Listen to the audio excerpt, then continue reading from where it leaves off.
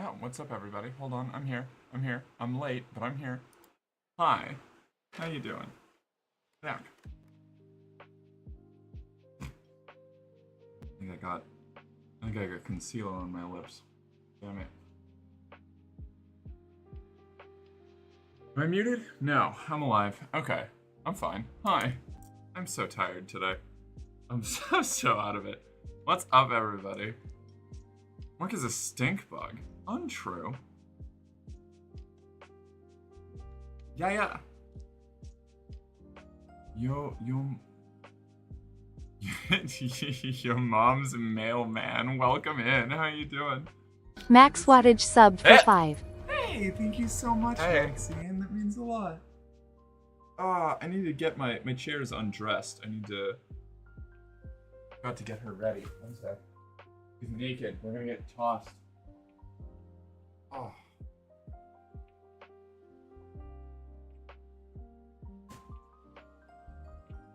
Whoa.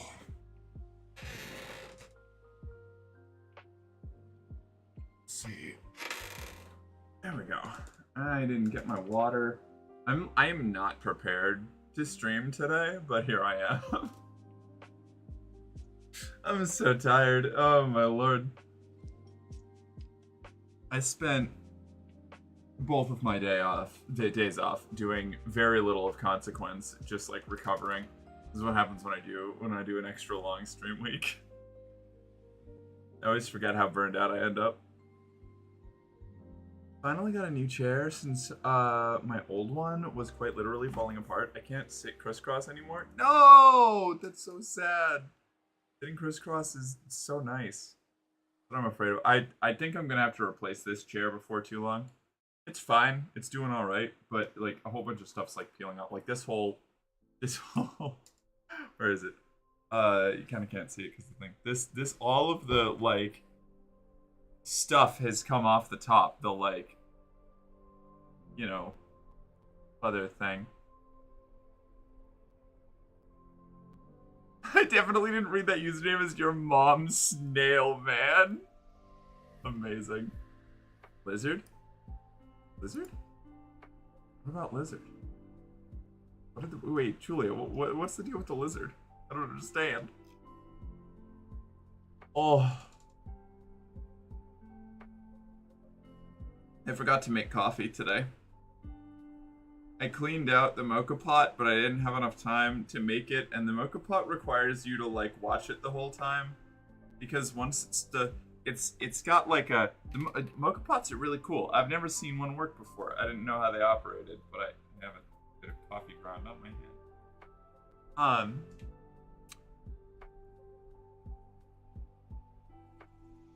I don't remember what I was saying. The mocha pots. Yes. Hi. You put all the water, it's like a big two-piece chamber thing with the grounds in the middle, and it basically like, you put the water in the bottom, and it boils, and that like, it like forces it up through a pipe in the center that like forces all the like steam condensate through the coffee, and then it goes into another pipe that recondenses and trickles out at the top, and then that's where the top chamber just fills with all of like the evaporated boiled coffee that recondenses.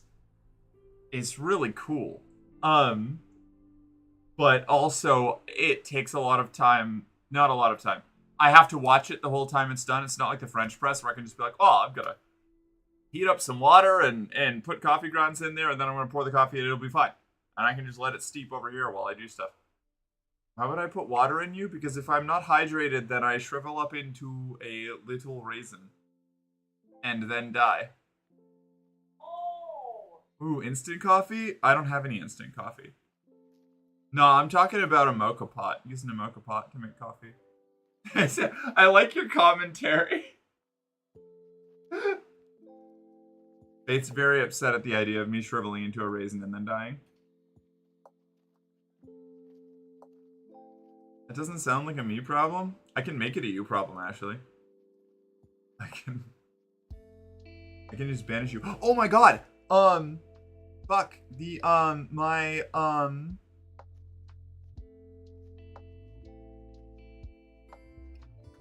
character art. The artist, it's finally my turn with the commission. So, they're working on it. I'm gonna have, like, a sketch to work on it. This way, please. And don't drip on the car. Trans person 3. Oh no. That's either a very funny name or somebody's messing with us. How you doing? I hope that's genuine. Fellow trench crusader, I sure am. All right, you are trans. I knew it.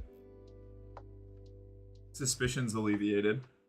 Don't worry, I'm actually trans. All right, cool. That's it almost gave like human energy, you know, like, oh no, I'm not an alien. I'm human, the human. It's, there are two ways I can interpret that. How are you doing? Who do you play? I'm a fellow Warhammer person, but I like Trench Crusade. I'm also a Warhammer person. You can tell I'm a Warhammer player because this is unpainted.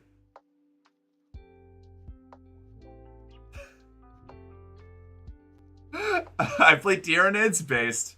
The Great Devourer. Good. I love Tyranids are like actually, I think, the most morally sound faction in 40k. And I could write a paper on that. Have I gotten around to printing Trench Crusade stuff? Same. I mostly play on Tabletop Simulator right now. But I'm in a campaign with actually Tank Girl. Yes, we love Weeby Trenching. My mod team and a couple of my IRL friends. We're in a TTS crusade right now, which has been a really good time. You started printing your minis? Fuck yeah. I missed my long spindly queen. Hey Donna, how have you been doing? Are you when's the big move happening? Although actually, if you don't want to think about that, you absolutely don't have to. Morka's secretly Slaanesh, who bridged into our reality from the warp. Yeah, and what happens when you compress Slaanesh down into a being that's incapable of comprehending the infinite? So you end up just with like a smattering of the qualities and a lot of confusion, some delusions of grandeur, you know. Instructor said that the practice video I sent him, the one I shared in the Discord, was a voice that he would graduate. So yesterday and next week we're going to work on stuff to help me get back to it. Fuck yeah, that's awesome, Ashley. Congratulations. That was the passphrase you're in? Yeah. Oh, man. There's some very funny emotes, by the way. Oh, hell yeah. You want a little... Ew, well... You want a little... Hey! You want a little getting interrupted by a new entry? Ew, well... A little leaving my ghost keel of shame in full view of the audience. Oh wow. What sussy stuff going on here? Not much. I'm just tired. I today was one of those days where I had to hit stream, and just have no plan. Because if I tried to take the time to come up with a plan, I was just never gonna start. I stayed up entirely too long yesterday. I think I didn't sleep well the night before last, and then I woke up earlier than I usually do, and then I stayed up as late as I usually do. So I'm just real out of it right now. I'm just gonna have to deal with it. I'm already in the map from Far Cry 3. Move is complete. Oh, well, welcome back. I thought that was going to take a lot longer. Well, I'm sorry that you had to move back home, but I'm glad that you made it safely, and here's to finding a way to progress from there, you know?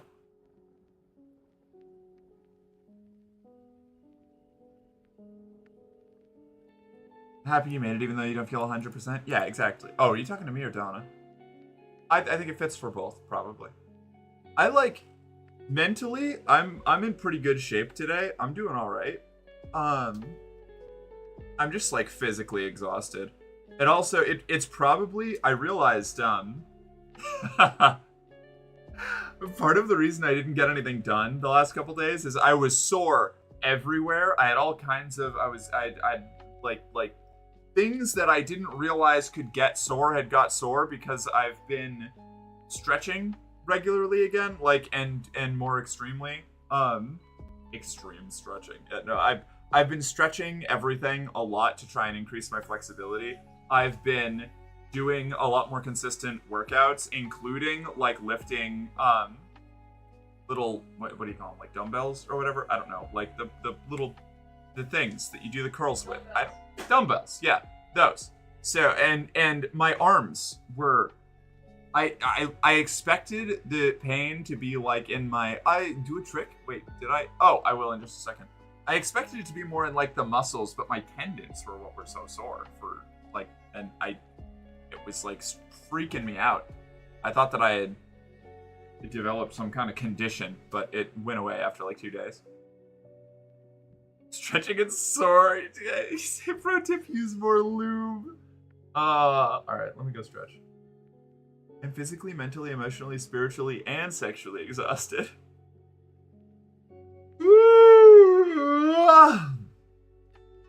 Damn. That's a lot. That's a lot you're putting up with, Ashley. All right, let me do the stretches. It's my little beginning stretches. I realized how much I don't know if it's a stutter or a stammer or something, but I didn't realize I was doing it until I like had that conversation with Galaxy last week, where like we both recognized that we just kind of, when we're trying to move on like through an idea, we'll just say the same word like 2 or 3 times before moving on.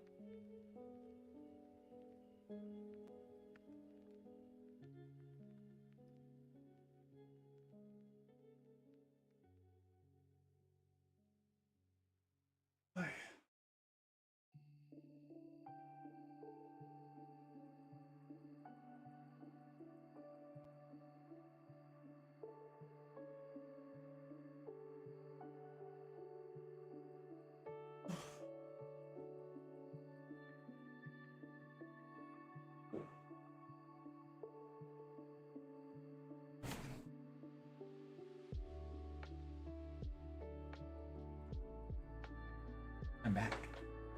I survived. I think I should. I don't know. Oh.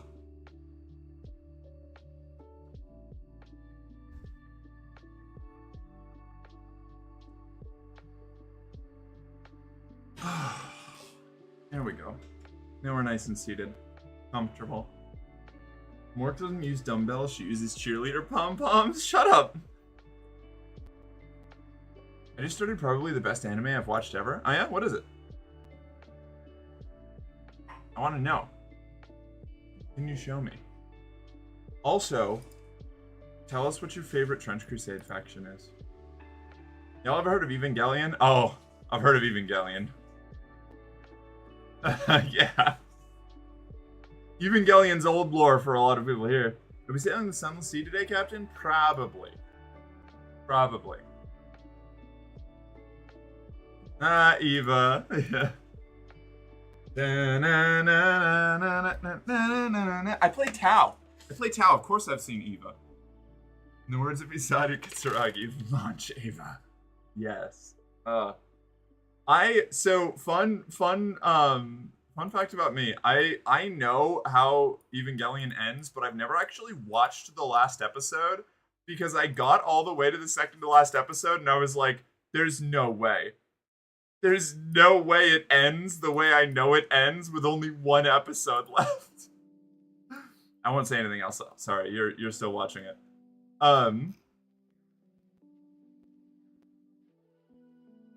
Tao, I adore you, even if you're a heretic. I still need to go back and actually watch the last episode, and then I need to watch End of Evangelion instead of just hearing my friends talk about it a lot. But I do really like Eva. I enjoy it. Evangelion, that anime Mork is from. Also, Mork looks so much like the lady in the red bodysuit. What? Asuka? Me? I don't know. You do? Alright. You don't, though? Oh, I guess that's fair. The end of Ava so doesn't need to be watched. I've heard it's a complicated piece of media. Looking adorable, Michael. I thank you, Malo. She became gay. It's infuriating. Oh no. Evangelion is one of those things that I liked End of Eva. Okay, all right. Evangelion's one of those things where, because it tells, from what I've heard from listening to the community talk about it, because it tells iterations of the same story, it has people in, like, the community is, like, fragmented across, like, where they think Ava should have ended, with some people saying that you need to get all the way to the end of all the rebuilds for the story to really come together. Some people saying you should just not go past the original show. Some saying you've got to have End of Eva to and that's where you should stop. Some saying that it's like partway through. It's fucking wild. Get in the fucking robot, Shinji. Also, Donna, Faith agreed with you, thinking that I would do a good Asuka.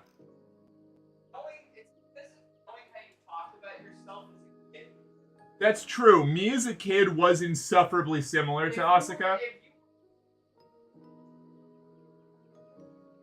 At that age, yeah. No, that's fair. That's reasonable. That's fair. If it was like Battlestar Galactica, yeah, I was. Like, I got bullied a bunch as a kid, and I just turned it right around, and like... Yeah, now imagine hours of giant neck. No, that's such a good point. Like, I was very toxic as a young human. Not great. Not good. Come a long way. If it was like Battlestar Galactica, never get to the end and never meet your idols, that's so fair. I love Battlestar Galactica, but I was really disappointed in the ending. I don't know, there's bits that I liked, but, man. Oh. I can't wear these pants tonight or on street. Oh, you're so right. They got holes everywhere. They got holes all over them. Cat's gonna see my full ass. Look at that. Yeah, you're wearing tattered rags, babe. I am but a simple little wretch. I did this so that I would start with the maximum stat points. Faith ass? Yeah, a little bit of faith ass, you know? I'm gonna walk down backwards, so. Sorry, chat. Oh, man. Oh, do you need me to throw something down? I have some up there. Okay. I started playing Warframe again, chat. That's where a lot of my weekend went. Merrick, stop spending money on noodles and buy Faith some clothes without holes. She likes her clear clothes with holes in them. That's the problem. Hey, Donna told me to stop spending money on noodles and buy you some new pants. Okay, never mind. I guess I do need to buy her some new pants. I don't want these pants to have.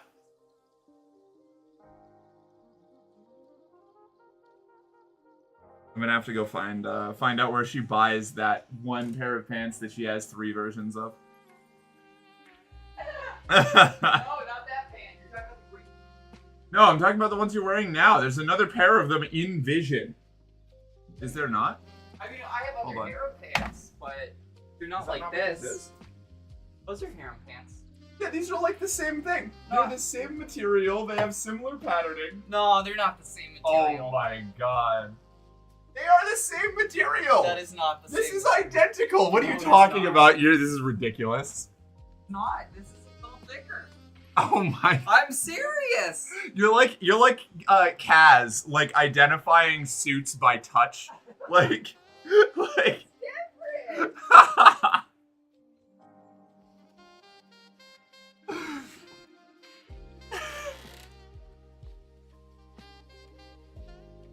is what I fine. mean. I don't need more pants. I have enough pants. It's just sad that my favorite pants have holes in them. But they have holes in them because I wear them so much. Yeah, well, So. that'll happen. We should get you some. I saved the village. I'm a winner. What village? Where? Wait, what? What are we talking about?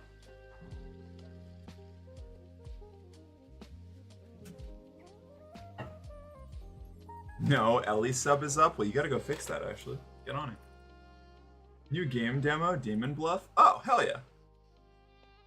Oh. So tired. Coffee? I don't have coffee or food or my water. I forgot it all. God, babe. I'm out of it. I thought I saw you make coffee. No, I cleaned out the mocha pot, but it was during starting soon, so I didn't have enough time to actually start it. That's why I was talking about the mocha pot. Oh, Yeah. okay, I got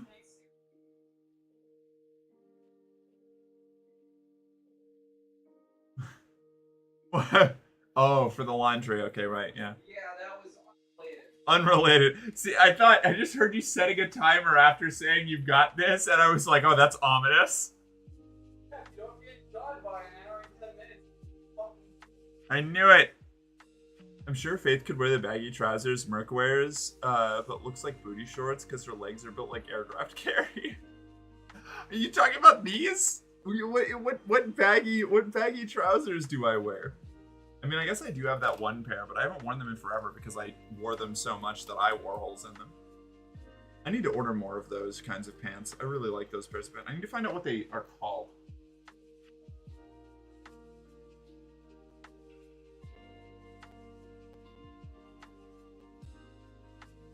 I do have legs like aircraft carriers, though. You could land an airplane on these motherfuckers. Oh. But yeah, so. Mark, I'm tired and I want sympathy. I will give you sympathy. Anything in particular? My wife gifted me BioShock 1 on Steam. Hell yeah! I've only ever seen BioShock played all the way through. I haven't played it myself. I actually, I'm thinking of I was just gonna say, that was what I meant to say. Yeah, it's in our Steam family library. I saw it while I was organizing my games. So I'm probably gonna stream it at some point. My wife spoils me rotten, though I tell her not to. I do that. At least I like to think I do.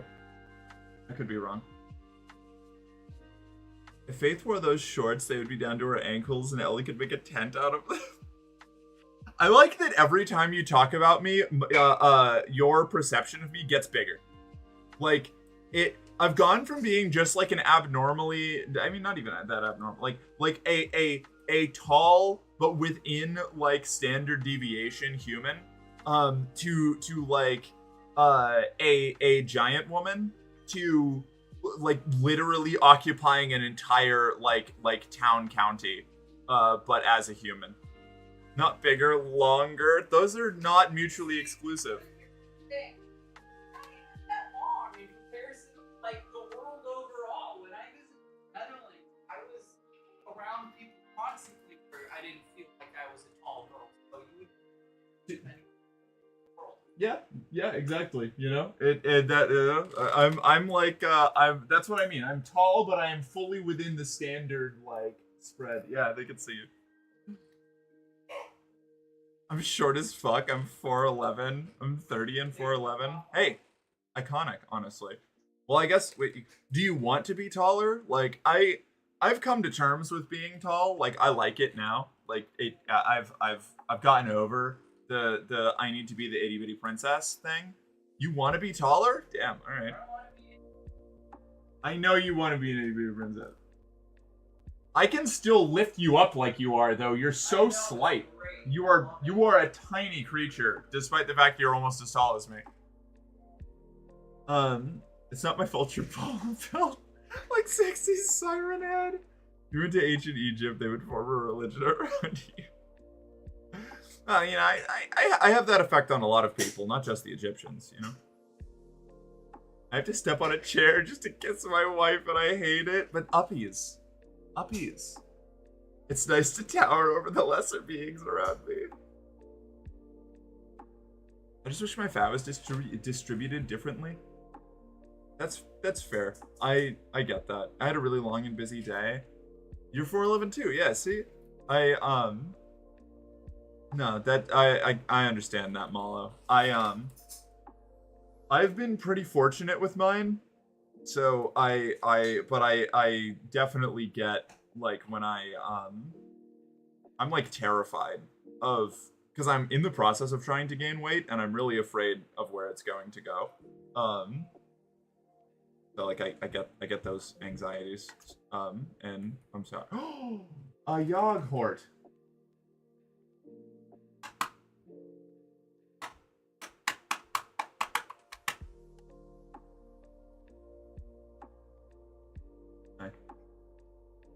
That was there was no reason for that. I just like the sound and the feeling of tapping on this. that was a raw ADHD moment. Unfiltered. Wait, fair point. I'm always begging for uppies. I do love uppies. Exactly. If you were much taller, you wouldn't be able to get the uppies. Take it from me. Barely anybody can give me uppies. Uppies. I am 1 mork tall, 1 mork wide, and 1 mork diagonal. And when I was a teenager, I would leave propane tanks on top of cupboards, and my mom wouldn't be able to get them down just to annoy her. Why are you putting propane tanks on top of Well, you know what? Different country, probably different methods of utilities. I feel like if Faith wasn't around, you would just never eat on the ground, confused about why you're so hungry. That actually, yes, that has happened to me. Here, it definitely happened to me before I moved here. I am so bad at feeding myself. I am just not good at like being a person, like actually doing. Phrase that makes it sound like I am. I mean, like neither of us are, but you definitely have a really, really powerful like take care of somebody else response. You know? That's true.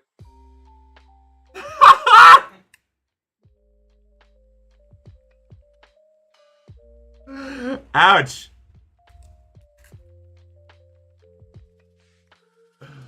My wife is 6'3", so I get very high uppies. Oh my god. She's taller than me. That's crazy. I feel like I am a chubby marshmallow and I wish I could be picked up. Oh, I too yearn to be lifted.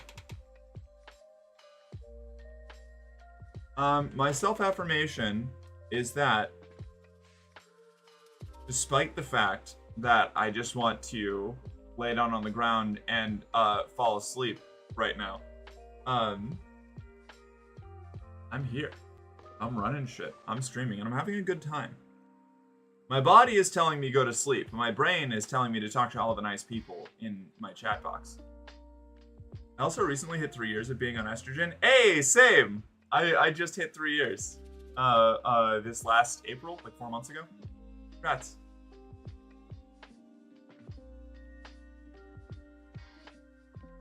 No lifting for me, but I would like to just go to bed and not have to deal with reality ever again. Yeah, that's that siren song of oblivion we have to fight, right? I have definitely had my fair share of that. Just throw me in the trash. No! Bro, my wife needs to stop gifting me my Steam wish list. She needs to stop. Oh no, my steak is too juicy and my bed is too comfortable.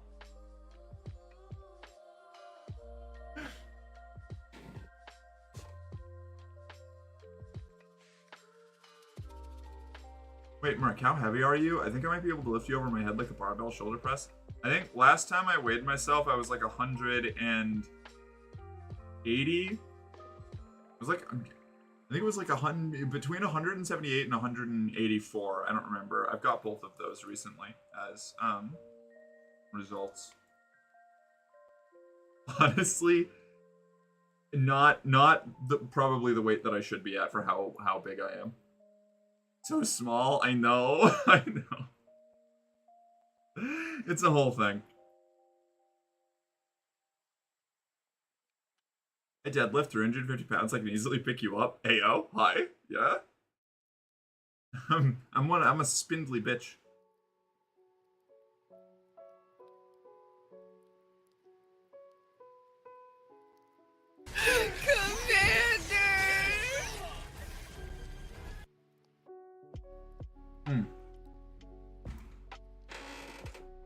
D&D idea.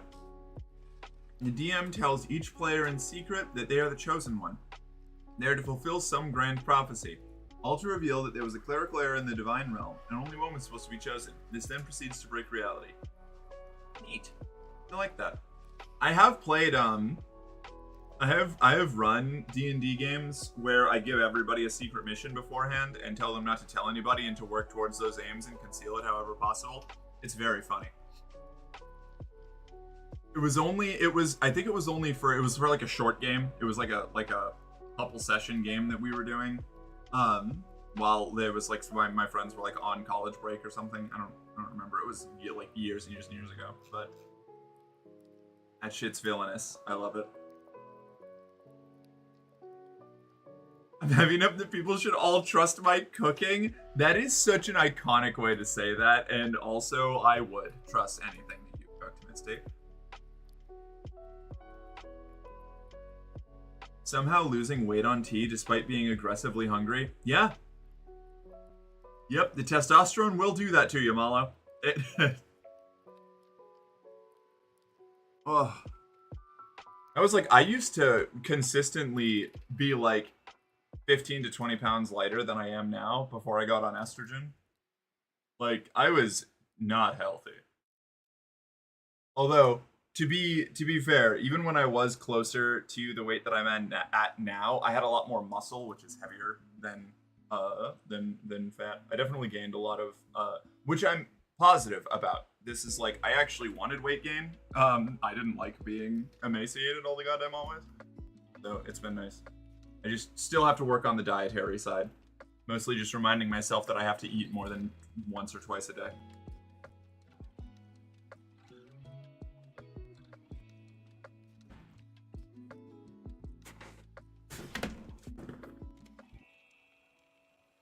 Before I got this job, I lost 80 pounds. Then because of the stress, I've gained it all back. Bad days. I'm so sorry. That sucks. Ugh.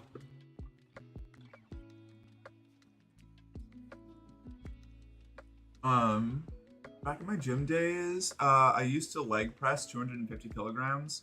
I can pick up like 3 trans femmes at once. Damn, alright. Why am I so kaiju coded and yet so bottomy? God is cruel. Hey, same. Feel that?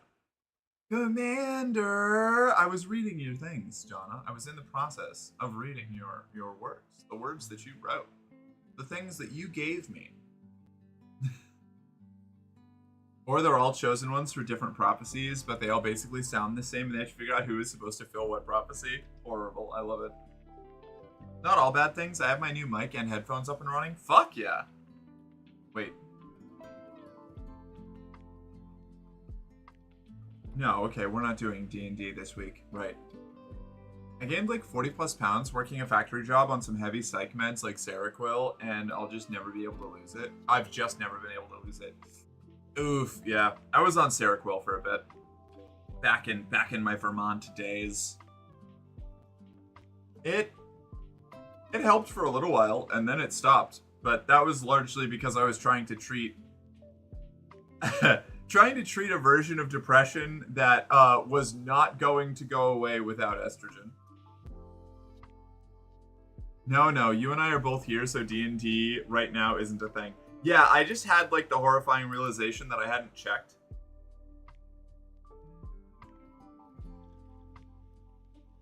What is this? There's a Castle Crash. Hold on, wait a second. Is this Castle Crashers DLC? When did this come out? What? Hold on a second. A DLC was just released for Castle Crashers today. Like, the game from the fucking, all the people, the Newgrounds guys that came out a million years ago that did, Battle Block Theater and, I was not expecting new Castle Crashers. Yeah, right? Yeah, seriously, Tank. Like today. Just now. I was just like scrolling through my Steam page, front page. It's like $4.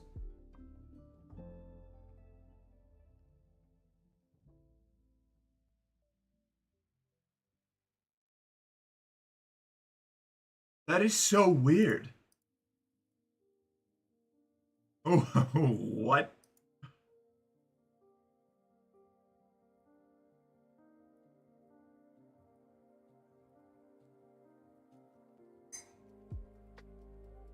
Fascinating. I'm sorry, I'm going to be a little... Huh. Wild.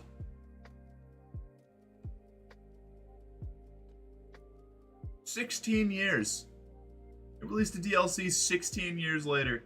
That is fucking nuts. I played so much Castle Crashers when I was a teenager.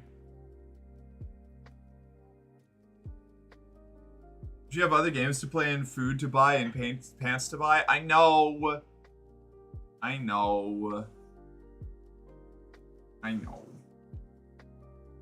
That's just wacky. That's just...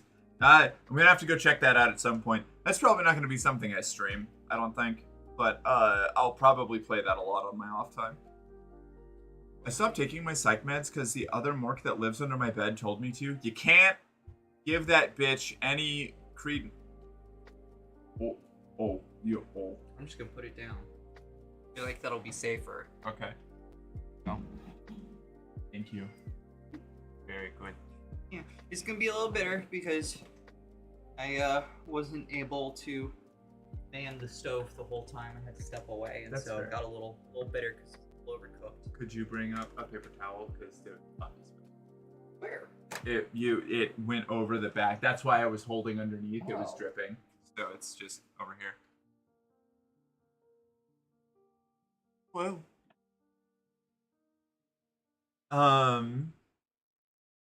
What else did I miss? Mark, my friend brought me Peak, and goddamn, it's so fun. Peak is a great time. I really like Peak. Thank you.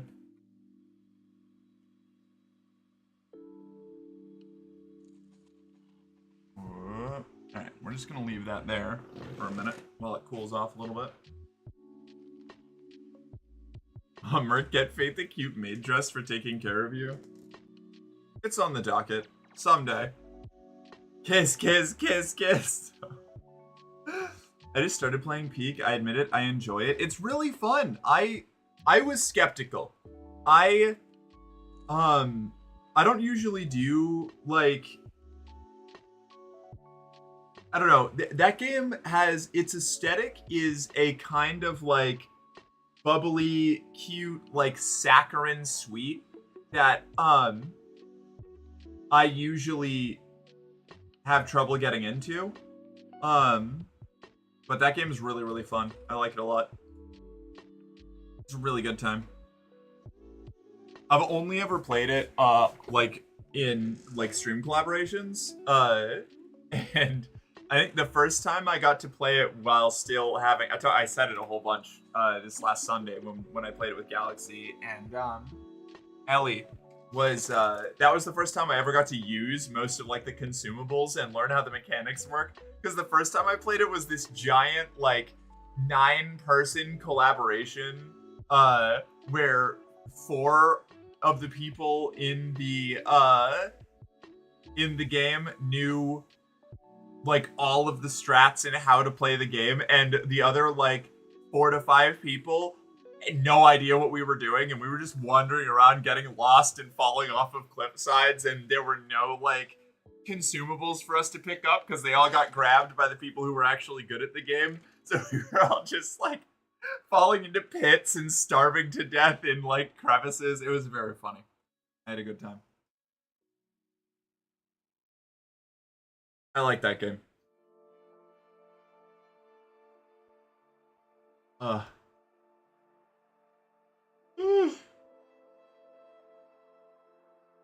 man. I'm so tired. I'm so tired. Hi. Yeah.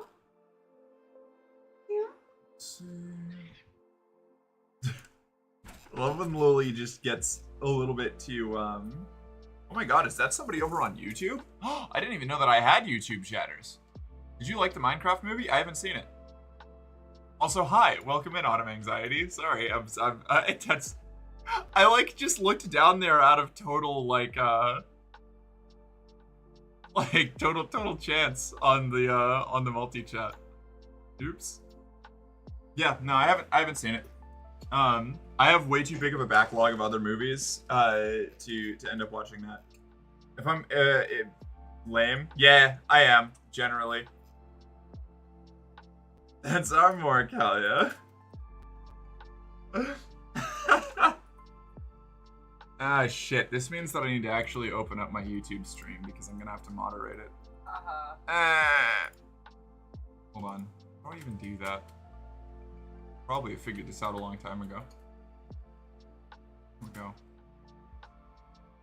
Cool. Okay. So we're gonna bring that over here, that way.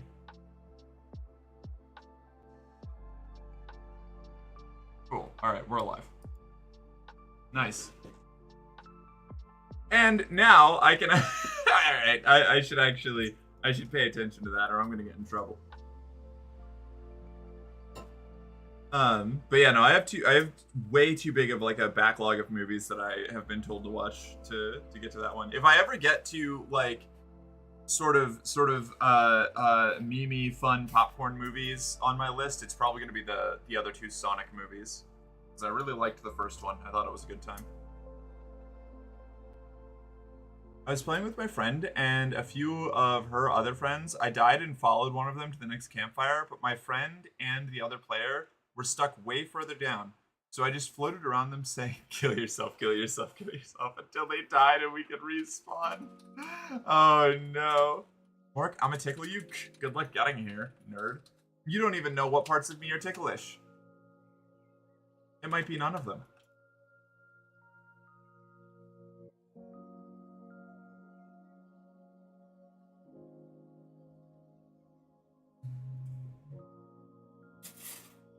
Oh. Donna, you're going to have so much worse of a chance of getting seen over there, but I like the gumption. Whoa, a cute bottom on my screen? Also, you should give that Donna person on Twitch chat that I have no correlation to some head pats, because she sounds like she has a very soft brain. Donna's back. Huh? Yeah, apparently. Nice. Quick few months. Yeah, I thought it was gonna be a lot longer. I have a great story from KF3 last night. What's KF3? Wait, hold on. Killing Floor 3. Oh, right. Good job. I was in tears, just out of context. That's such a horrid thing to say to someone. Yeah. Yeah. What's your Killing Floor story, Ashley? Hit us with it. Oh, I can't wait. The thing that I've really liked about the Mocha Pot coffee is that it's basically always espresso strength.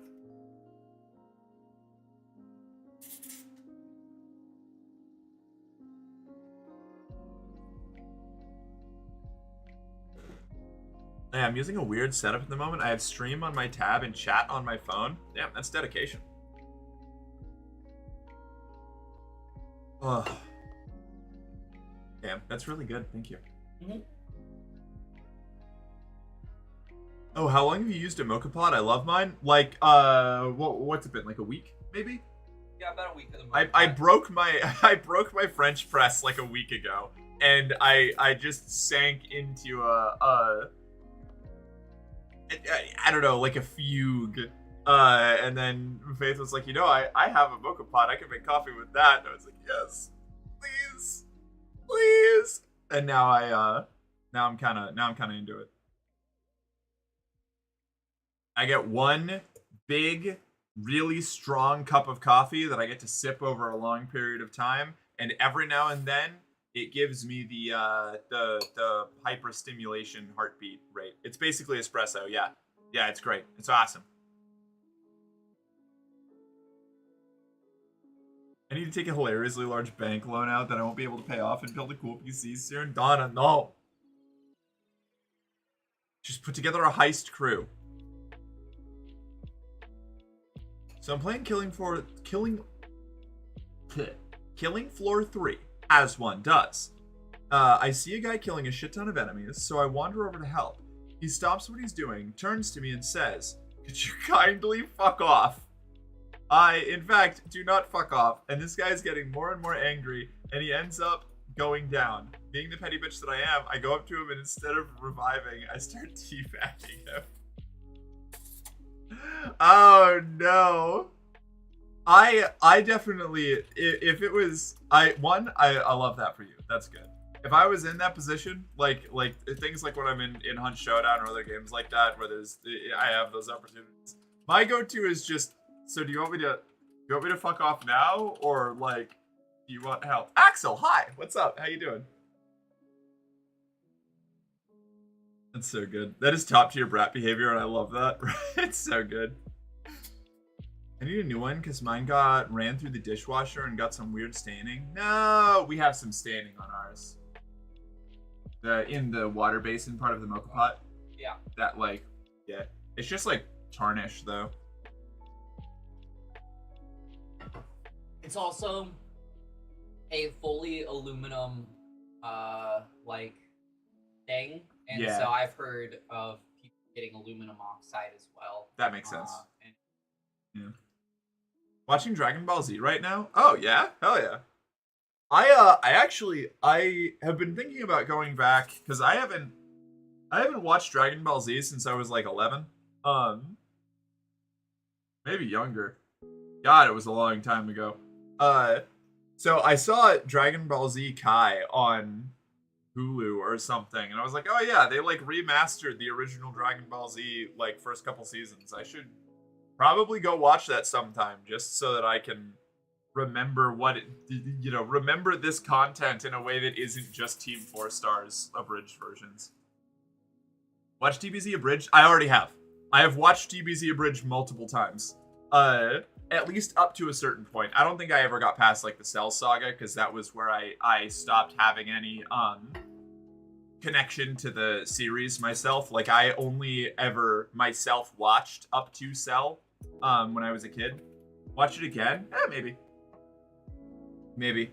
I have this problem where whenever I watch any kind of abridged series, I become overwhelmed with like a RimWorld style creative frenzy to go and make my own or some random show, even if I don't care about it. And I can't throw myself into that kind of creative fugue again. Can't you put a bit of that CLR stuff in it and soak a little? I don't know, maybe, but also I'm a little bit too... It's just cosmetic. There's like no problem with it.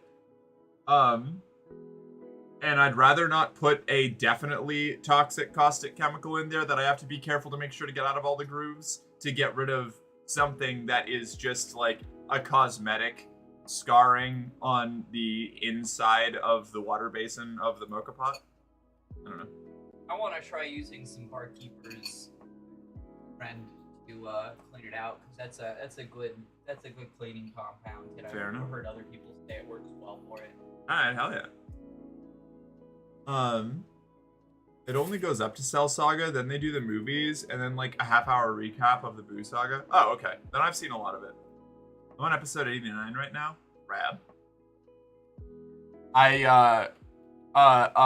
Who's the main villain right now? I don't remember how many episodes there are for each bit.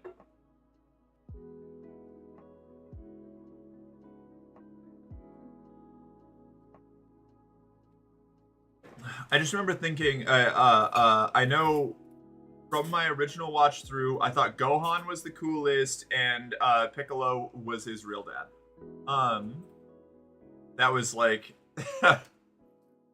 my actual takeaways from watching it originally. I'm watching for the first time, lols. Yeah, that's what I mean. I don't remember, like, I can't, episode 89 doesn't, like, do anything for me, so I can't place where you are in the series. So like, what are they doing right now? Like, who's the bad guy they're fighting, or like what aspect are you, like, what part of the show are you in? I wanted to try and get that so that I could like understand and maybe not talk about it as much in other places. I'm being used as a pillow for a cat who hates when I sneeze. Oh no. Oh my god, my cat hates it when I sneeze too. Really? But also, instead of using me as a pillow, I use her as a pillow. Yeah, it's true. You do that, yeah. She likes spooning. So cute. Yeah, it might be Android Saga? I don't know. Oh, Goku's fighting transformed Frieza. Okay, I thought it might have been Frieza Saga. Yeah, you were way off, yeah. Should I prep baked chicken and salad, or should I make spaghetti squash with Alfredo and pepper? Ooh. Spaghetti squash with Alfredo and pepper sounds fucking amazing. That's the one that's calling to me more. Wow, that was quick. Noel, if you're going to be a dipshit, can you at least do it in a more interesting way?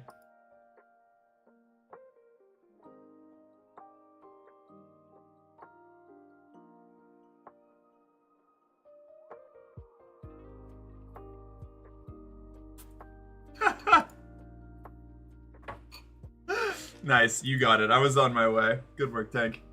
I see this really loud. I was just about to start reading it, Donna. It's been there for 4 seconds. Damn, you beat me to it? Yeah, right? It's always a race. I sneeze really loud, like I'm doing the Kamehameha thing, and my dogs got jump scared when I sneezed and run up to me to see if I'm okay. That's so fucking funny. My favorite was once I was playing Helldivers 2, and there was this guy on my team with a thick southern accent using a grenade launcher, and he sounded like an old prospector, and it was like max difficulty, and he was doing really well and carrying the whole squad, and he died. Without any more revives left, I was soloing it, and he taught me how to use the grenade launcher and coached me till I extracted, and it was so wholesome. That sounds like an interaction with Colin. Like somebody running into Colin out in the wild. Somebody teaching you how to play while dead, using an old prospector voice.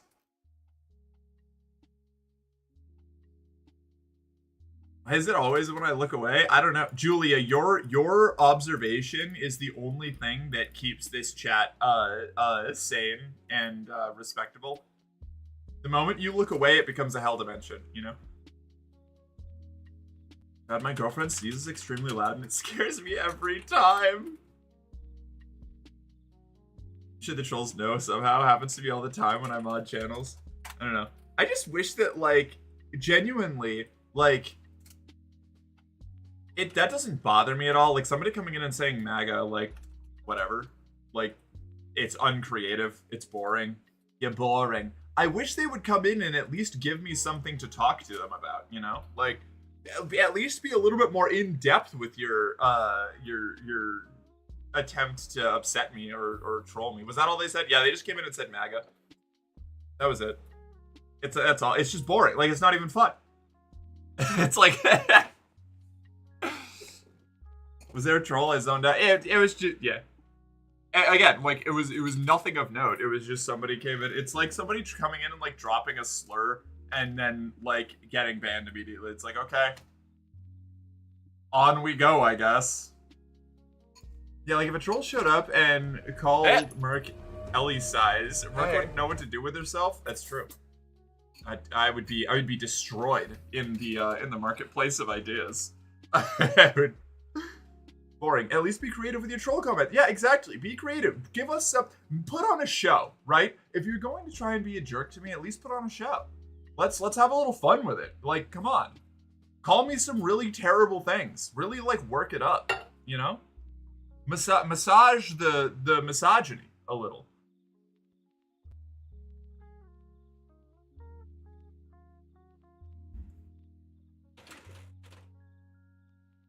Imagine jumping into a chat and just saying that's the best you can do. Yeah, no, literally. Like, that's it. It really does. It's so high school. Like, it's granted, however, just dropping an F slur with a deadpan is one of my favorite jokes from the Venture Brothers, but it's because of the build up immediately before it. When you just come in and you've got there's no build up, there's no setup. I don't know. It's okay, come on. Does something like you look like a Republican or oh no, Or no, I'm sorry, that's really mean of me. I'm sorry, please don't hate me. Wait, what? I mean, I do kind of look like a Republican, you know? Like, I fit the profile. Oh my god, wait, hold on. There's this dude, this comedian I follow on Instagram.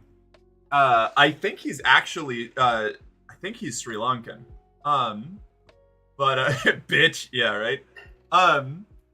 But I just saw one before I was, before I started streaming today, where he's like, you know, there's one kind of white person that I do really sympathize with, and that's young-ish, you know, younger than 40, white liberal men, who, that they are just politically inclined to hate themselves. Like, you showed up and your people's glory days are over, and you can't even be mad about it. Everybody hates you, and you just have to take it on the chin. You got called to a house party, and it's just minutes before the cops showed up. It was such a good bit. Wait, how dare you talk to other Sri Lankans? Am I not good enough, Mork? I was trying to expand my pool so that I would be less likely to embarrass myself. Like when that one time a year ago that I said that you were Indian and you didn't let me live it down for like 5 months. I'm culturally diversifying, okay? I'm expanding my consciousness, okay, Donna? I'm trying to immerse myself. I want mocha pot coffee now, but it's 7 p.m. and I'm not allowed caffeine after 4 p.m. Oof, that's rough. I'm in a similar boat. I need to find the guy's name so that I'm not just like stealing his joke and then claiming it for myself, you know. Donna is Sri Lankan? Yeah. Let me see.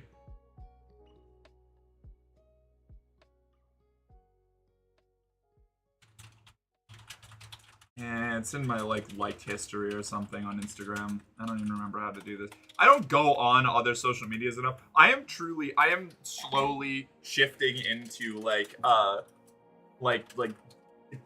detached internet old head, where it's like, oh yeah, what social medias do you use? And I'm just like Discord and Twitch. And they're like, what? Are you on like Instagram or anything? It's like, yeah, technically, yeah. Every now and then I post a picture of me walking around downtown, I guess. I just thought she was angry all the time.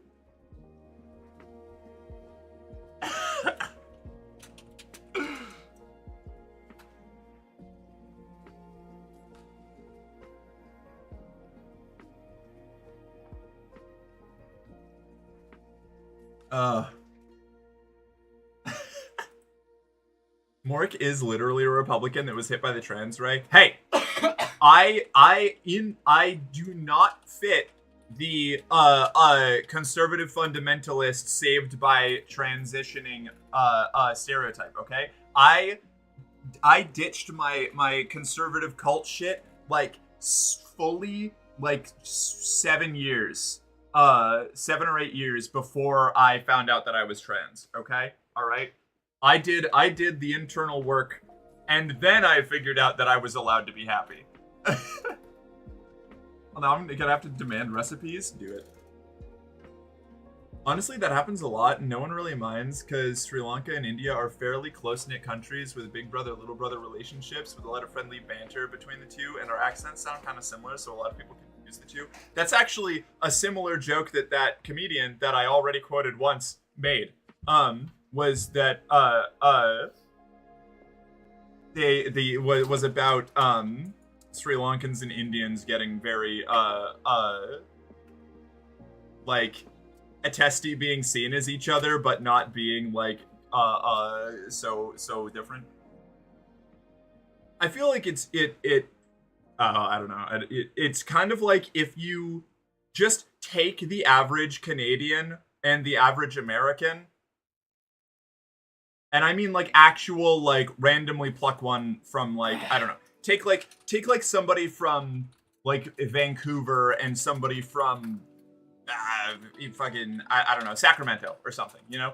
Like and you put them into a room with a whole bunch of other people, there's a solid chance if they weren't allowed to say where they were from, you wouldn't be able to really like tell that many like sharp differences between them. But you look at like the populations as a whole, and you've got a whole bunch of like branching differences in the way that they engage with things. Donna, I am not comfortable with that association. You can't have somebody, you can't walk up to somebody like me and with my complexion and say that you are my exotic pet. That's not going to scan well in any social setting. That's, I don't like that. Not at all. Sri Lanka is the Florida of Southeast Asia, and India is the Texas. That's the best way I can explain it. Okay, interesting.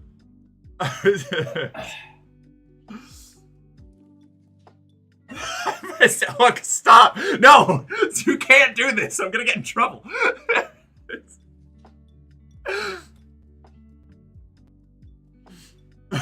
Mark's my exotic dog. Oh, man. I heard an Irishman call Canada the worst name. Bud was like, America is Snow America. I couldn't help but giggle. You know what? If I'm gonna say it, I think from everything that I have seen from interacting with people from the area and just generally like sort of broad cultural similarities, I think Australia comes the closest to America culturally as far as the Commonwealth nations go. Or the former Commonwealths. Canada's pretty close.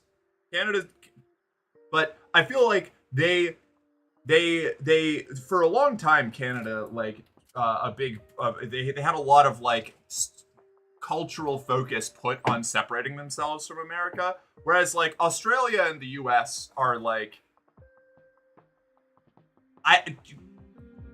they both do westerns, and I feel like you have to be like in a particular headspace from like a Manifest Destiny cultural perspective to invent the Western, or to really like attach to the Western, you know? And the only other place that I've really seen embrace that is like Oz has no guns, disqualified. You see, I said closest. I didn't say identical. However, that is a big thing. Like, America is almost, not entirely, but almost unique in that quality. So like that sets us apart from most of the countries of the world. The fact that you can just go and buy like an AR-15 as long as you've taken like 2 weekend classes and paid a fee to whichever state you live in. I know that's like they tried to, gee golly, like every liberal thinks that all guns are AR-15s, but it's the most iconic one to reference. Oz doesn't need guns, he's a wizard. Pay no attention. Give it some time. Britain keeps following our lead. They'll have guns in every home. Britain doesn't need guns. They've spec'd so hard into their knife skill stat that they can accomplish similar feats, you know?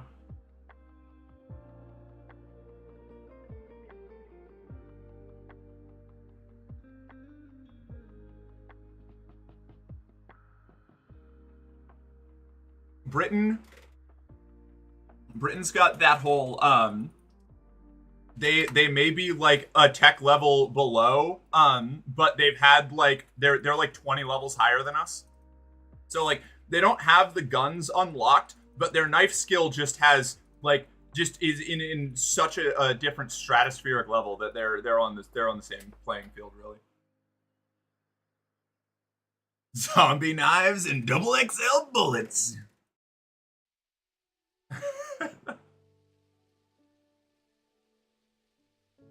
Well, you see, Wintermute, what are you going to do when 30 to 50 feral hogs charge out underneath you from the scrub around your property dig under your fence and start attempting to eat your infant child. I mean, you need you need a gas-powered, self-loading, high-capacity rifle. You know, otherwise, I mean, the terrorists win. Like, I thought that was a joke till I read up on feral hogs. So it isn't. No, okay, I will give it, Misty. You're right. You do actually. There is a good argument to be made for keeping control. No, Julia, you can't clip that. There is you are right. The feral hog thing was taken out of context, and the person who originally said it was kind of playing it up. But there is an actual real threat that does like dispensation for a semi-automatic, at least higher capacity rifle is worthwhile. But by the same token, it being applied as a national thing and not a regional dispensation for controlling a uniquely problematic animal population completely defeats the purpose, and that person did deserve to be made fun of. So there's the nuanced take that I have. The knife stuff is mostly a myth spread by right-wing newspapers. I live in the UK and I've never seen anyone carrying one. Fair. Kind of in the same way that everybody carrying and owning a gun is an over-exaggeration in America, but probably less, probably more extreme. There are a lot of guns in America, and you do definitely, run into them a lot more often, but I feel like people have the conception that every single household has guns, and that every person is carrying a gun all the time. When in reality, if you're carrying a gun in public, in most places in America, you're probably seen as a fucking weirdo. But the fucking weirdos can carry guns openly in America, which is its own problem. I want to play an MMO, but I don't know which, since they all kind of suck right now. I don't know. The only one that I play 2 MMOs. One is a real MMO, and one is half an MMO, but it's my favorite game ever. So I like Elder Scrolls Online, and I play it on and off every now and then. Like, I'll install it and play it endlessly for like 2 months, and then I'll take a couple months off. The other one is Warframe, which is my favorite game ever created by human hands. And I never would have thought that it would be that, because you have to break through the first, you need someone to help you through the intro of the game, even though it's a lot better than it used to be. But the first, beginning part of the game is real rough for new players, but the community really loves helping people out with it. So Warframe's my favorite MMO. Even though that will probably get me in a fight, say. Australia is just UK's Texas. Texans and Australians have a lot in common. They do. They all keep acting like they live on the surface of the sun. They have lots of spiders. They have accents that everyone else loves to do for jokes. True. Their roads are nightmares, and you need to drive for a few days straight to pick up groceries, and they both have weird laws. I can see that. I think I've heard that comparison before, and I'd probably agree. With the knowledge that I have. Probably an Aussie is going to show up and tell me that I'm very incorrect, and they'll be right. But that's the perception that I have. The only problem with American gun culture is that they're fully cucked. The police state is here, but your average need my gun to fight tyranny conservative is nowhere to be seen. Yeah, no, 100%. Because I could do an entire fucking 3-day long rant about how American gun culture is based exclusively around circle jerking over a mythological idea of eventually fighting something, and just jacking up this largely but not exclusively male chauvinist power fantasy of protecting your home and loved ones and the people around you by finally being a super jacked, sexy Rambo that all of the everybody wants to fuck, and who single-handedly kills a John H. Hitler too, with their AR-15 and homemade Molotov cocktails. It's but they'll never lift a finger to actually help somebody when things come down to it. They exclusively use it to bully people in weaker positions than them, particularly when escalating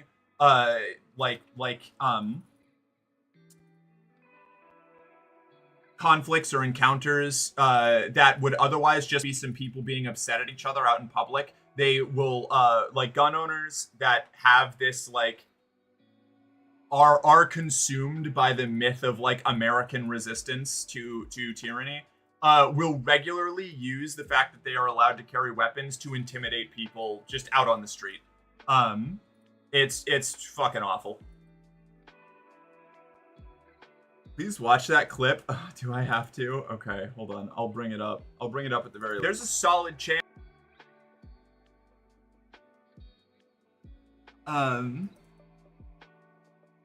The logic itself is not invalid. Owning a gun to fight a fascist government or paramilitary is not irrational. The Nazis already have them. Right, the problem is in the fact that none of them organize. The whole point is to have an organized militia to counterbalance the potential for, having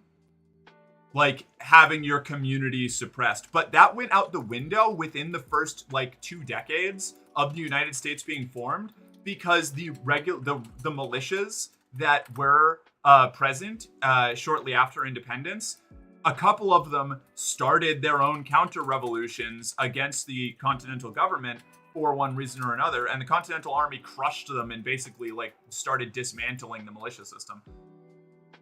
I wouldn't even give it a regional dispensation. I'd have a wildlife department in charge of thinning the herds, thereby making food more plentiful for the hogs and reducing threat, with the added benefit that the killed hogs can be used for food, just food deserts and other things. But you see, Misty, that would be an actual solution.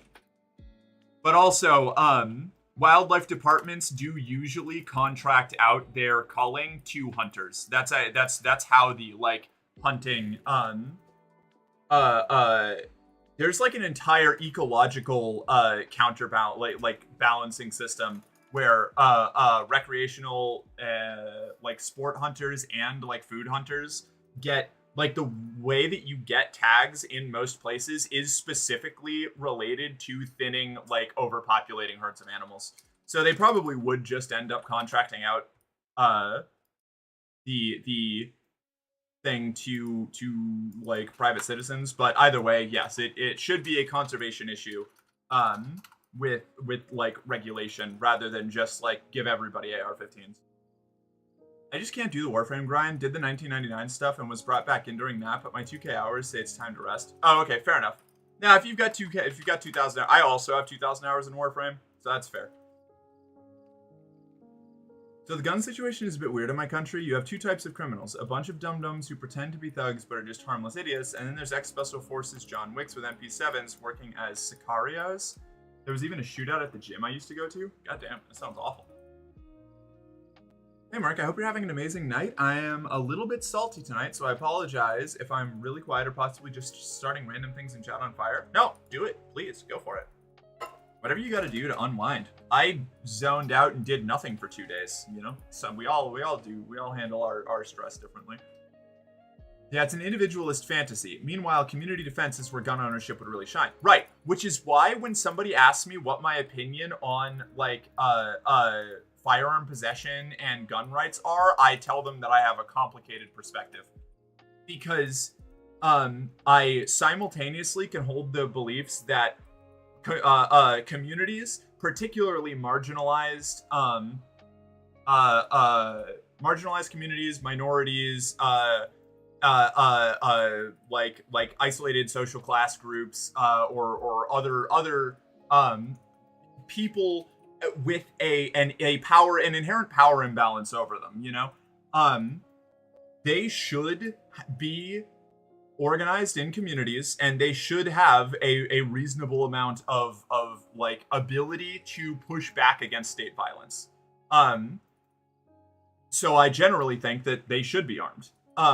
However, the majority of, because the way that the American system works is that if a group like that actually does have any kind of armed wing or just aspects of it that are armed and prepared to push back against violence, they will be broken up as like terrorist groups, whereas individual terrorist or criminal organizations, whereas individuals who just use their guns to bully other individuals on the street or like prop up their egos or collect vast amounts to jerk off over, are not an actual threat to the state, and so are allowed to do basically whatever they want, because while they may contribute very heavily to social unrest and violence, like on a individual level, even when it's extrapolated out to a larger population, it vastly increases the like lethality of crime and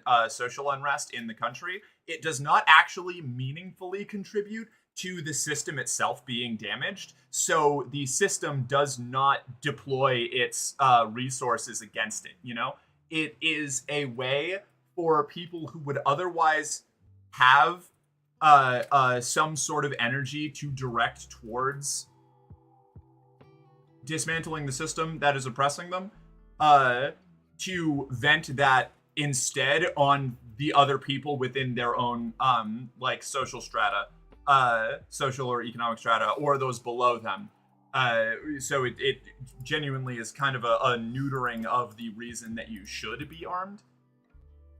Merc, all Molotovs are homemade. Okay. Sometimes you use redundant adjectives.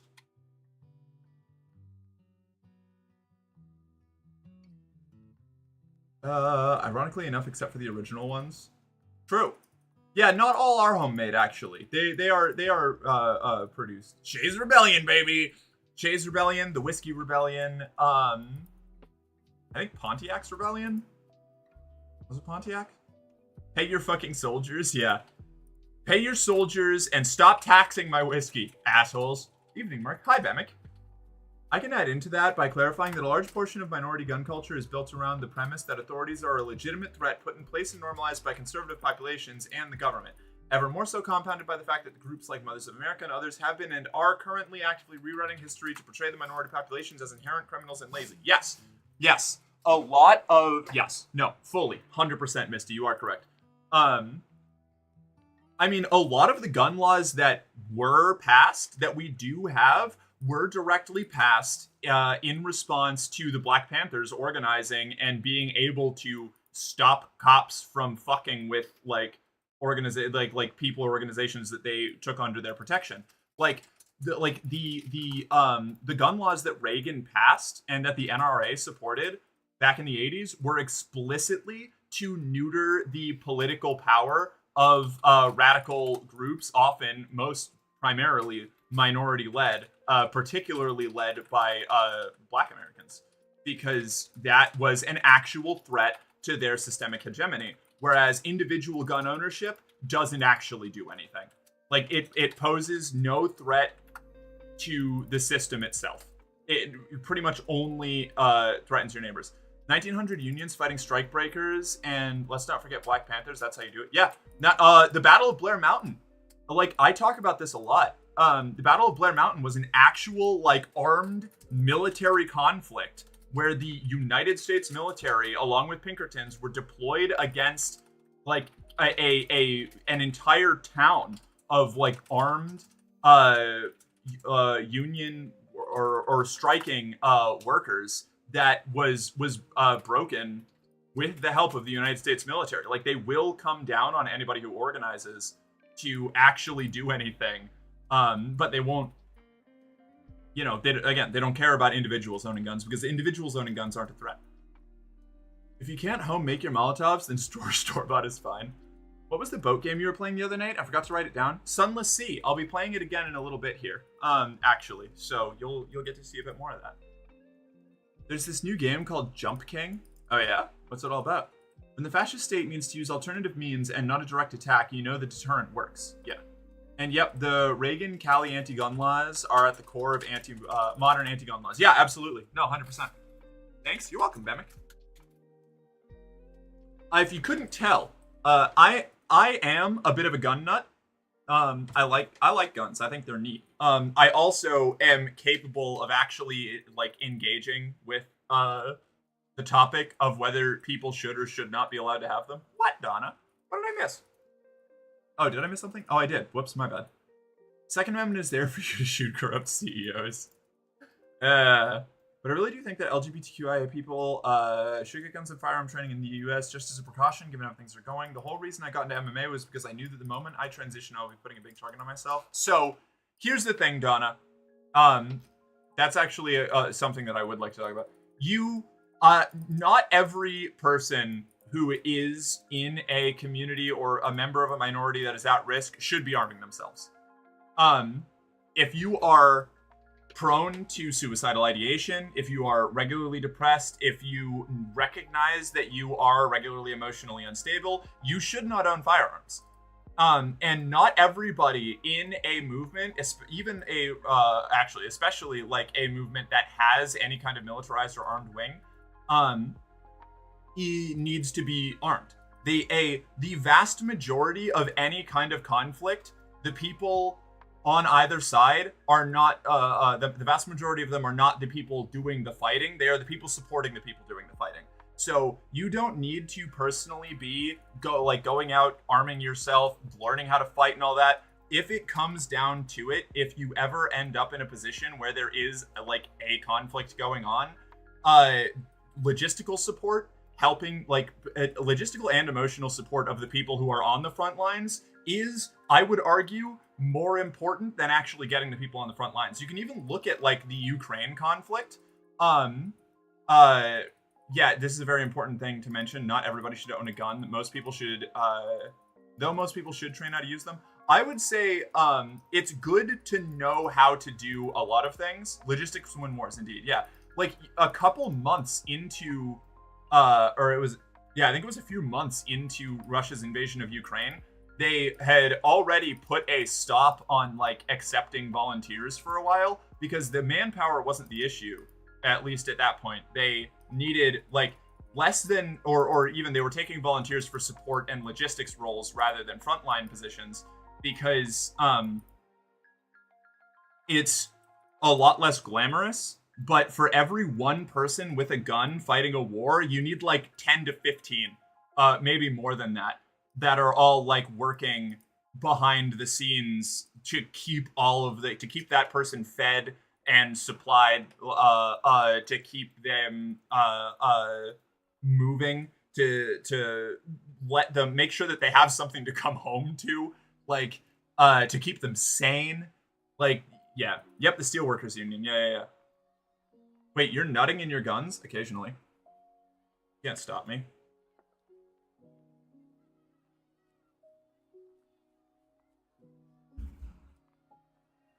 But yeah, it was one of the things that stuck with me back when I was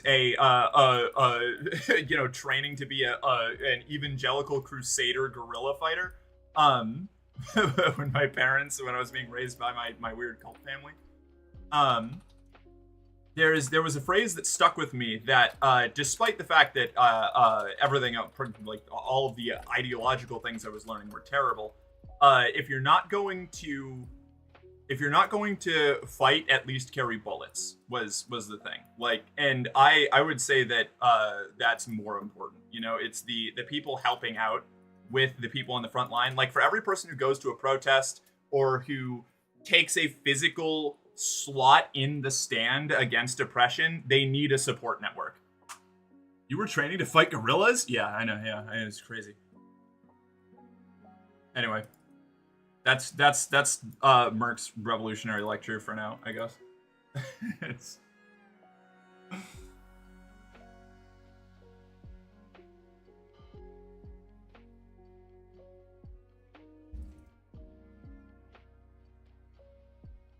okay, cool. I haven't missed any YouTube chats since then. That's good.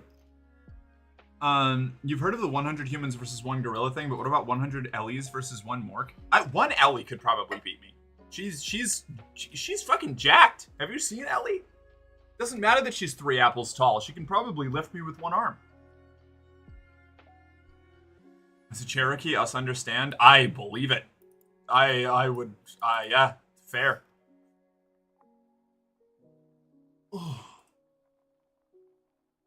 Yeah, you don't need to get guns, just learn to defend yourself. Definitely. Because you can't always rely on others, and you can't always be around people who will defend you. Like, I firmly believe that 3 skills every human should know is how to fight, how to swim, and how to cook in order to survive, because sometimes safety nets aren't there for you. Fair. I would, however, counter, there are large portions of the U.S. where you just don't need to know how to swim. We have a, like, triple landlocked state. But knowing how is still a good thing. You are right. Oh, yeah, Ellie has honey badger energy. She's scary. Yeah, she'd kick my ass. Are you kidding me? There's no shot. No shot I win a fight against Ellie. Let's be honest, a raccoon could beat Merc. Newbie, I'll say the same thing I said to Ashley when she brought this up. Raccoons would never hurt me. They're too delightful, and they recognize me as one of their own. This is all they do. They do. Yeah, they just do their little grabby hands. I want a strong girl to lift me. God, same. I think it's almost Sunless Sea time. I think we're going to fire up Sunless Sea in the next, like, 20 minutes here. When did I bring this up? I have a clip of it. It was when I was playing Victoria 3 once a while ago. Galaxy is top girl, so I would automatically lose to her. Yeah, exactly, right?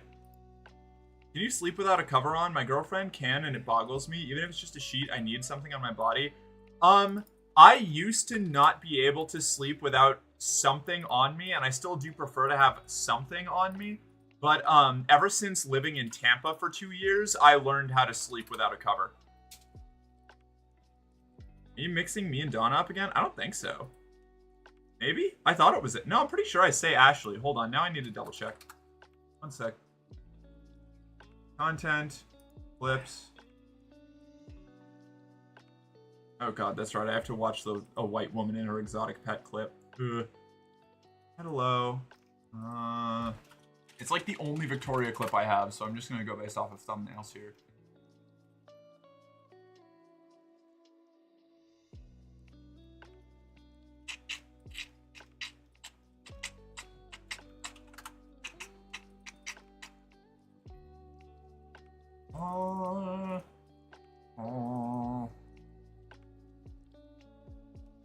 See.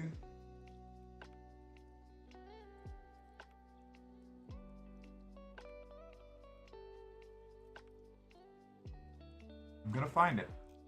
I'm gonna get there.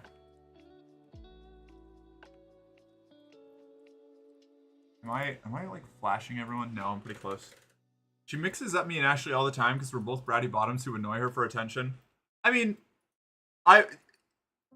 that statement is largely true other than mixing you up. I don't mix you up often, but I do have you both in the same category mentally, you know?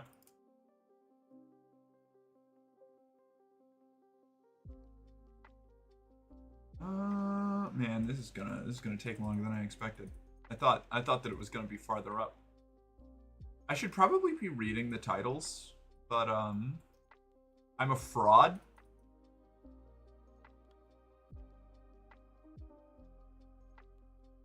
Aha, yeah, it's literally titled "Nice Try, Ashley." Each raccoon is actually 3. No, yeah, it was you, Ashley. Yeah, all right, okay, nice try. I'm not a bottom or a brat. Are you a top, Ashley?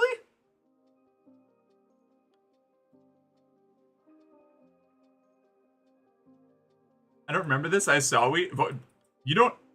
Ashley, you don't have to remember every interaction that you have on this stream. Do you think I remember every interaction I have on this stream? I remember this one because it was clipped, and I have to go through my clips to start. I ran across it while I was trying to find stuff to put on YouTube, which I still haven't started doing. But I'm a top or a bottom, depends. Oh no, that's Hook. Hook is a verse. Nice. There are options other than bottom or top. Yeah, you can be verse. You can be verse too, or not involved at all. You can abstain from the system.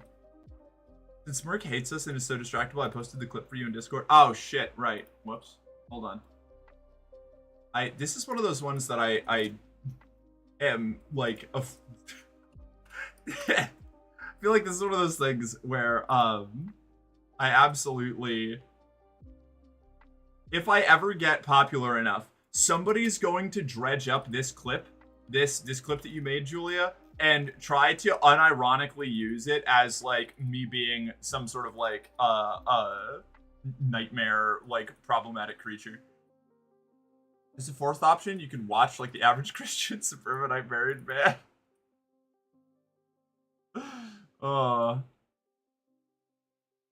Hey, let's be fair. You don't have to be a Christian suburban married man, okay? It's just suburban married men in general. That's why I named it the way I did. Yeah. This is fucked. All right, hold on. Let me see.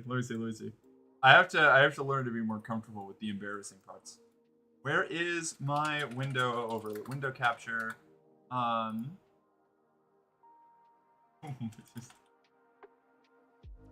This is fucked. Oops. It was so big. Hold on. So this is the clip. Here we go. There's a solid chance if they weren't allowed to say where they were from, you wouldn't be able to really like tell that many like sharp differences between them. But you look at like the populations as a whole, and you've got a whole bunch of like branching differences in the way that they engage with things. Is this even the? Donna, I am not comfortable with that association.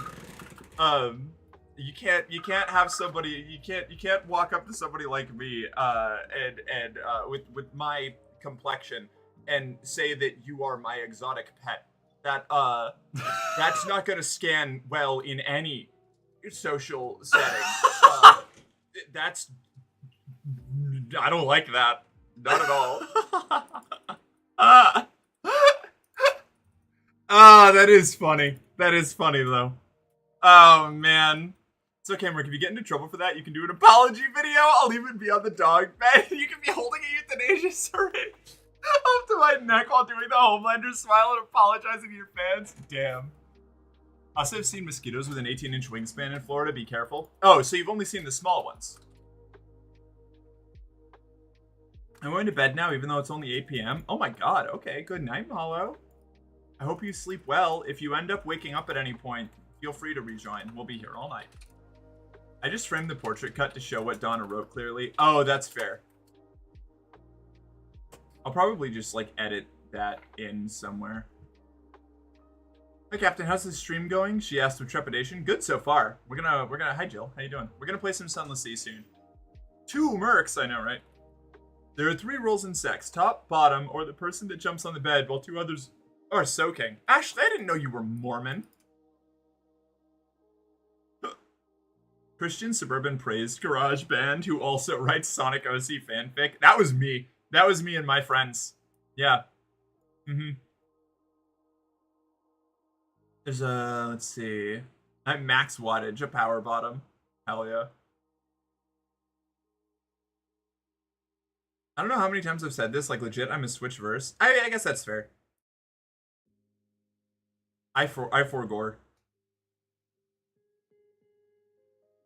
My memory is wretched.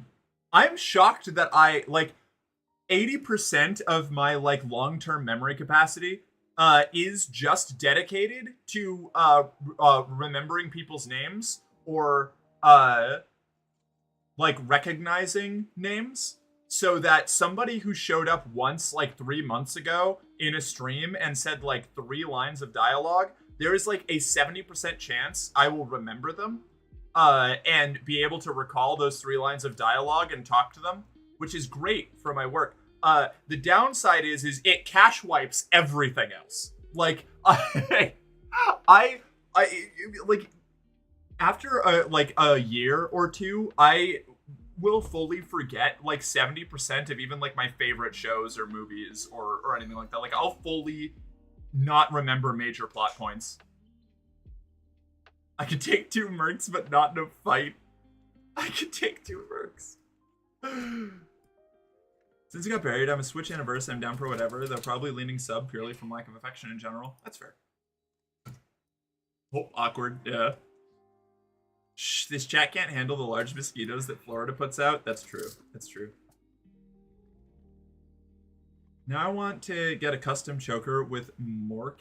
Hang on it and wear it while I stream. No. Gonna get in so much trouble.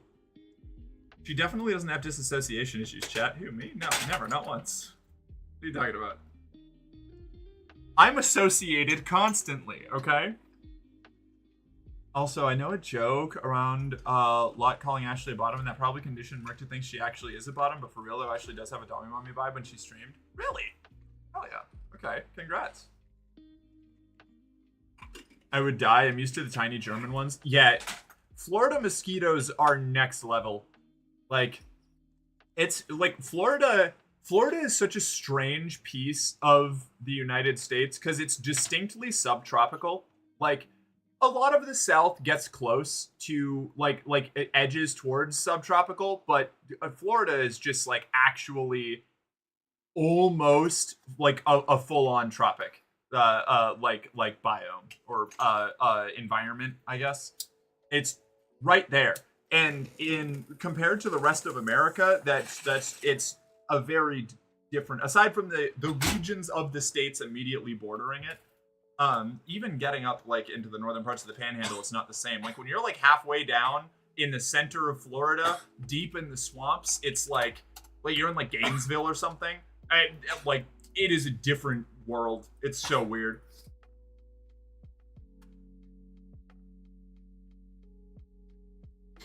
Avoid Florida? Absolutely avoid Florida. I'm sorry, but putting not a brat in the middle of your username is the brattiest thing I've ever seen. Todd is extremely turned on by my Palpatine impression, so please, Mark, check your expectations. That's fair. That's reasonable. Palpatine impressions are one of my favorite things. I like doing Palpatines. I like Palpatine and I like Grievous. The prequels had a lot of really good vocal stems, you know? I need no wholesome Palpatine affirmations as aftercare. Tana, you are such a delightful little net of what the fuck is going on. I love it.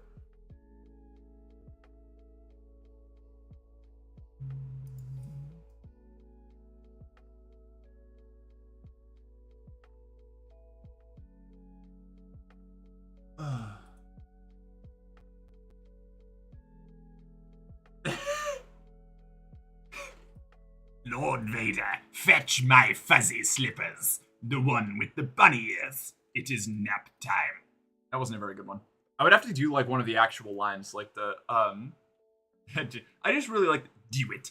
Kill the Jedi. That was very good. Oh, thank you. Only place I want to visit Florida is Disney World and Universal Studios. That's it. Ugh. Fair.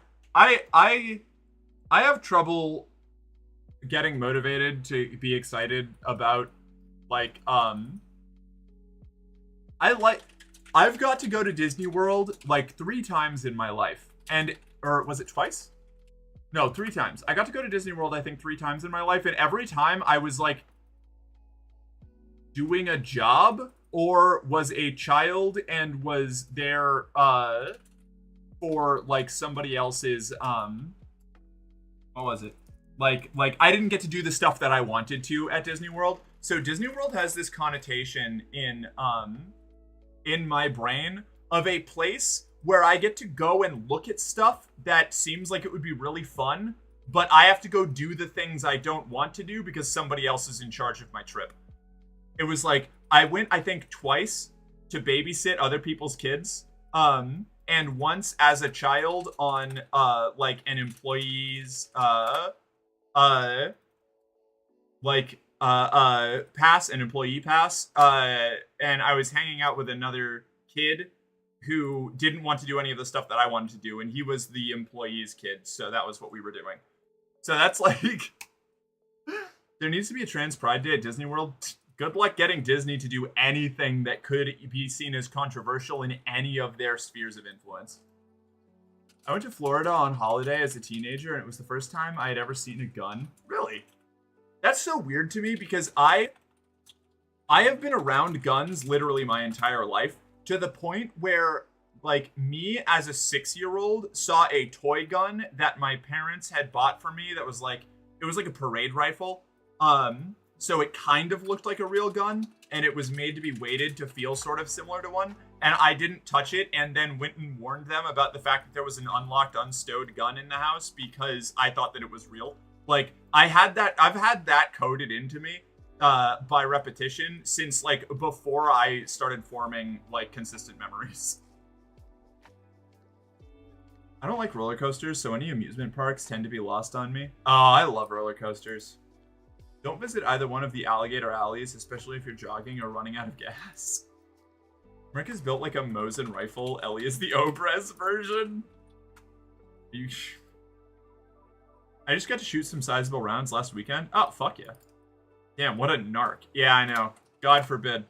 I really should have just joined in on that statistic of kids who mishandle unstowed firearms, you know?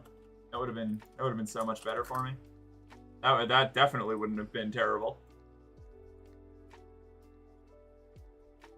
Mork can't do a Palpatine like Ashley when Mork did it. She sounded like a fruity orc from Warhammer. Fuck you.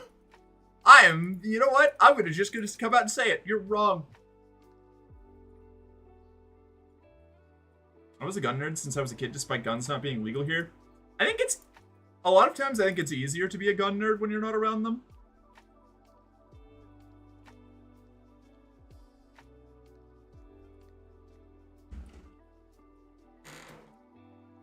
Magic Mountain is all roller coaster, and that is the best to me. Yeah, pretty cool. All right, I think it's Sunless Sea time. Do we do Sunless Sea time? I think it's Sunless Sea time.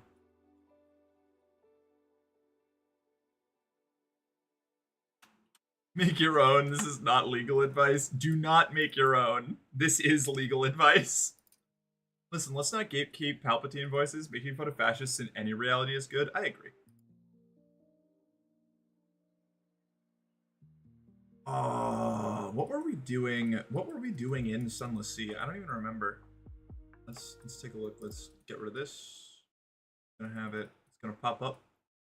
I'm a gun nerd enough to get deeply triggered when Penny put a bipod on a P90 in modded Fallout. I remember that. Yeah.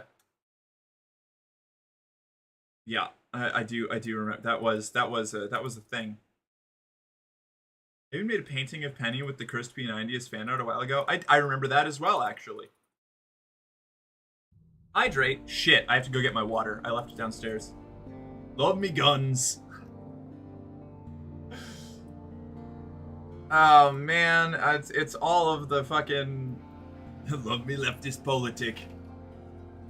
8 fascists. Simple as.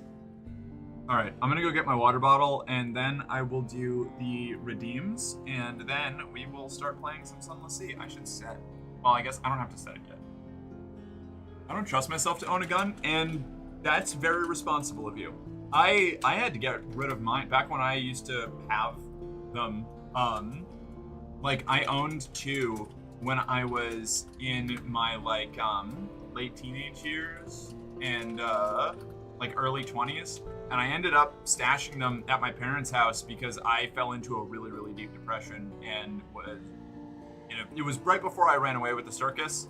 I basically had 2 paths laid out for me. I say the circus, the Renaissance Fair. I had 2 paths laid out for me. One was very short and bad. And one had me running away with the Renaissance Fair. So I stashed my guns with my parents, and I just left because I recognized that I was not in a healthy place to have them. So, Merc, so you know how on some websites just like crop the clothing onto some model over and over? I posted something in Discord and shitpost. Oh no, okay, let me look, and then I'll go get my water.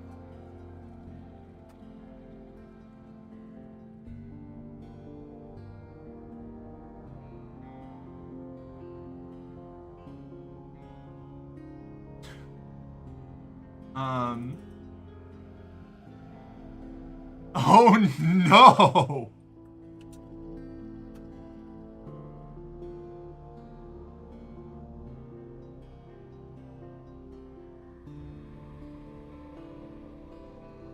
Hold on, wait a second. I'm gonna put this one up on screen because this.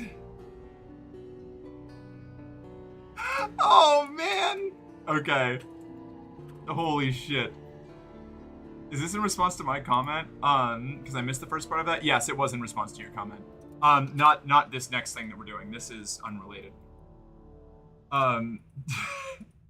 This is what Julia just sent about the clothing companies just like photoshopping their clothes onto models instead of actually having them wear the models. And Rose's response to that t-shirt pic was literally identical. It's bad. Hold on.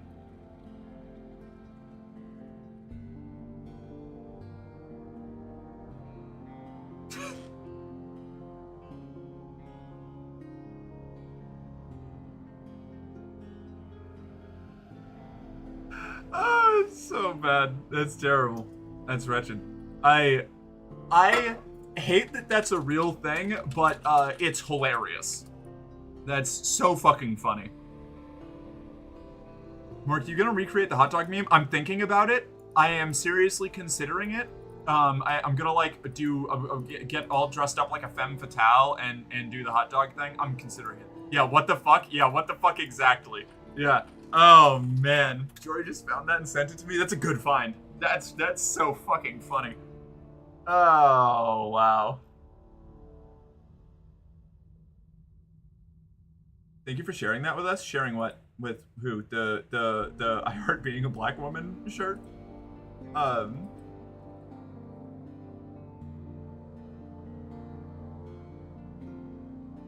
me see. Please do. I think you do amazing with it. That's one of those things that I genuinely think I could bring something to the table for. So one of the reasons that I need to go get my water, and then I'll continue this rant.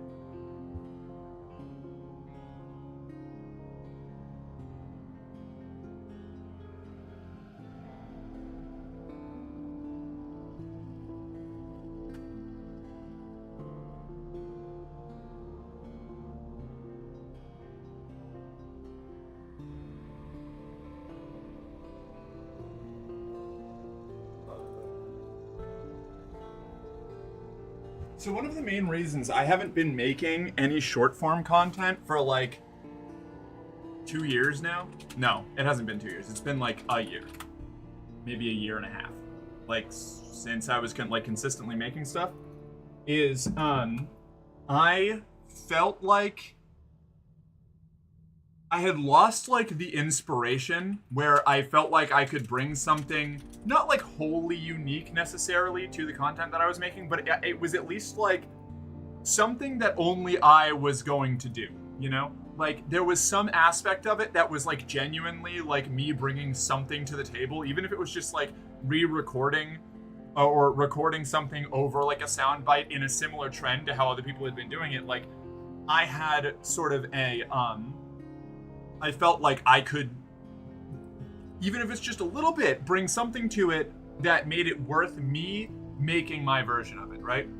And between getting a lot busier with stream and needing to go through the whole homeless arc, I just like lost that inspiration, and I didn't have that like spark of trying to find a way that I could really lean into something and go crazy with it.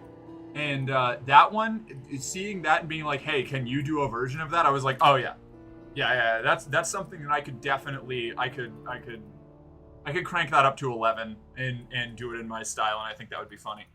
But I just I haven't seen a lot of that lately. And partially it's because I don't consume as much short form content now because of how like caustic TikTok got around the time when I got banned like 4 times in 1 month of June. Or can you just chug that whole bottle for me? No.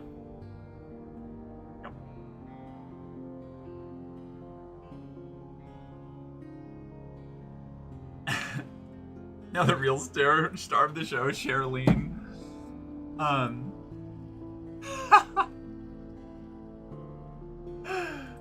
Just absolutely no oversight at all. Oh, on the shirt thing, yeah. That's exactly what I was thinking. Like femme fatale, black and white, it would be great. Yeah.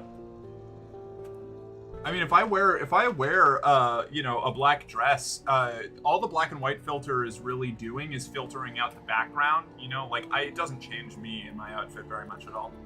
Mind of an ADHD puppy is a wonderful thing. I love when she stops mid-sentence and leaves the room, and then comes back and continues like there was no pause. Yeah. Now back to the regularly scheduled Captain. Yes, hi. I gotta go back to date night. Stretch and Uwu, please. Oh, right. Yes, date night. You want a little, a little unable to maintain a solid train of thought. Bit of a. I've been trying to switch over to Sunless Sea for the last 10 minutes and I haven't done it yet.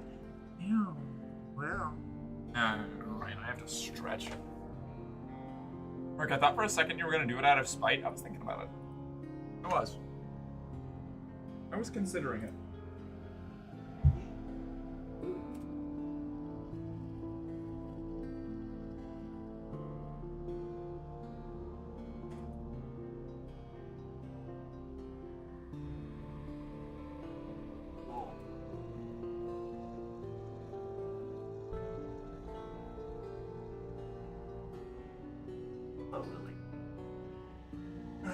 Yeah, I know. I know me well. Imagine that.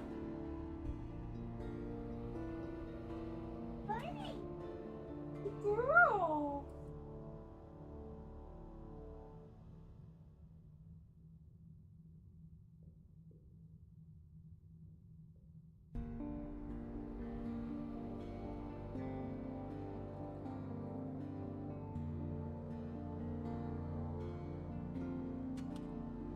Alright. Cool.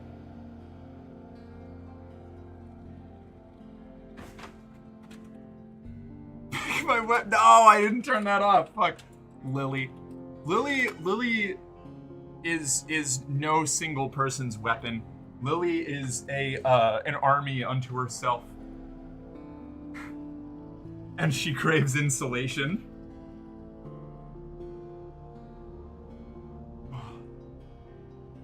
Okay.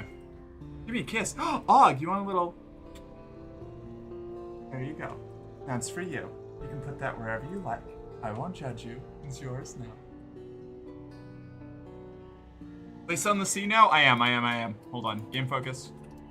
No, I have to change the source again. Frick. Oh, beans. I also need to change back to here. And we make it a little bit smaller and move it down here. And then I go, ah, what? Okay, give me 1 second, Julia. I'm at task overload right now. There's too many things going on. Just a moment. Okay, cool. Thank you. You're welcome, Og. And chug the whole bottle. Like the coward you are, you chickened out. Is that it? That's what you use your pay attention to be on? I grew up with feral rednecks. If calling me a coward because I didn't want to do something still worked on me, I'd be dead.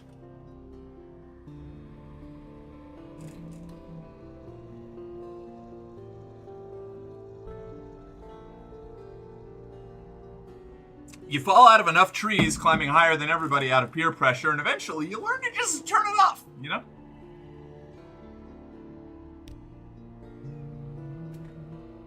Your sonar will illuminate interesting objects on the Z-bed. Oh, I have to plug my phone in.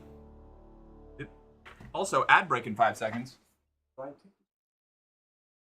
No, not yet.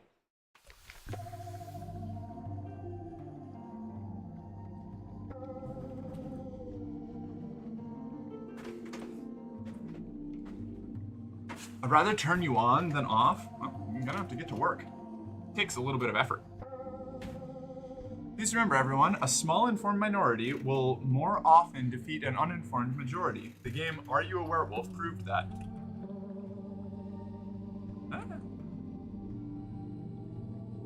Compelling evidence.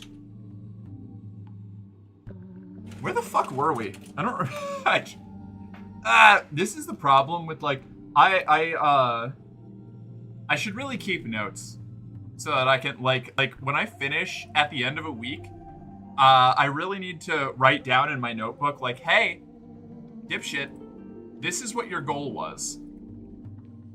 Man, I'm already almost out of this coffee. It's so good.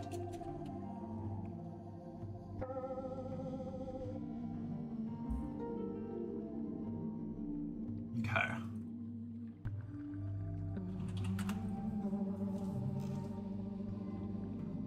Okay, let me check. Make sure there are no YouTube comments. No. All right, sweet. Oh, I need to change my category. Frick. Fwick. Hold on.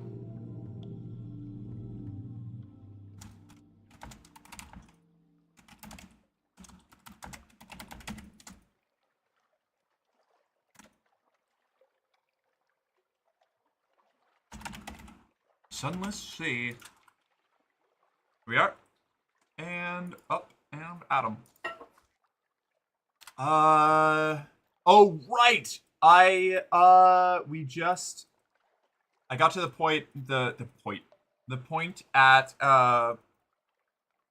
this is the first time I've been able to catch this game. Can I get a recap? Whoa, okay, yes. We've got a lot going on. So let's do shit. Did I just ruin this? No, okay, cool. Great, that brings us right back there. So, we've done a lot of exploration. This game, since this is a new week, this is as good as any time to do a little like catch up, fill everybody in. Although maybe I should do it after the ad break. Probably. It's a minute. It's fine. So in this game, you take on the role of a sea captain in a who has a ship in. That's a big map. It is a big map. It takes place in Fallen London, which is actual real-world London, which was stolen by a swarm of bats and taken to a gigantic underground cavern that is filled with eldritch horror bullshit called the Neath.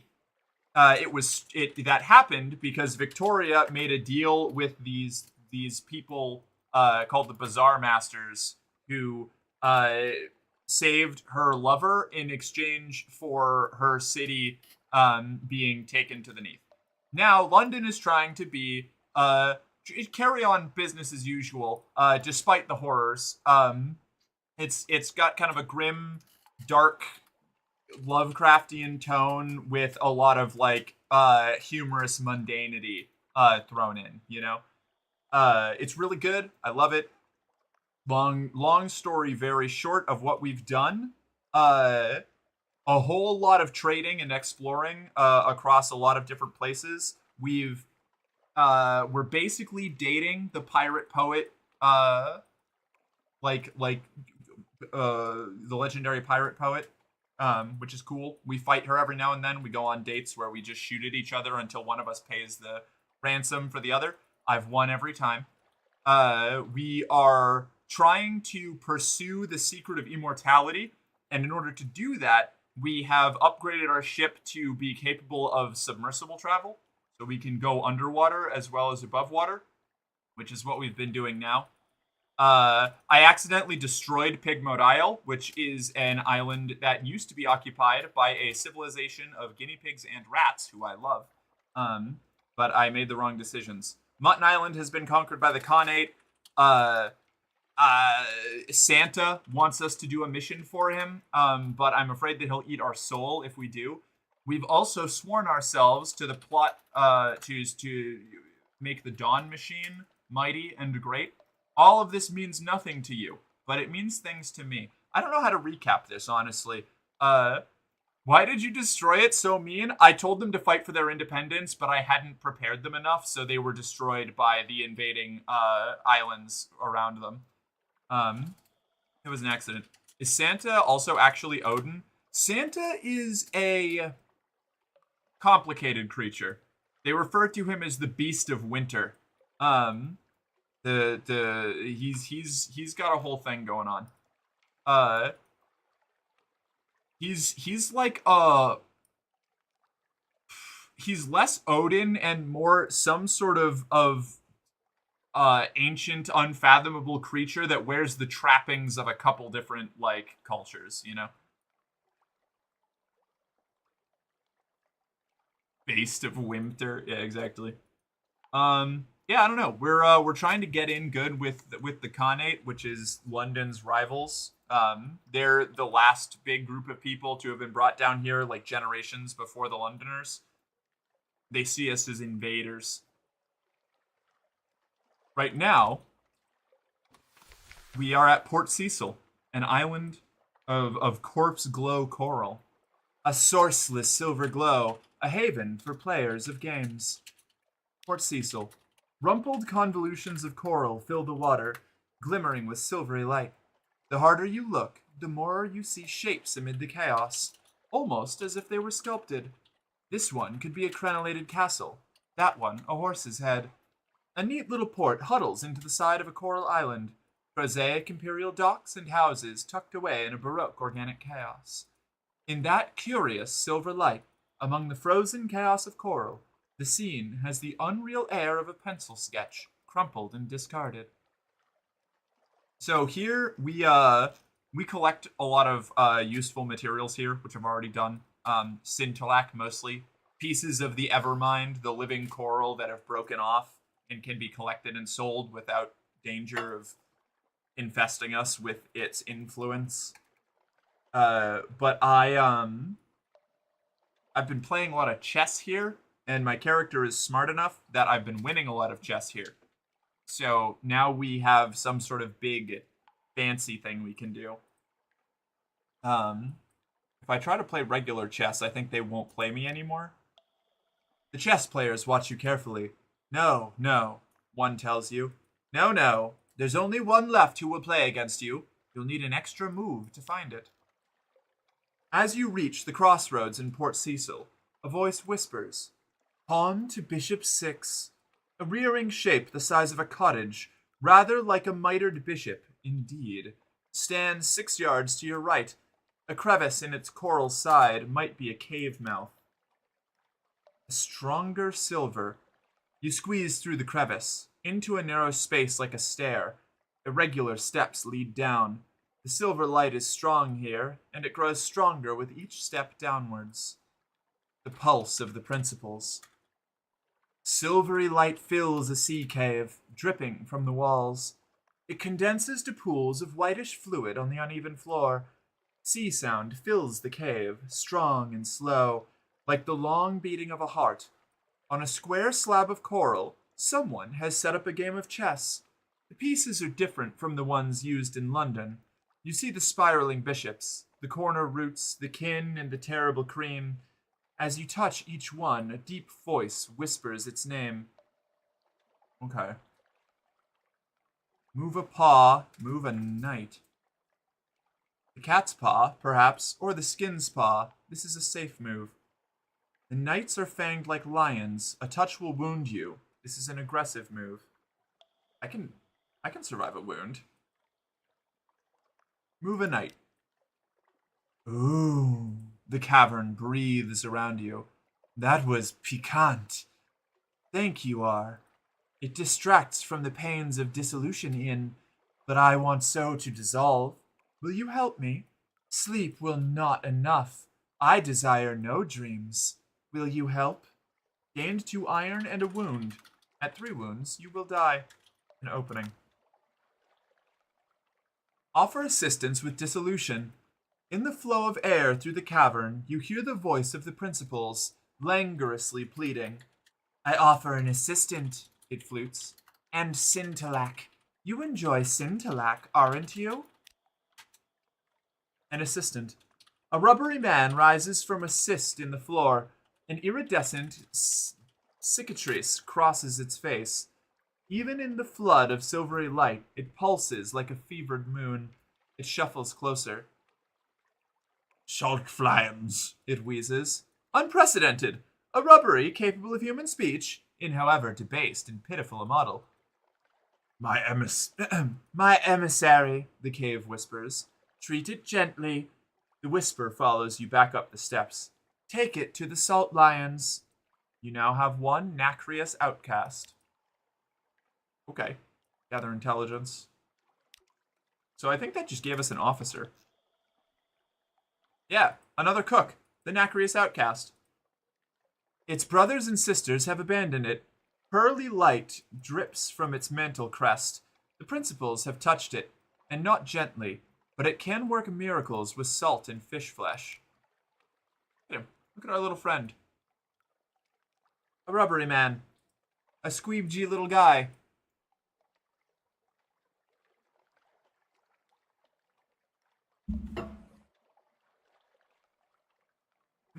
It drips eagerly. Perhaps if it comes to your cabin, you should put down some sort of matting. Need a suitable morsel. I can talk with him if I get a strange catch. We can buy a strange catch from a ram, which isn't too far from here. Right, but I desperately need fuel. What did I come here for? I was stopping here on my way to... Right, I can buy fuel and supplies. I had a mission. And I don't remember what it was. Fuck. This is why I have got to take better notes. And by take better notes, I mean notes at all. Rack. Bring the chemist a jar full of tether from Rack. Submarine secret, flattery souvenir, encounters with pirate poet. Flatterier's father. Undercrow, uncovering mysteries. Gods of Disease, Supremacy, Scrimshander. Right, I cut off one of my fingers to escape Scrimshander instead of giving up some of my stats. I need to make sure I have hunting trophies before I go back there.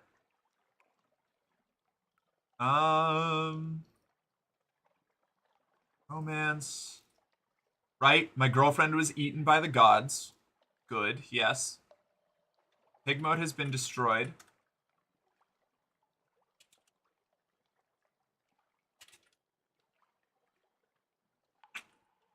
Ambition. Liberate immortality.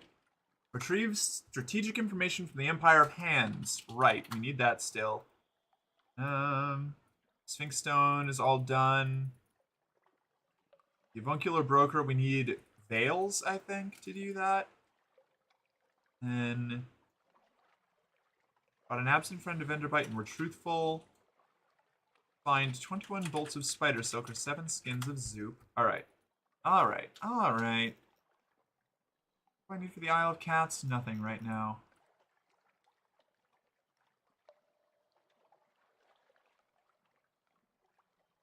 I have to talk to the philanthropist. They know, the person who helped me build the submarine knows how to find my immortality thing. Okay, cool. Commission to retrieve a regret. The Imperious sister has asked you to investigate the regrets of her brother. An eye goal, that's right. Alright, cool. Cool. So we need to go to Mount Palmerston to get supplies and fuel there. Actually, hold on. Let's buy 1 fuel because I'm not confident we're going to make it with 2. Philanthropist? Are you winning, Merc? Hi. Oh, shit. Honestly, we are doing extremely well. Much better than I expected. Get fucked, Moray Eel.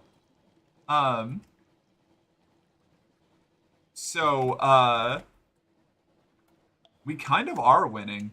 I've never done the immortality ambition before, and we have made it farther along in this ambition than I've ever made it, and fingers crossed. You know, if I had wood, I would knock on it. But we might be able to pull it off.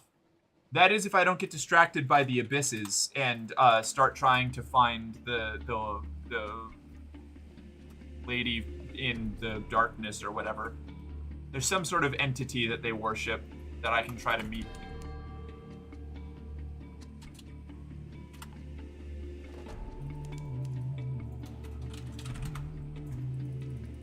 Sounds sus? It does. Pretty much everything in Sunless Sea is sus. That's kind of the point, you know? You you simultaneously can't trust anything or anyone, but also have to go along with their shit regardless because you can't trust anything or anyone. Okay, cool, we made it. I did not need that extra fuel, but I'm glad that I took it because that was too close for comfort. Shops. We're gonna buy a bunch of fuel. What do we have in the storage? Right, polytherm. We have to go back to London. I have 8 foxfire candles. I think we should go... Right, we're gonna go south to the mangrove college. We're gonna use our foxfire candles there after turning in the claymen. Right. Yes. We were on our way back to London because we have like 2 captivating treasures and a bunch of artifacts and stuff we have to turn in back home. Okay, it's all coming back to me.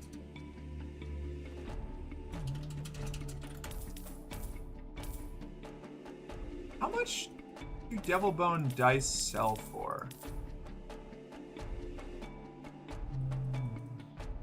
Bum, bum, bum, bum, bum, bum, bum, bum, bum. Zoop, the color, old blood on snow. The taste, paprika, mushrooms, irony. The recipe, closely guarded. How much are devil bone dice worth? Say, in London, 20 echoes in London? That's only 1 echo per? Oh, man. That's a wretched profit. What about ambiguous eliths? I don't remember how much those are worth. Either way, we'll just buy a couple supplies. 1, 2, 3. Probably all we need. 4. We'll do 4. 4 is probably all we need. Go up to the crater. They say the road to hell is paved. We could talk to the Deviless, but I don't have any souls, so in order to progress her quest, I would need to give her mine. And as much of a sapphic disaster as I am, I'm not ready to commit to the Deviless. I need that soul so that I can potentially sell it to the Empire of Hands. Or maybe just keep it for myself, honestly.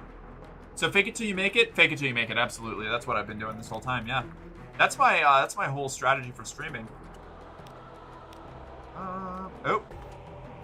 I went up the mountain. I thought that I was doing a port report, whoops. Refuse more politely, no souls this day. I've already done this before, I didn't mean to do that. Chat to the port folk about the Brimstone Convention. I know I'm rushing through all this, but I've got a place to be. I think we are only halfway to a REM. I don't think we go to a REM yet. Maybe we go to a REM, that way we can... There is an underwater thing. Okay, we're gonna go to a REM, which means that we need shops, a couple more supplies. Okay. I do the same thing, it works, just sound confident. Exactly, yeah. As long as you sound confident, nobody'll call you out, you know?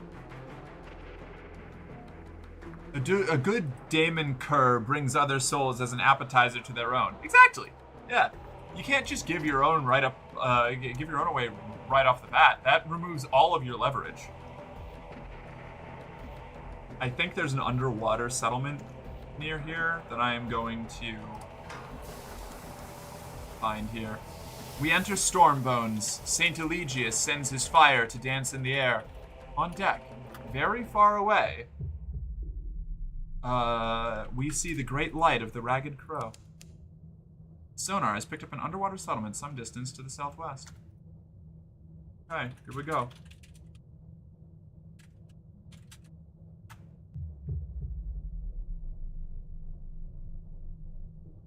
Is this Igol? Is this the one that we were looking for? Undercrow. Interesting. Okay. I don't know if I've been to Undercrow yet, actually. Like, at all. What's that? What is that? That glowy thing. Ah! A Triskeligan! That sounds awful. No thanks. I'm good. I'm good. Good. I don't need it. Underwater entrance to Crow. The Undercrow. A deep, well-lit cavern, thick with fungal smoke and cave moths. Far above, a lighthouse fire burns. The scent of it is curiously medicinal. It clouds your head and burns your lungs. Farther into the fog, you can make out labored breathing. Approach a voice from the fog or assemble a port report. Almost dead? Wait, what? Okay. Approach a voice from the fog. Here at last, the fog voice croaks. Come closer. The incomparable Aurelian rolls his eyes, but advances nonetheless. Oh, I have a guy for this. Assemble a port report. It's little more than a cave and a lighthouse fire, but the Admiralty appreciates your thoroughness. Okay. A thorough survey of moths and fire. A ramshackle array of pulleys allows the Undercrow's reclusive resident to feed the fire above. The hereby smoke of the fungal fire has preservative qualities, but dust everything in a fine gray deposit. Meanwhile, the fire distracts the more aggressive moths and warns ships far above. All is well, or as well as can be expected. Approach the voice from the fog. We have a passenger who wanted to come here that I forgot about. Sonar's always picking up stuff. Underwater settlements, hot women. It's true. Thank God you can read my cursed typing. Yeah, you know, funny thing about the dyslexia is because every word is fucked up to me, spelling mistakes, I kind of have a 50-50 chance of falling into the same, like, reading filter that I have for normal words. So, that's me. I don't read full words, you know? I just look at the vibe of a word and hope that it's right.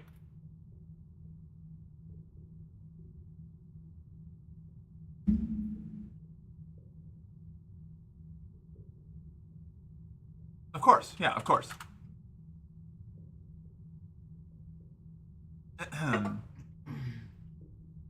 Your passenger gazes impressively at a bulbous figure, whispering quietly.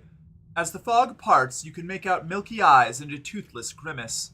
No tomb colonist ever looked as ancient or unwell as the almost dead man before you. Gray, bloated, and nearly embalmed by the fungal smoke, it's difficult to tell where his skin ends and the stone bed beneath him begins. His breath is shallow, but his bare chest heaves to a different rhythm. A shape crawls beneath his ribs, but disappears as the man lets out a gassy sigh. Allow me to introduce you, madam, the incomparable Aurelian says, slipping you a modest payment. This is Lorenzo, my erstwhile mentor and host to the Most Moth. Oh, wretched. That's right, this guy wanted us to learn about the moths, the life cycle of the Utter Moth or whatever. The Most Moth. Share a familiar flavor. Oh, I'm gonna need a lot of coffee when I come back up north. Speak with the incomparable Aurelian. You catch him between tending to his ailing friend and preserving an unwisely bold cave moth. A true collector appreciates patience. When my master retired here, we both thought it would be his last destination. The Aurelian's eyes take the sheen of a patient man approaching a long-delayed payoff.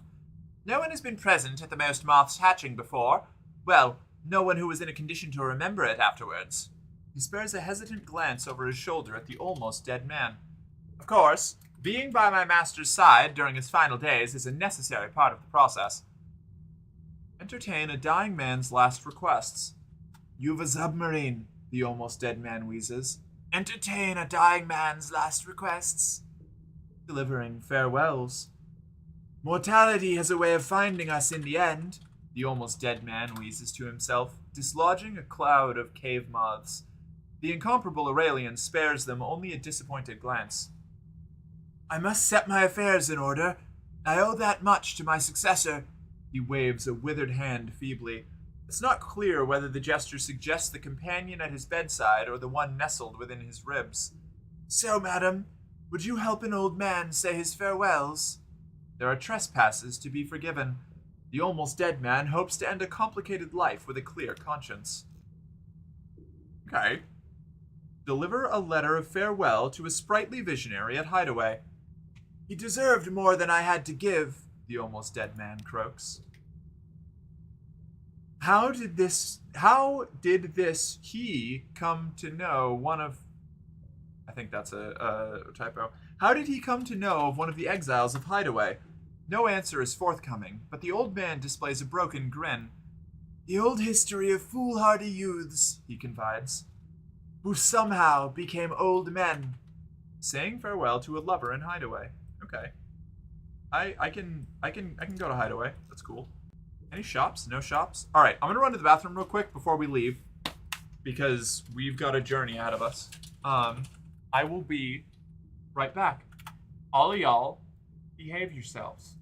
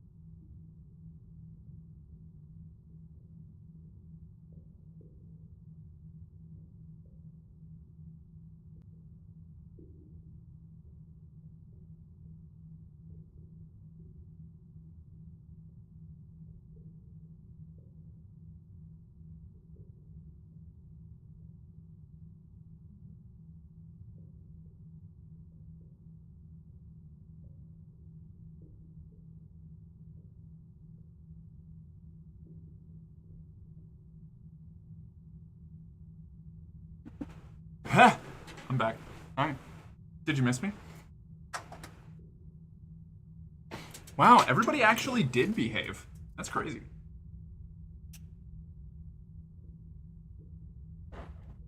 That might be a first. Who are you? I don't know. Still trying to figure that out myself. Oh.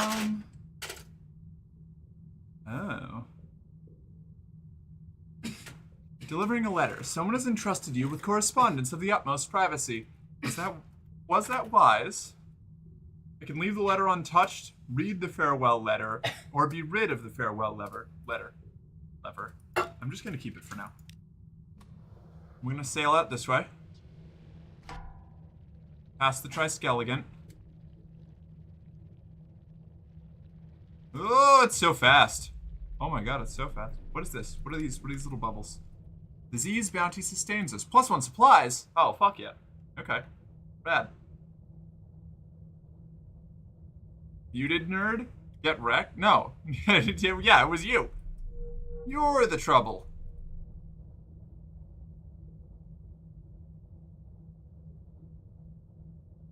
Okay. Say hi to the friend? No, it's trying to eat me. I love just traveling underwater. It's... Whoa! Oh no, those ones have range. Frick. Lights out.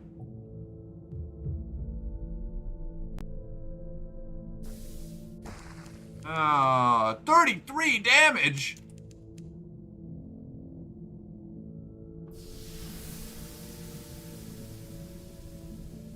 Oh my god, we need to go. Please, get us out of here. Oh my god. Okay. Holy shit.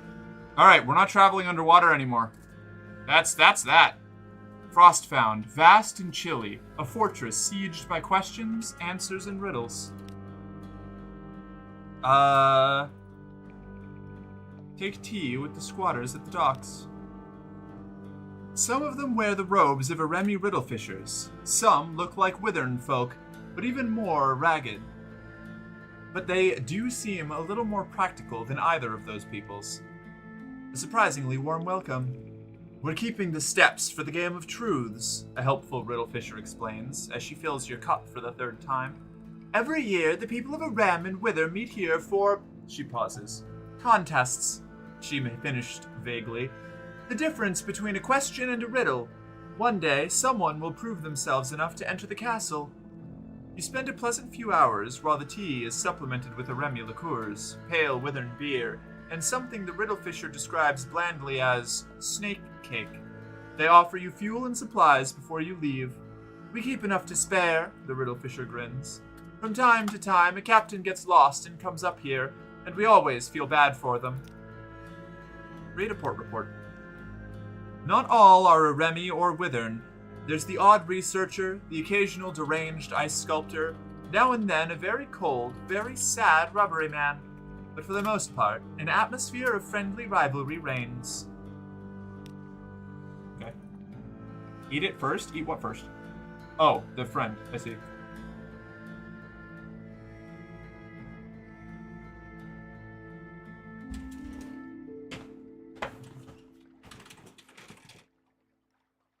God, that's good coffee. I'm so sad every time I finish that. Every time I finish a cup of coffee. Okay. We can make it to a Remen back without dying, I'll bet. Sleep when you're dead. You're hurt. Spend time in bed. It really is where you should be. This will heal a wound. Time the healer. The sound of the ships at sea.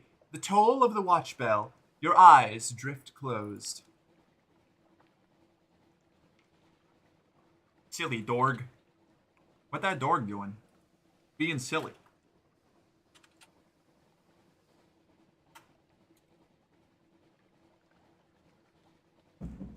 We are in so much danger. Holy shit. I hate being at 11 hull. That's like... There are so many things that can one-shot us right now.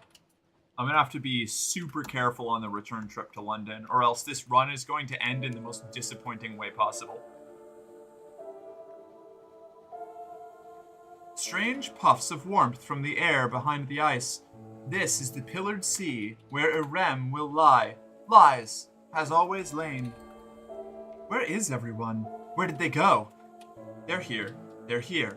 You're not alone. I love the journal, the logbook down at the bottom adds so much flavor to just like the long stretches where you're traveling between ports. Oh, Irem is to the north of us. Fuck. I sailed right by it. My fingers are telling me to dive, to go underwater, and explore again. Can I pet that dog? But my brain is saying that if we go underwater, we'll die there. Okay, nice job, dumbass. I'm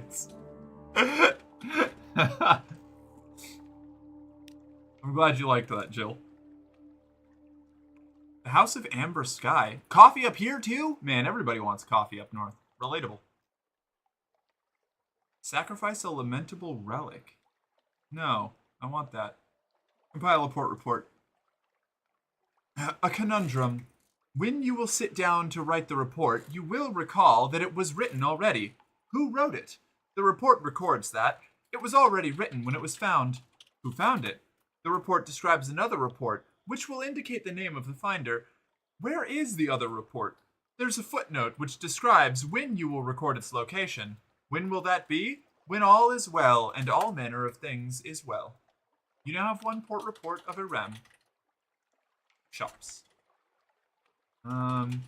You can trade Dark Drop coffee beans for parabola linen? That's kind of crazy.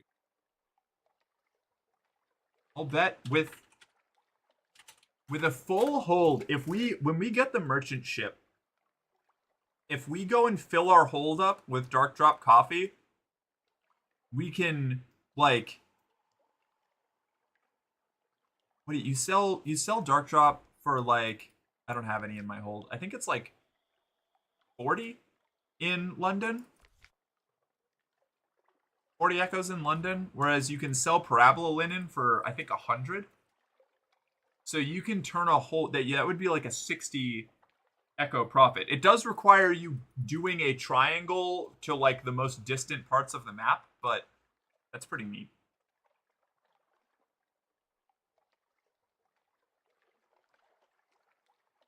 You can also trade a single mountain sherd for 20 bales of parabola linen. That might be a more efficient conversion. Maybe? I don't know. You can buy lamentable relics up here. I have 10? No, I have 1. I think? Hold on, let me see. Where are my lamentable relics? I have 10 of these? How did I get these? Huh. Where did those come from? Well, upside. Now I can make that thing I wanted back home. I need 10 outlandish artifacts for the thing that you get back home, but I think I can do the lamentable relic one. Okay. Soon may the weathermen come to bring us sugar and tea and rum. One day when the tonguing is done, we'll take our leave and go. I love sea shanty bullshit. I'm a big fan. Warframe has one. You can sell a captivating treasure for 50 fuel? That's so not worth it, but I love that. I do want 2 of these. And I think that was the main thing I wanted to do here, was buy strange catches, because I need 1 to talk to my rubbery man. Hello, friend. Nacrius outcast. Invited to dine with you. You'll need a suitable morsel. It shakes its head firmly, tentacles slapping its neck. Salt flions. It lisps. Saltish pretension. It turns an earnest eye to you. Apparently, it wants to visit the salt lions before it will speak further to you. At least no other crew were around to witness a rubbery man rejecting a human invitation. Okay, that's fine. I just wanted to make sure that I could do that when I needed to. I think you also need a strange catch, but we also need mutter salt, which we get from the north. So up at Withern. Very good. Is there anything we can buy to improve our profitability here?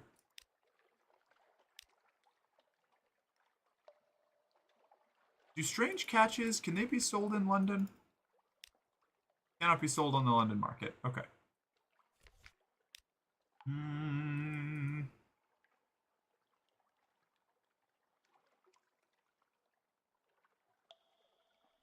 No. I don't think there's anything... You can buy Searing Enigmas here? Oh, what? Okay, note to self, once we get our big money going. Watchful Curios. I can get those easier than here. Parabola Linen, how many... I could only get one bale of Parabola Linen, which is worth like 100? I think 100 echoes, which would help offset our costs, but I don't want to give up experience for it. No. No. We go home. We go home. We have to turn in the refugees at the Shepherd's Isle. We have some Scintillac. We've got the strange catches. All right, we're just going to go home. We're just going to go home. That's what we'll do. We'll just go home.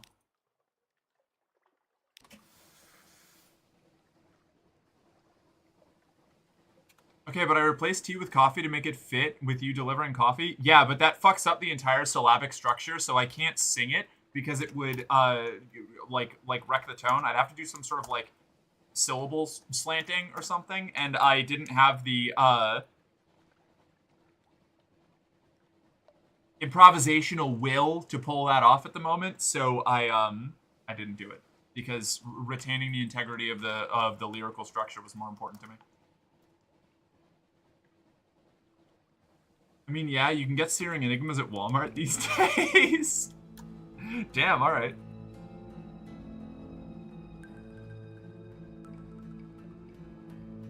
Okay, but like, sad, fair. Fair, fair. Hey, you got me. Fair enough.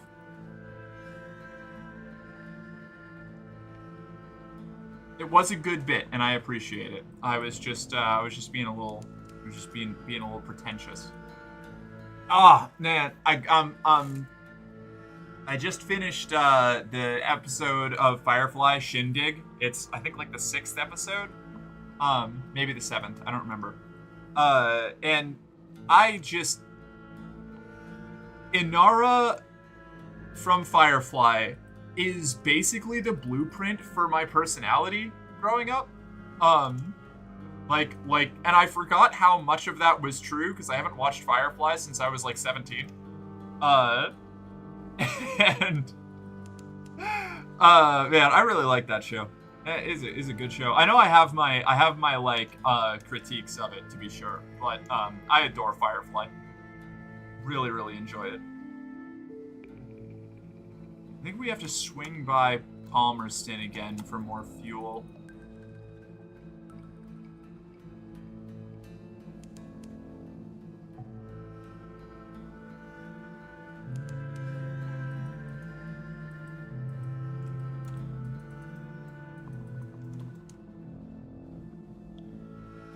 I'm always right, Mork? Alright. Okay.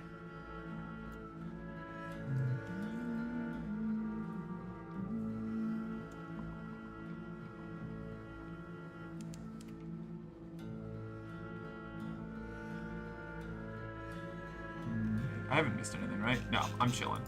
We're just vibing. Back into the storm bones. Far off. Very far off. Someone screams. I gotta go into the Chongyi Rift at some point. I feel like you aren't taking me seriously. Huh? Oh, yeah, no, of course. I am taking you 100% at face value, fully seriously, without an ounce of irony. I would never be ironic.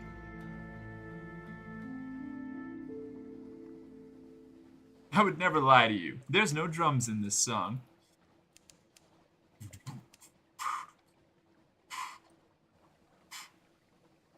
Wait.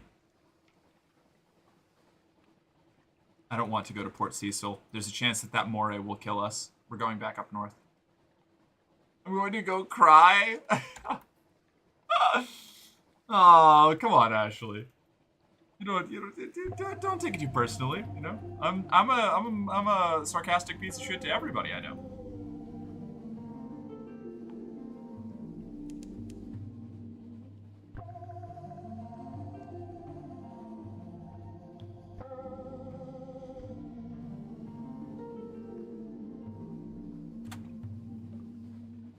No, what was the other episode you saw? Mrs. Reynolds was the other episode. I'm already crying. Oh, that just sounds like it's too easy to get you crying. Desperate measures. Nah, we'll make it. We'll make it. I believe in us.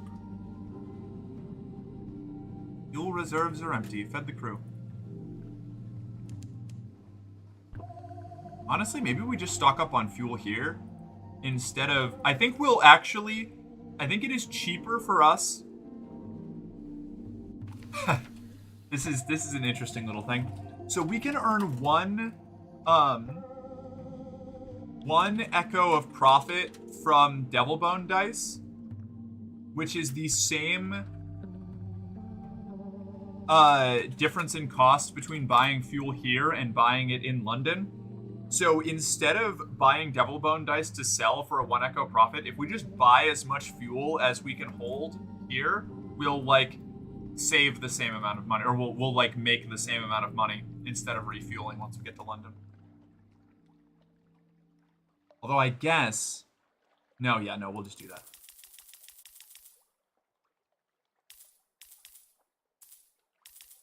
Yeah. All right. Cool. On a real note, what kind of real note? Does the 1 echo profit cover fuel and supply costs? No. No, there's no way I'm factoring that in, because that will actually destroy my brain if I try to calculate, if I start calculating how much fuel it costs me to go places, I'll go insane. So that's why I just catalog my totals when I, oh, speaking of, I need to bring up my accounting, my little accounting, notepad that I have here. Sunless Sea accounting. We are going to take a huge loss on this run, because we did a lot of exploring and, like, quest stuff. So we're going to have a lot of things to pass on to our heir later on, but we are not making, we're losing money on this run by a big chunk.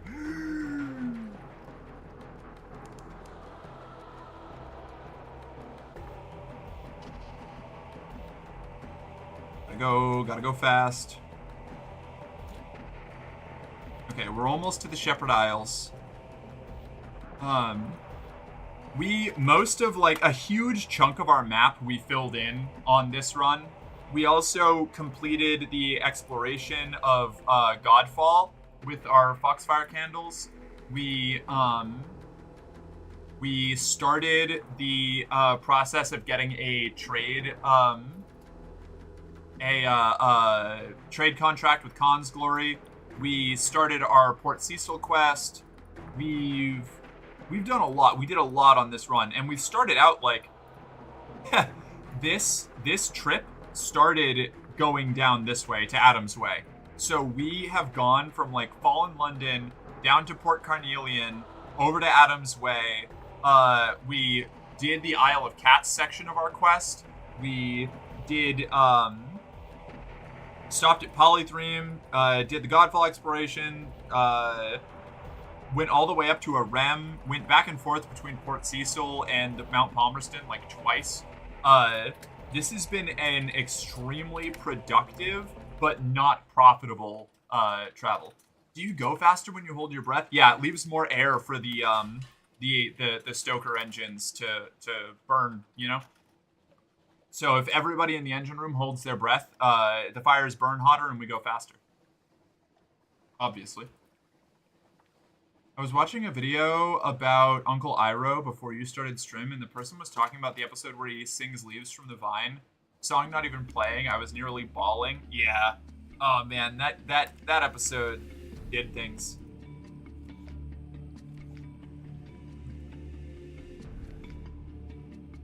We've got to go Shepherd's Isles.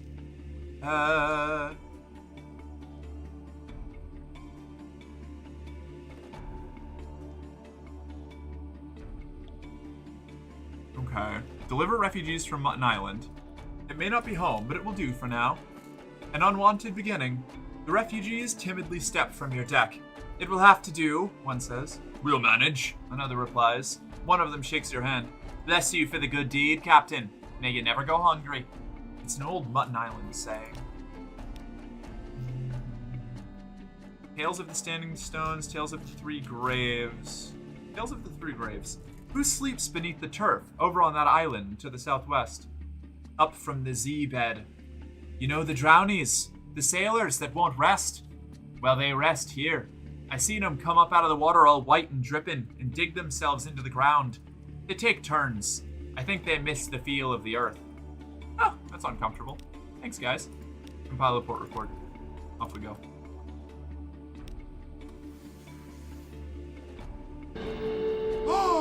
Danny Bobani, hi! Thank you for following. Welcome to the company. You're one of us now. Report to the arsenal for your standard issue equipment. A morale officer will be with you shortly. It's a pleasure to have you.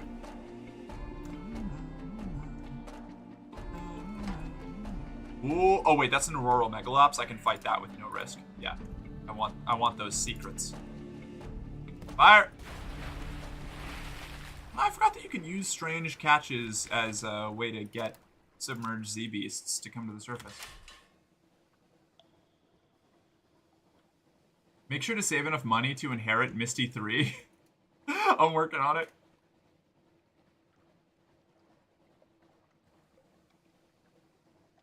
I think I'm going to be building, I'm going to be putting in 2 captivating treasures. So the question is whether we use the captivating treasures we have to get ourselves the merchant vessel now. The math might not add up on that. Or if we use it to pass on money to our successor, which I think is what we're going to do. I need to go through and watch Atla and Korra at some point, especially since the new Avatar series was announced. Yeah, I saw that. I'm pretty interested. The post-apocalypse angle is weird, and I'm here to give it a try. Trade supplies, compile a port report, and suggest to the scarred sister that she might find a home here. They were neighbors of a kind to Hunter's Keep. Perhaps she'd find some kind of peace here, or at least a way to keep occupied. A wary welcome. The muscular prioress, the abbess's lieutenant, comes down to inspect the potential novice. They speak together quietly. The prioress bellows with laughter to the scarred sister's obvious discomfiture. At last, they return. They've agreed to give me a chance, the sister says nervously. If I can learn to fight, thank you for bringing me here. It might be what I want. Goodbye, and take this. I won't need it anymore. It's a porcelain flute decorated with a design of flowing grasses. Connate work. The sister, you think, is close to tears behind her bandages. She embraces you briefly, and the convent door closes behind her. Okay. Hell yeah. Good for you, Phoebe.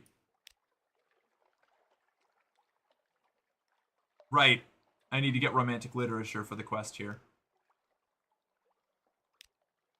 Alright, out we go.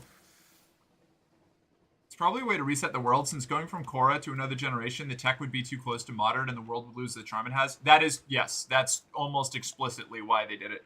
They escalated a little bit too much for Atla. Or in Korra.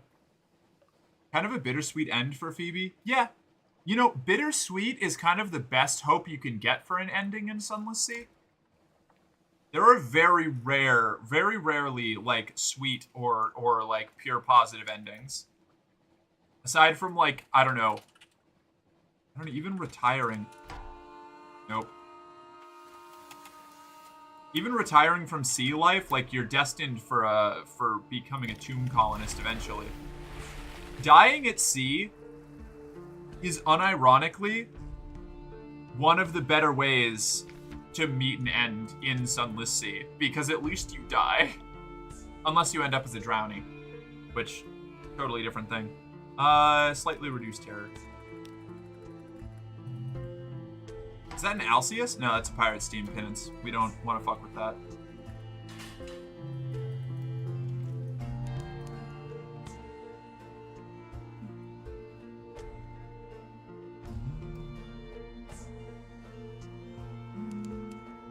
I want to go to the Low Barnet, because I have a quest there, but I'm afraid to go underwater.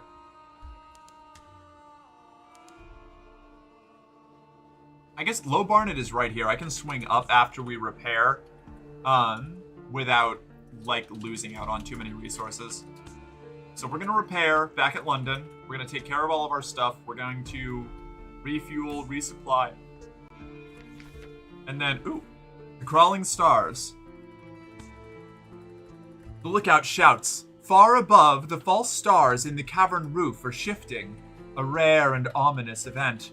What now? Record the change and assign a name. If the new shape seems well-omened, your crew may be cheered. Who knows? A darkness. 3 of the false stars wink out altogether, as suddenly as closed eyes. The pattern that remains is as hopeless and meaningless as cast dice. Somewhere, a Zaylor begins to sob. You were unlucky. You've gained 2 terror. Oops. Does the game have a ticking clock? Not... Well, so yes, it does. You have something in the background counting down your... Hold on, where is it? There are a lot of things ticking in the background of this game constantly. Like this one, Another Day. Time the Healer, ever-changing. We're at 69. Giggity. Nice. Actually, I want to stop saying giggity because I don't like Quagmire as a character, but I grew up in a version of American culture where that was just what you did instead of... Yeah, nice. Nice is better. I like nice. Every day that passes, this goes up, this number, Time the Healer, and some events either don't unlock until you hit a certain number of days in Time the Healer or become unavailable once you go past a certain number of days of Time the Healer. I've never survived long enough to, like, know if it caps at any point, but, that happens, you know? There are a lot of different, like things in the background going on. The main ticking clock you deal with while you're out at sea is your terror, which builds consistently while you are sailing. It builds faster if you turn your headlight off, and slower if you both have your headlight on and are in another source of light, like near a buoy or something, or a lighthouse. Terror you also get from failing a lot of events. And if it goes high enough, you go insane and die.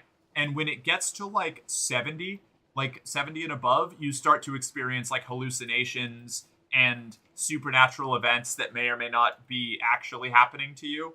And potentially, it's also your crew's terror, so you start risking mutiny or people just like throwing themselves over the edge of the ship, which will reduce your crew. Oh, that's fun. Yeah, exactly.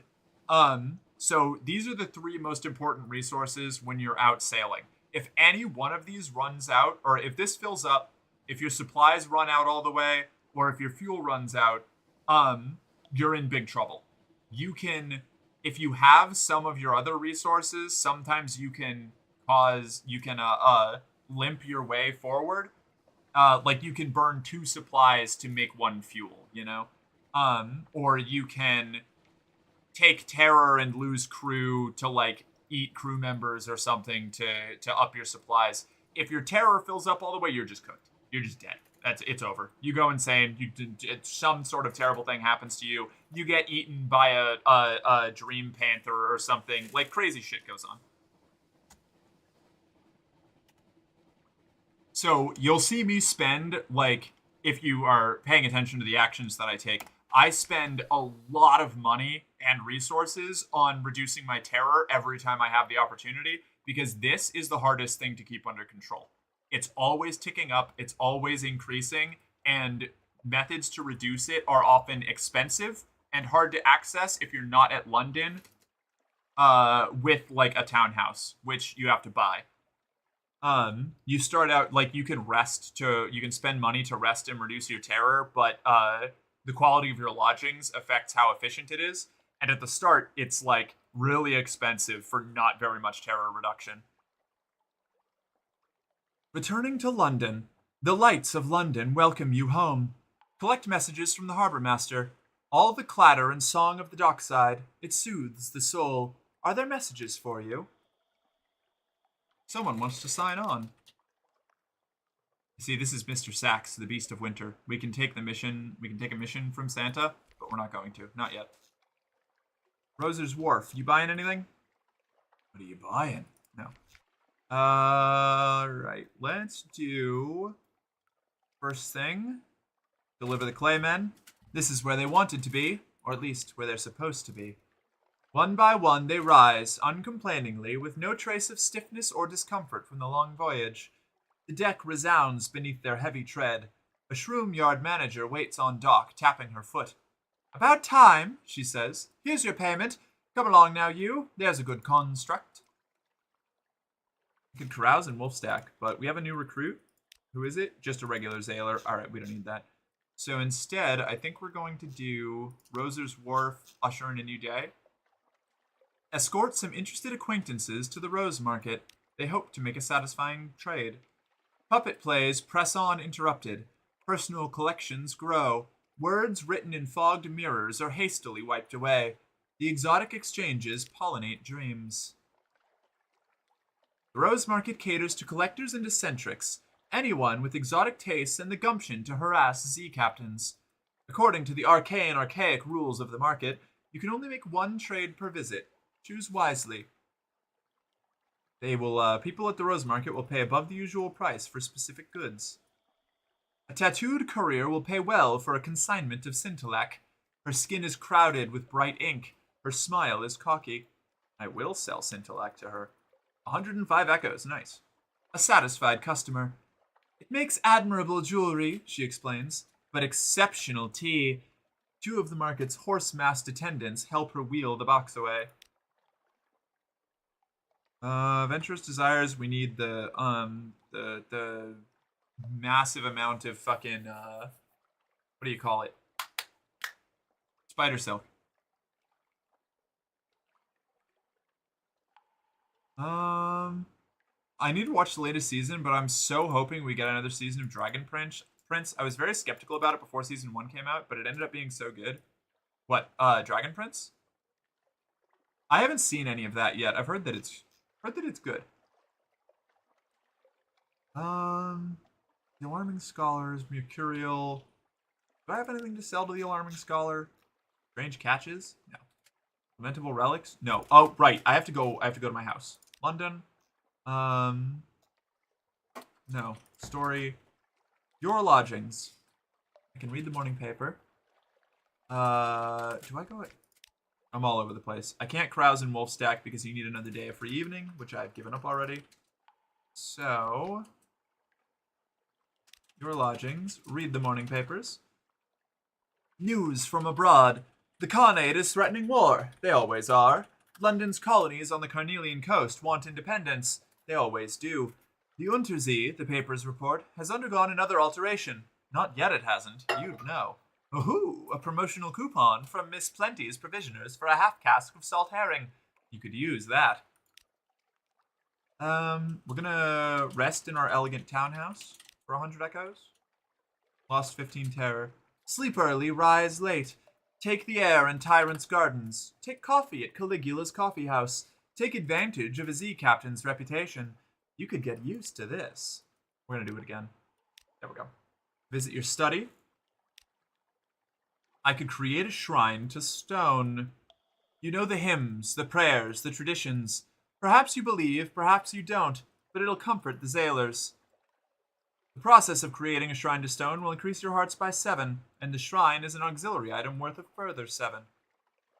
Very cool. Do we have auxiliary space? We do. I could sell We Are Clay. Create an anatomical cabinet.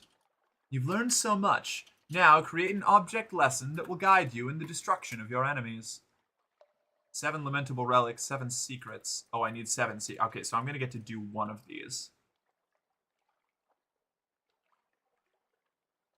Maybe I don't do these yet. Hold on. Create a monstrous almanac. That increases pages. Pages is harder for me to get right now. I think that in 7 outlandish artifacts, I think that's probably going to be the way to go. Convert a collection of outlandish artifacts into an heirloom. Adorn your lodgings with captivating treasures. Convert captivating treasures into heirlooms, and they'll adorn your lodgings until the day you die. After that, your family will probably sell them. This is a way to pass on money to your next character. You can have no more than 11 heirlooms or 16 in a mansion. You'll need to pay a small fee to write these treasures into your will. Okay, we get rid of one of those.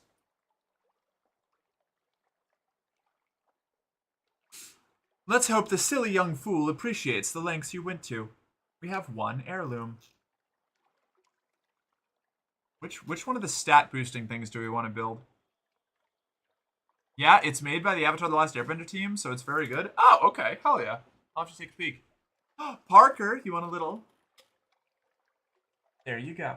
That's for you. You can put that wherever you like. I won't judge you. It's yours now. Hi, Donna. How you doing? What's up? Okay. I think these become items I have to carry, so I don't actually want to make all of them. Plus, I only have enough secrets for one. So I think we write the other captivating treasure into the will. That way we can't lose it. It's insurance now. And then we do... Is the Monstrous Almanac pages? You could fill whole shelves of notebooks with what you've learned of the Z.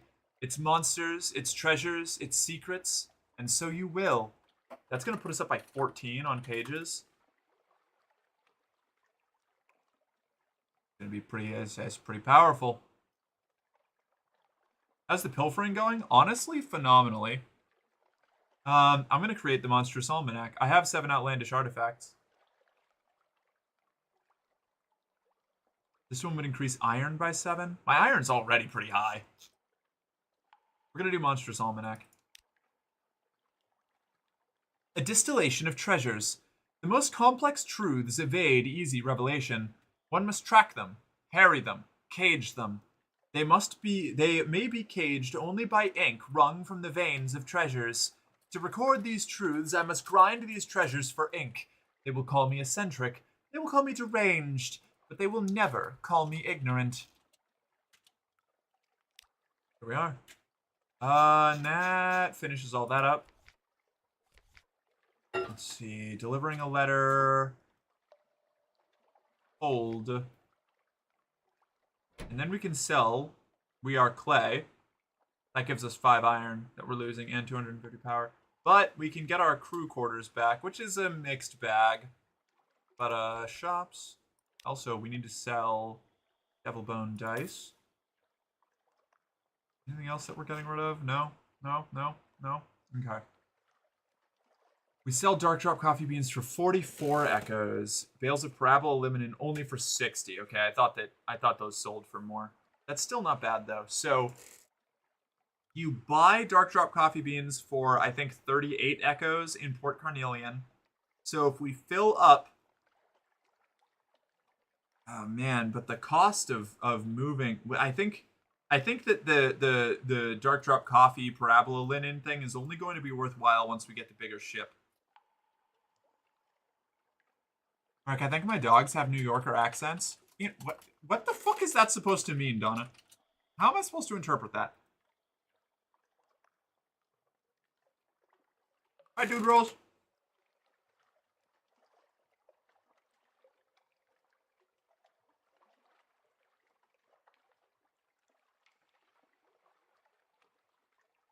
Okay, so what we're gonna do...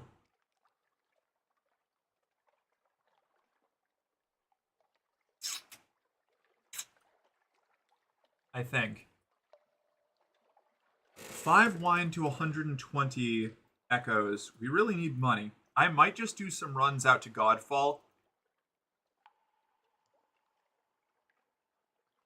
What's 5? I need to do math. I've got to start doing mathematics. I'm no good at this. I need to bring up my calculator. In my recent searches in my fucking like taskbar, there's just War Freak because I accidentally like was typing in Warframe and like selected an autocorrect entry. No, that's funny. Calculator. Oh, cool. What is 21 times 5 equals 105? So we get like 120. So that's only a 20 echo profit, huh? For 5 wine though, and I can get out there. It's like no, that's not worth doing. It's still okay. Oh man, we need to find a way to crank up our income here. Where can we sell We Are Clay? Here we go. I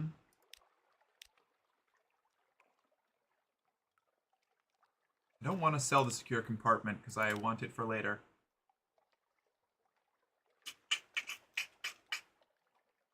None of this can be sold in Carnelian, so we're not going to make any money doing that.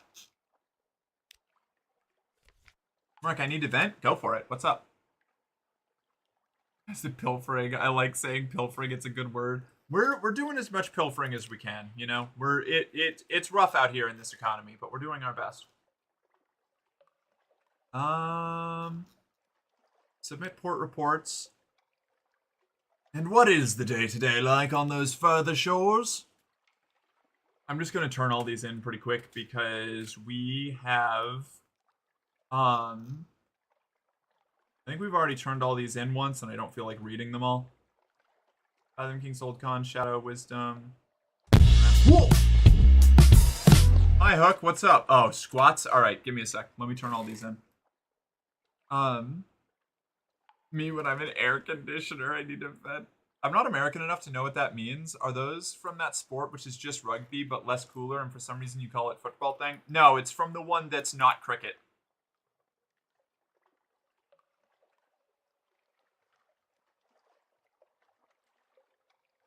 Also, calling football, American football, less cool rugby is wild. Let's see. Baseball, aka gay cricket. I don't know. I don't know enough about cricket. I've never cared enough about cricket to learn about the differences between it and baseball.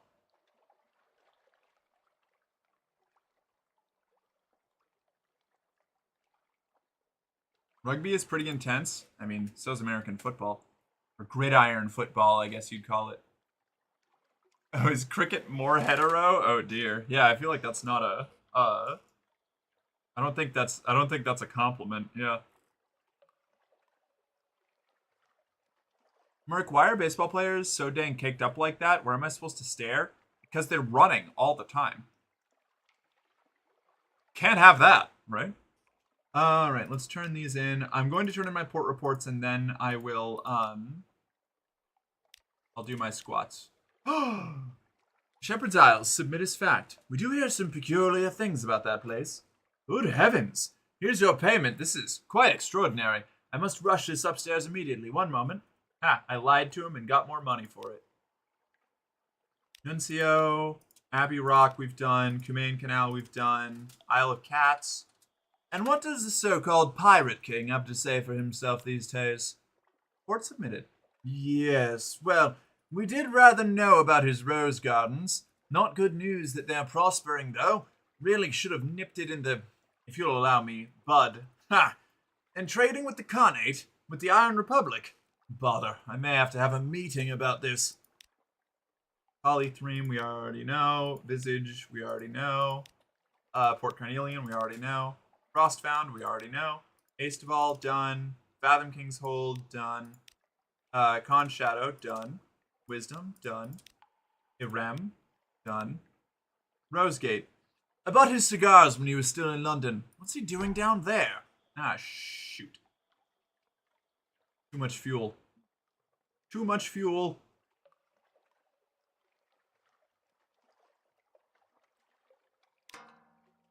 Oops.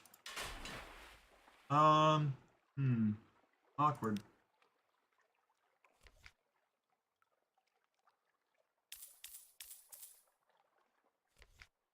I have to sell some of it, or I'm going to end up dumping stuff. I should have dumped one of the fuel. That's cheaper than supplies. Shoot.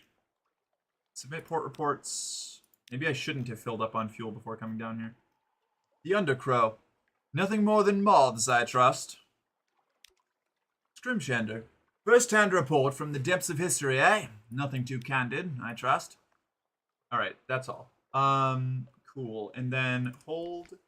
We have 2 spaces for supplies. Shops. Buy that back. We don't need much more than that. Let's engage some sailors. Hire on more crew. Sensible sailors are looking for a safe run to the tomb colonies, or at least a sane run to the southern archipelago. You'll need to buy drinks, spread around hiring fees, look for daredevils. Rich pickings. Your tall tales find a ready audience. Scarred and seasoned men and women tramp aboard and find places to sling hammocks. Cool. Right, put your ship in dry dock.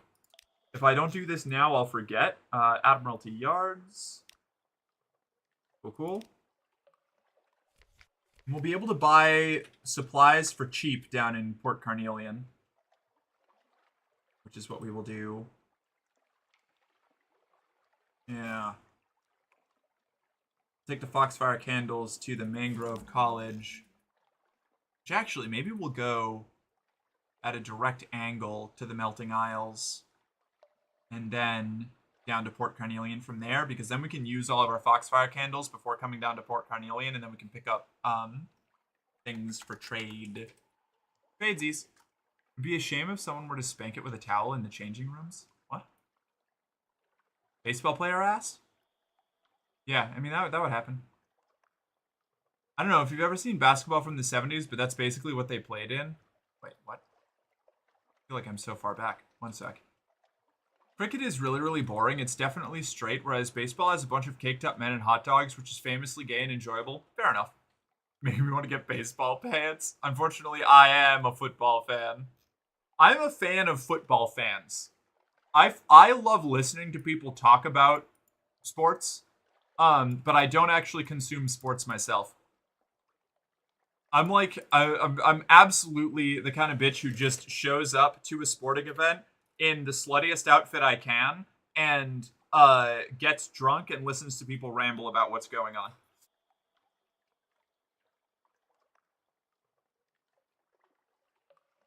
I don't know, baseball seems homophobic to me. I don't know why. The gayer a sport, the more Americans love it. But if you ever admit that you're gay, the Americans hate you. Yeah, America has a deep and storied history of self-hating attitudes towards gay culture in general. There was a queer pirate comic that I was reading once. I don't remember the name, but it was cute. You can't just drop that and then tell me that you don't know what it is anymore. This is going to be a lot to type, so I'm just going to vent in Discord. That's fair. Is it the passion? I think it is the passion, honestly. And the attention to the minutiae of, like, what seem like unimportant details, you know? My mom's into, like, most of the sports, so I'm used to it. Fair. Same. For example, I've never watched a soccer match, but soccer is so fun to play with a bunch of friends where none of you know how to play it properly and use cardboard boxes as the goals and basketball as the soccer ball. Now that's sports. That is sports. You know what I think we should do? Get rid of all sports and replace it with say gex. You can do both, you know. You can have gay sex while playing sports. I'm gonna do those squats for Hook now because I've been putting them off. Big Merc. I'm not known to remember much, unfortunately. Fair. No? What do you mean, no? I don't like sports? Oh. Well, unfortunately for you, Ashley, you not liking something doesn't mean that, it shouldn't exist. Just say Gex? No. Are you kidding me? I'm not giving that dipshit gecko any more attention than he already has, alright? I'm not using his infernal name for something as wonderful as gay sex. Perk is too cute? I don't know what you're talking about. Peril. You know? I'm cute in the way that a possum is cute, you know? That's exactly what it means. I know what it mean. Ashley, have you ever? Maybe you're too young for this. Maybe you don't know. Have you seen Gex? Have you seen that little asshole? I'm not. That's all I can think of whenever somebody says Gex. I'm not. This reminds me of Taco Tuesday at Rip Taylor's. I'm not fucking saying Gex. I refuse. Lower. Topping should be an Olympic sport, and you need to get points for aftercare too. Agree. 1, 2, 3, 4, 5, 6, 7, 8, 9, 10, 11. Right. Need to make sure that I'm not like. Okay. 12, 13, 14, 15, 16. We need knee cam? No. 17, 18, 19, 20. I said that's exactly what it means to you saying just because I don't like something. Oh, I see. You're such a dummy puppy. Oh, God. How dare I have some miscommunications with a delay in conversation? The nerve, the audacity. What was I doing?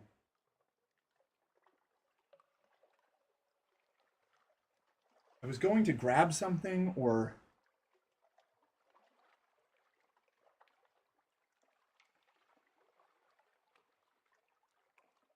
I don't know. Huh. Ah! Okay, we're fine. Oh, right.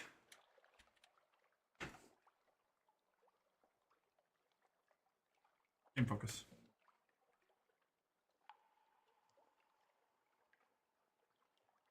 Yeah.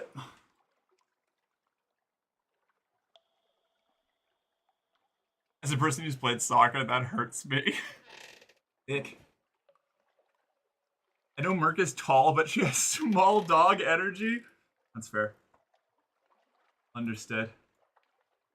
I'm gonna try and do the face framing hair real quick. I might have to go downstairs. This is what I was trying to remember. I think I will need to step away to use a mirror. Trying to do this in stream is gonna be a nightmare. I'll be right back. I'm gonna put my hair up.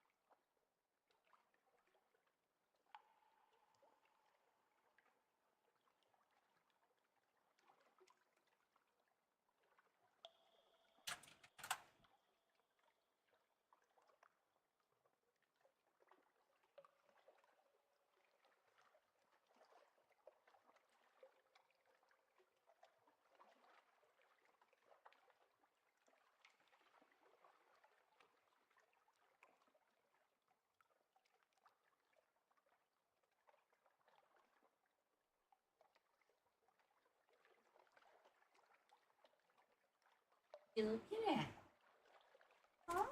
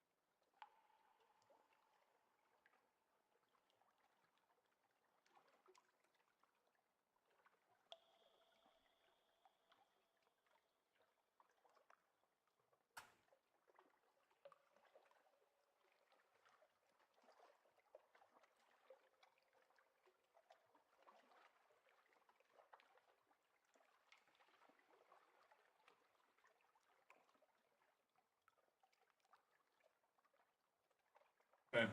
I think this works. Putting my hair up is such a fucking process every time. Ack. Ack. Ack, ack, ack, ack, ack. Here we go. Oh, vet posted. I don't feel any better, but fucking whatever, it's out there. All right, let me go take a look. Does that look okay? I don't know. I can't tell. Hold on. Let me. It's not great. Could be better. No. See, like, hold on. That just no. Weird. I don't know. I don't love it. Something about the lighting is off, I feel.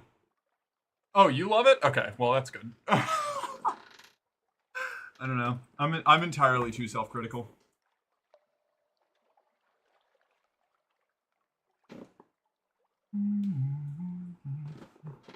Mark looks like a Final Fantasy character. Yeah, I do have that Final Fantasy hair going on. Looks cute. Oh, thank you. I could take 10 people at once in a fight, right? In a fight, right? Oh, that's right, I'm out of coffee. Damn it. You look like the main character of an anime. You just need to them hair stick things. Oh, you're so right. Merrick. Oh, hi. How you doing, dude rolls? Did I miss anything else? No? Donna's idea of sports is just her getting into a bed with 10 plus people. I mean, what? Merc gives off Borzoi energy. A Borzoi is just a small dog that got really stretched out and longified. So that's pretty much Merc. Look, I've commissioned the character art. It's being worked on. We're going with Australian cattle dog. That's the dog type, okay? That's the canon Merc dog type. I made sure to not pick any of the most popular options so that everyone is a little upset with me.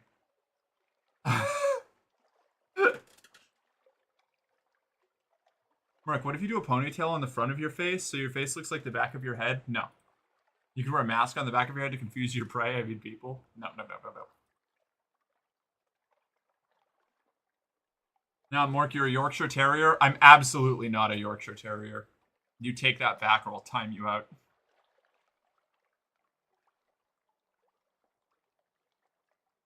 Okay. I'm still waiting on the bun that you were going to do on the subathon. I don't know how to get my hair to behave into a bun. I need more powerful hair keepy-uppy things. Like, putting my hair up is such a process. It's so heavy. There's so much of it.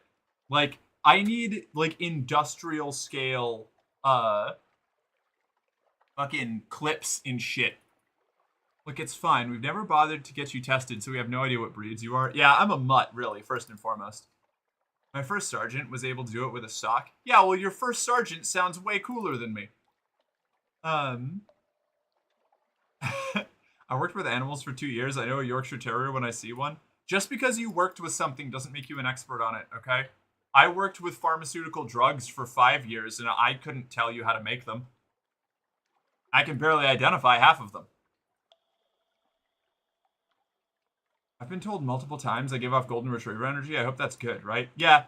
The golden retriever boy is like one of the best like stereotypical archetypes you can get put into as a dude generally. I would say. Low key, she was a 5-foot badass. Her hair was as long as yours, and she could still run me into the ground. Holy shit! Okay, noted. Not an expert, no, but I'm pretty good at recognizing breeds by now. Apparently, not as good as you thought.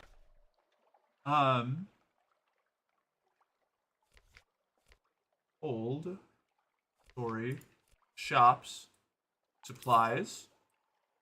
Oh shit! I'm gonna need more supplies for the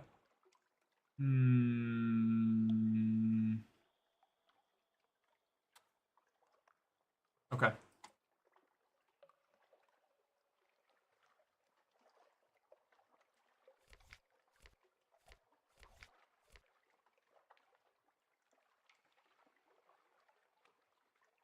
You know what? We'll go to the Salt Lions real quick. We're gonna do a couple like little baby quick runs, I think.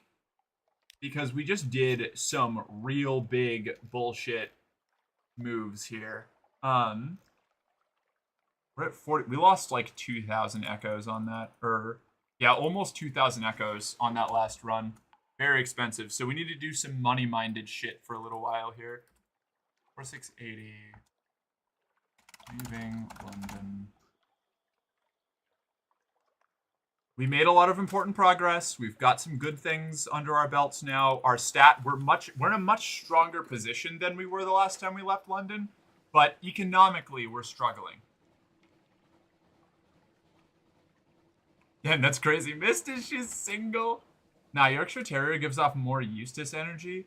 Merc is a long, spindly, noodly type dog that runs around in a chaotic motion when she gets the zoomies and stares at you from under the door when you're pooping. Yeah, like a red heeler. Like an Australian cattle dog. I'm telling you, any of you who have never interacted with a cattle dog, you'd understand why I'm adopting that as my style. And very trainable. Yeah, exactly. I think she gives off German Shepherd vibes. Excellent. Excitable, stubborn, dramatic as fuck, but loyal as fuck. Yeah, similar things. I could have gone with German Shepherd, but it would have been a little bit too on the nose, you know?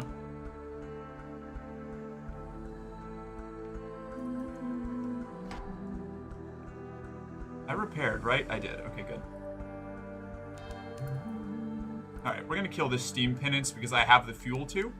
And I'm upset about accidentally throwing out a unit of fuel during our stop. So this guy gets to pay the price.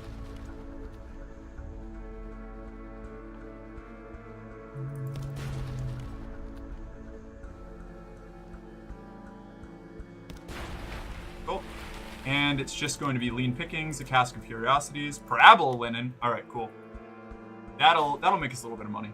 We're just gonna lurk and leer around and sink some pirates and gather some stuff just to make some pocket change, make up for our big expensive run.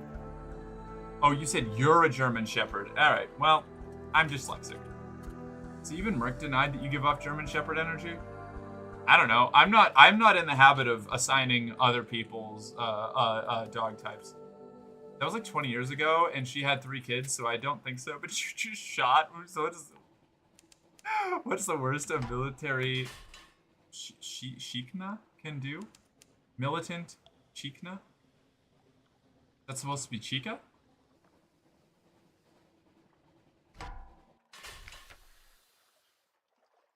See, I know that's more accurate, but I can't stand Huskies, and German Shepherds are honestly fairly similar from my own experience, so I say good, close enough.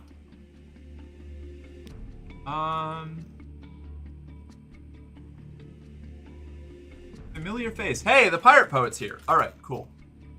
Gator's Mourn. The Mourn's a stalagmite vast as a crag, and its foot has no safe harbors. The Corsair's citadel nestles halfway up. An intricate system of winches takes the strain, and your ship rises slowly from the sea.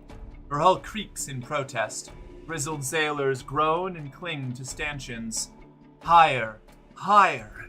Now the Untersee shimmers like glass below. Children clambering in crevices cheer and wave alarmingly. The winch motor slows, and you hang in a cradle next to a red-bowed pirate cutter. We're gonna do this. A familiar face. The pirate poet is here, performing for a crowd outside the limpet. Verses amongst iniquity.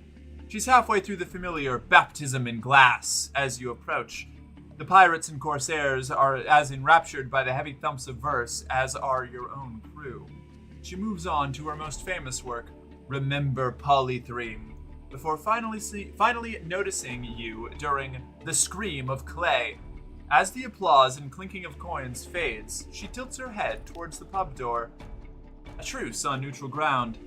At Z, you are deadly rivals. Here, you can simply be 2 captains sharing a drink and a few stories. Yes, we can bang the pirate poet. I'm so excited. A tryst, a few drinks with the pirate poet. Walk away. A tryst with the pirate poet. You have the constitution to match a clayman. She's an enemy. If she has mistaken civility for anything more, the fault is hers. Tryst, you've fought many times. Tales of your mighty battles are told across the Neath. Your names are often spoken together. Is this the next step? An alleyway consummation. The pirate poet's caress is the slow pressure before the earthquake. the softness of silt slipping through fingers. Clay and flesh twist, grapple, entwine, an advantage pressed, a counterattack enthusiastically welcomed, the smell of sweat, the taste of gunpowder, a few stolen minutes behind the limpet that could never last long enough. The pirate poet pulls her hood back over her bald head. You have seen more of my poetry than most know. Those are verses from another time. I carved them, but it was your city made them part of my clay. I keep them as a promise to myself that never again will your people get to leave their marks upon me. She hesitates. But I will give you the chance, if you will do me the same honor. Lost 5 terror. We forged a rivalry with the pirate poet. Ah, she'll give us a tattoo. Fuck yeah. This Gator's Morn Needle House is surprisingly clean by local standards. They wash their instruments at least once a day, sometimes even in hot water. Choose a face tattoo, choose an arm tattoo, choose a back tattoo. Either you wear your indiscretions with pride, it is the Zailing tradition after all, or the largest canvas you can offer her. What do we think? I'm thinking face or back. Back will give her more territory to work with, but a face tattoo from the pirate poet sounds fucking awesome. Gators? No, get. This is in Florida, canon. Give her all the territory, tramp stamp, back. All right, okay, we're doing back. If you don't hear from Donna, don't go looking for her, okay? All right, it's a deal. Chicana. Mexican woman with fierce attitude. Oh, okay. Was there a missing A in there, or is that how it's spelled? Chicana. Mexican woman with fierce attitude. Excellent. Okay, good to know. I'm adding that to my, what do you call it? Lexicon. I'm in danger. I give off the energy of a bear cub that your kid thought was a dog and brought home being like, Mom, can we keep her? But I'm very well behaved and won't eat the mailman. Give her all the territory, tramp stamp back. All right, we're doing back tattoo. Very good. Hidden poetry. The pirate poet finishes composing a short poem, handing it to the needleman to transcribe and decorate. It's a piece I give you to wear, but not to know, she smiles. Let us pretend mirrors do not exist. I like that. That's hot, actually. That is an incredible bit of, I'd be into that.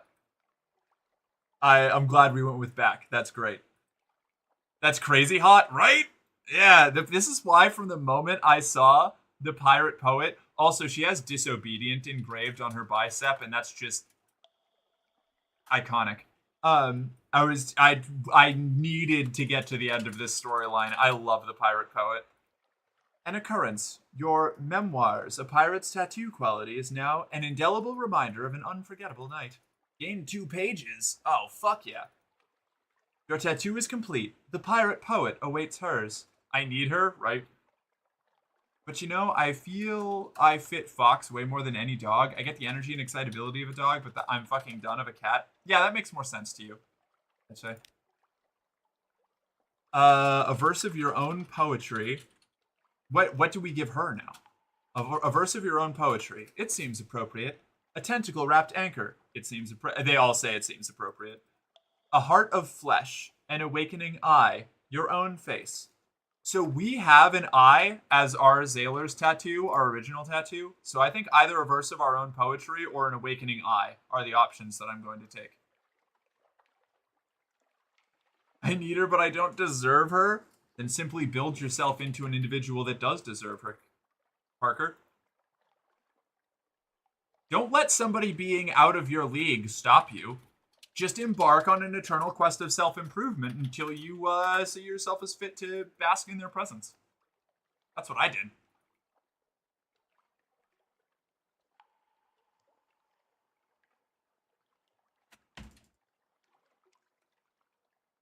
I'm going to do a verse of my own poetry.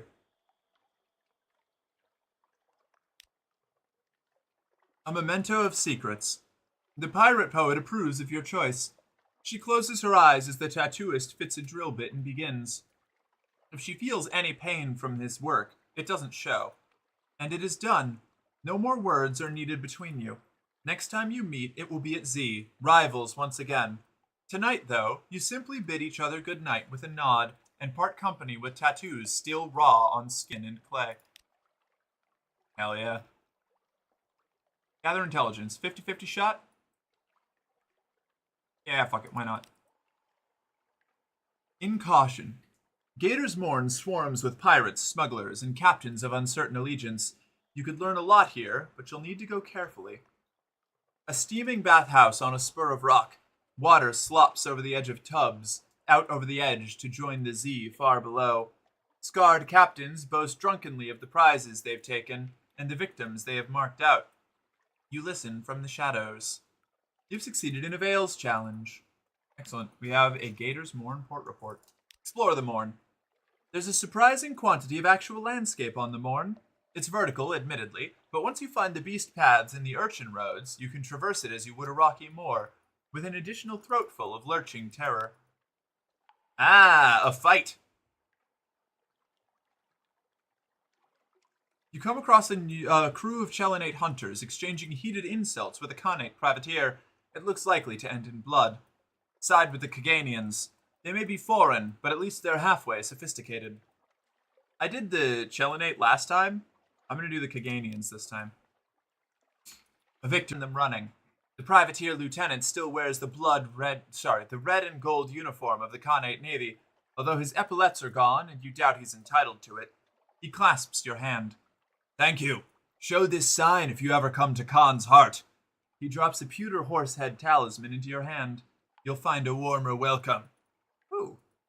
One favors. A pewter horsehead. That's helpful. We're gonna need that. We're trying to get in with the Khanate these days. Not buying anything. Concealed compartment. Whoa! Okay. Contraband concealment plus 20. Okay, we're gonna come back here and get this later, because that's awesome. And that means I can probably sell this one that I've been holding on to forever. Because we're... Cargo security plus 1. Oh, these are for different things. Gotcha. Okay. Intriguing. We'll take a look at how we're gonna handle that later.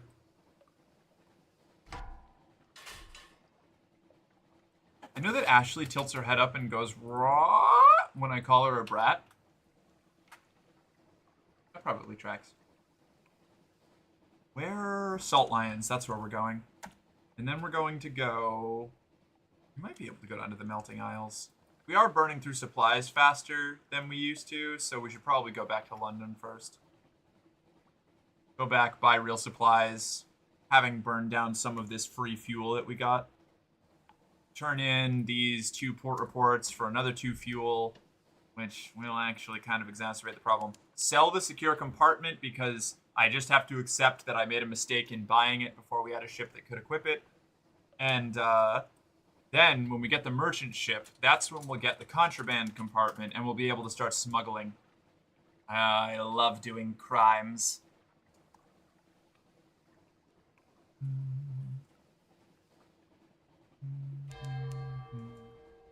I bet a neck scritch rocks as a kitty cat. If it's anything like getting a human neck scritch, I would agree.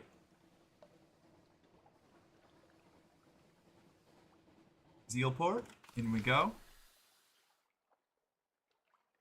The Salt Lions, after all. 2 basalt beasts, cathedral-sized. They frown eternally at each other across the black waves. The north one carries the remnants of an encampment, fraying and tattering in the wind. A supply dock stands empty below. Pick over the equipment. Oh, wait. Oh, right, yes. Alright. Pick over the encampment. From time to time, some entrepreneur attempts to continue the disassembly of the Salt Lions. It never ends well, but perhaps they've left something. 2 fuel and supplies. Remnants. A barrel of Murgatroyd's fungal crackers. A sack of coke. A tear-stained Bible. An odd slick of blood. Take what you can and leave. Compile a port report. Never mind, we're just gonna head straight south from here. I think we can make it. Salt flyons. You've brought the knackriest outcast here. With luck, it knows why. Unexpected grace. The face of the northern sphinx is all but gone, but the nacreous outcast scrambles doggedly up. It pauses at the top, then flips into the air, an arc as precise as a compass line, down into the darkness of the Z. It's gone with barely a splash. You wait. There's no reason for alarm. It can probably breathe water. You wait longer. There's a certain degree of decorous alarm. Longer still, and the alarm manifests in the form of sailors clustering casually by the rail. Only casually, because no one would admit any concern for the fate of a rubbery man. The rubbery man surfaces. It mounts the steps to the quay, with the ceremonious delight of a vicar mounting the steps to a pulpit. It holds a sphinx stone chess piece aloft in its hand. Principles, it wheezes. All right. Sure. Why not? We have a new chess piece to go north. You officers. Cooks, can we speak to? I would like to have dinner with you now. An untidy dinner. Where did it learn to cook? Not in its amber-smeared home tunnels, because it obviously prefers its food raw. Between gulps and flabbers, it attempts to chat. It's hard to decipher its words, its mouth full of fish flesh. Its mind is alien, and besides, it's terribly shy. Consequently, the evening is not a great success, but you learn a little of its past. It was abandoned in Port Cecil for rubbery crimes whose nature quite slipped the surly bonds of language. The principals found it an apt tool, and has been its patron ever since. It begins to say, I used to love, and then suddenly excuses itself. Gained a secret, a tale of terror, and a Z story. You're learning about the nacreous outcast. Okay. I'm gonna increase my veils with the secret that we got there. Yes. Very good. Perhaps not. Rubbery crimes, right? Yeah. It's me. I'm Crimes. Yeah? You want to be Crimes, Ashley? Gonna have to be lucrative. Y'all, it was 72 in American today. Can you believe it? Wow, that's downright chilly. But raccoons are my spirit animals. They're not smart enough to do cool stuff, but they're smart enough to make it everyone's problem. They have insomnia. They understand the metaphysical pointlessness of life and the suffering it brings, so they hide in a trash can, just like I do. I love raccoons. I have a great amount of empathy for the trinity of scavenger beasts: raccoons, possums, rats. Love them all. Yes, please. I'm all the crimes. What is this J.C. Penney portrait shot? Of who? The rubbery man? Well, I have really long E.T. fingers and soft hands. I have black beady rat eyes, so that's close enough. I like the grabby hands. All right. Yeah, out we go.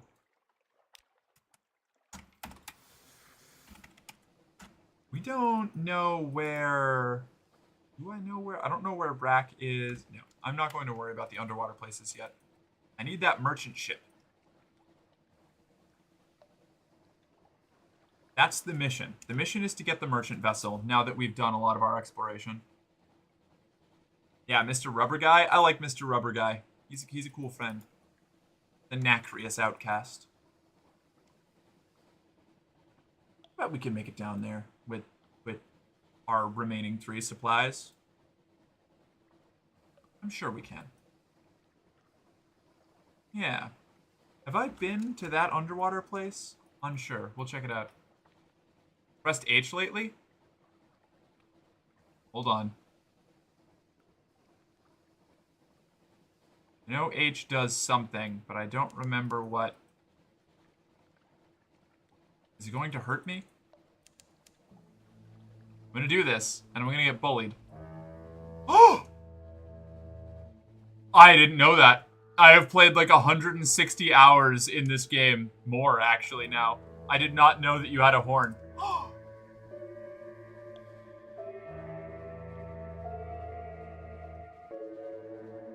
Toot toot indeed! Ah, I love love that. You can stay. I like you.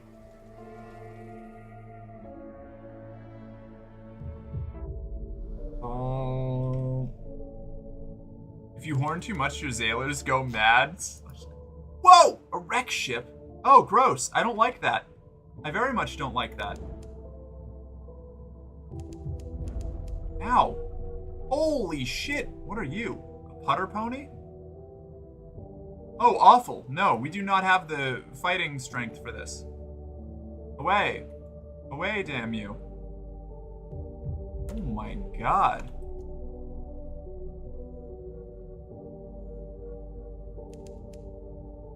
Okay, we're gonna go right back up topside now. Didn't love that. Watch it lure all of the monsters into simple things. Hey Chris, how you doing? Well, that was concerning. The temperature changes abruptly. Your helmsman complains about goosebumps. Disease bounty sustains us. No landlubber would notice the change. Oh. But you feel the air prickle on your skin. Somewhere new.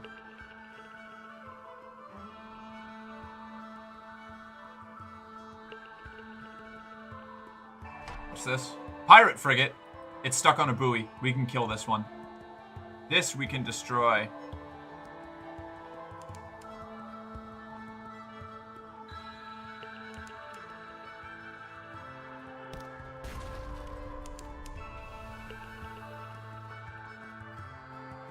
We're just gonna sit here in their wake. Of course, fog would grow around us. Why wouldn't it? This is gonna be a nice fuel-efficient fight. All right, we're gonna burn minimum fuel. We're going to get maximum profit, and we're going to continue on our way to the Melting Isles. She's a vile old vessel. 1 supplies and 2 fuel. A bolt of fabric. More parabola linen. Hell yeah. That's like 120 echoes of profit from this little run already. That's good, because we need all the profit we can get after that disastrously expensive exploration expedition we did. Which, like, again, it was worth it. We needed to do it. We got 2 captivating treasures for our heir. We got the monstrous almanac. We picked up a boatload of quests, advanced our ambition. Like, it was good. It was profitable in spirit, but not in echoes. And unfortunately, echoes are what keep the body running. Commander! What did I miss? I don't know why, but Mr. Rubber made me picture a brand of condoms that have goofy faces on the tip. Like the little Charmander derp. You should put that in the emote suggestion channel so that I can remember to get a little derpy-eyed emote when my art is done. And their canonical name is Robert Rubbers, but the brand name is Mr. Rubbers. I love that. Mangrove College. An intense stare. Wait, first. A steaming sprawl of parasynthetic vegetation, and a village. Barely a village. Old walls, roofs in disrepair, stilts leaning dangerously. It looks to have been assembled by drunks in a hurry. Dock carefully. There's a gentleman watching you rather closely. He may be mumbling to himself. Well-intended questions. The impolite investigator shakes your hand with extreme vigor. Good day, madam. When do we leave port? Can your ship outrun the Khan's best? Not that you'll have to, but it would be comforting to know that you could. Take the hint. He needs to escape, and you can get him away. I'll welcome myself aboard. Where is my bunk? He heads up the plank before you. He continues talking, expecting you to keep up. The Kaganians didn't seem to like me asking questions. Not many people do. It's made me unpopular in most ports, but there's still one I haven't tried. Could you take me to Hideaway? It's beneath the waves, on the back of a gigantic beast. You cannot miss it. Do I know where Hideaway is? I'm not sure if I do. I don't think I've found Hideaway yet. I almost fell asleep without setting my alarm. That's nightmarish. That scares me so much. I like triple check my alarms before going to bed. I will sleep through all of my obligations if I don't have an alarm set.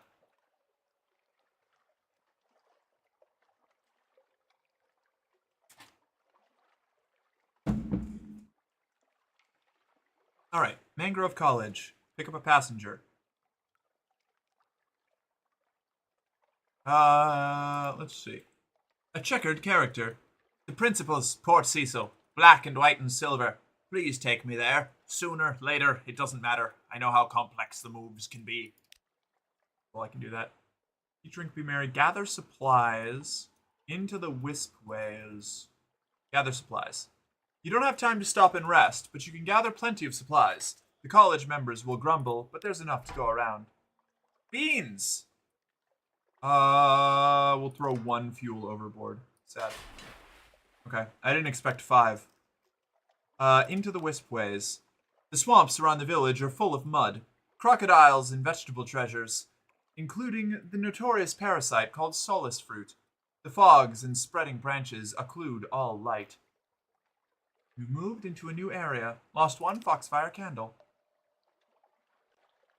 Whoa! Ah, shit. The wispways. Narrow waterways and caggy paths, marshlights and mud. Now and then, parasynthetic mosses like shaggy curtains. Now and then, a questing tentacle. A calamity of ants. Shining bodies burst from the pitcher plants around you. A thick mat of ants swarm in ambush. Flee! Your veils gives you a 36% chance of success. Falling behind. One Zailor trips, and the ants pour over him like oil. His screams pursue you through the trees. Oof. A shimmering web. Half-material strands of blue-black light hang between the trees. Something strayed out of the realm of dreams to spin this. Its touch drinks life. Find a way around. 57% chance. Pages challenge. A way around. There! A narrow way between the thorn cypresses. Ignore the pendulous bellies of the watch grubs where they hang silent on the branches. Cut a path through the shadows. Okay.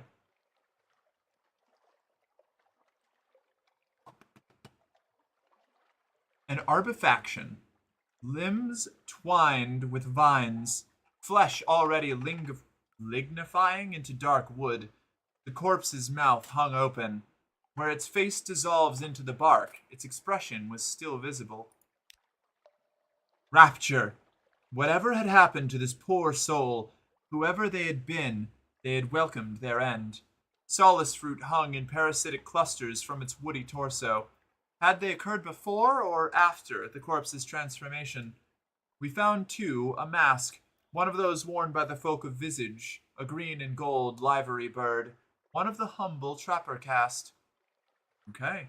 Gained a solace fruit and an outlandish artifact. Oh, alright, I guess that's it. We still have 5, we're going back in. Woo! This way, This way, please. And Hi! How you doing? Pharmonica, thank you for following. Welcome to the company. You're one of us. Now, report to the arsenal for your standard issue equipment. A morale officer will be with you shortly. Pleasure to have you.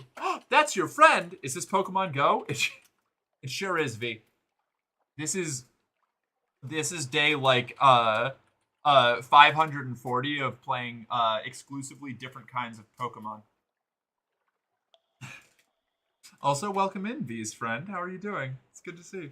Good to see you. Nice to meet you. Love some aunts poured on me, ayo. Quaggy, as in quag. Oh, Quaggy, as in Quagmire. Gotcha. Okay. Thank you. It's lies. I'm still waiting for my morale officer. Well, it's a long line and we're short-staffed, okay? They're very busy beating up Misty. It's basically 80% of their job.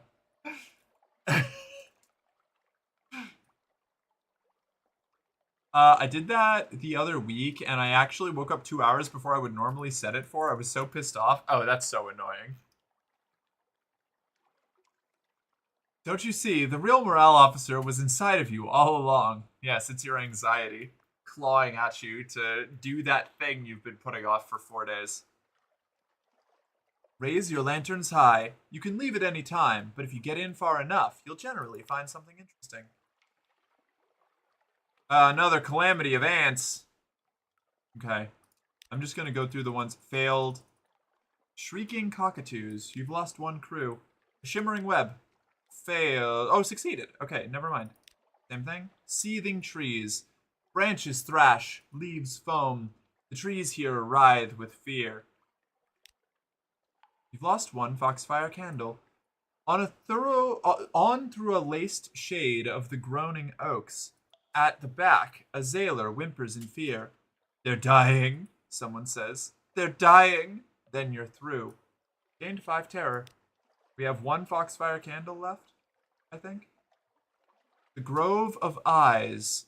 Huge willows. The grove was carpeted with moss where our feet crushed it.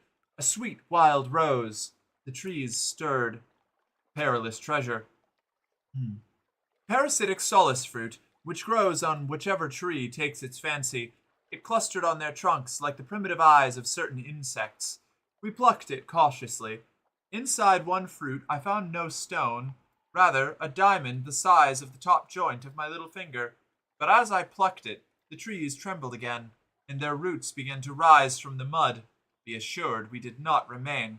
Damn, a solace fruit and a captivating treasure. Alright. That was worth it. That was very worth it. How many foxfire candles do we have? 1? Okay, we can always get rid of that one if we need space. Well, that was profitable. Unpick the mysteries of other lands. Oh, I can get a secret. Piloport report. Oh, ooh, what's up? Hi. Cute. I'm cute? Yeah. Me? Yeah. I don't believe it. I do believe it. I'm just lying, so I'll get more compliments.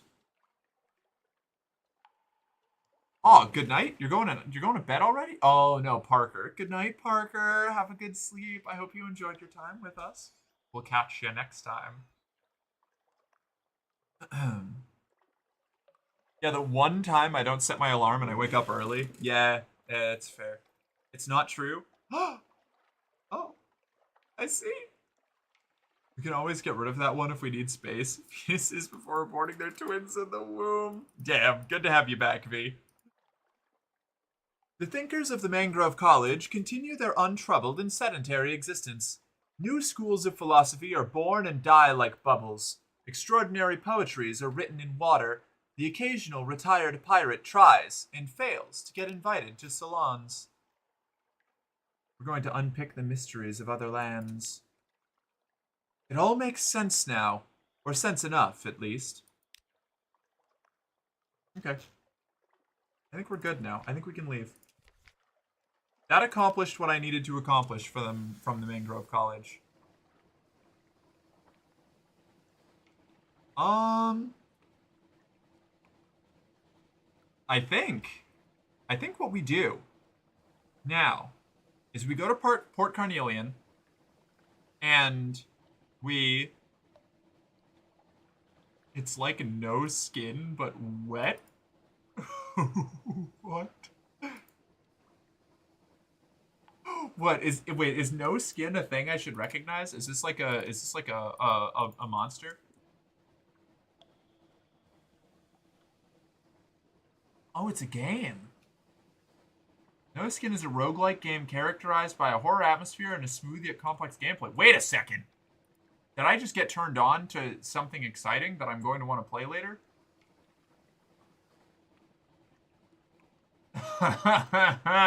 This looks aggressively up my alley. I'm adding this to my wish list.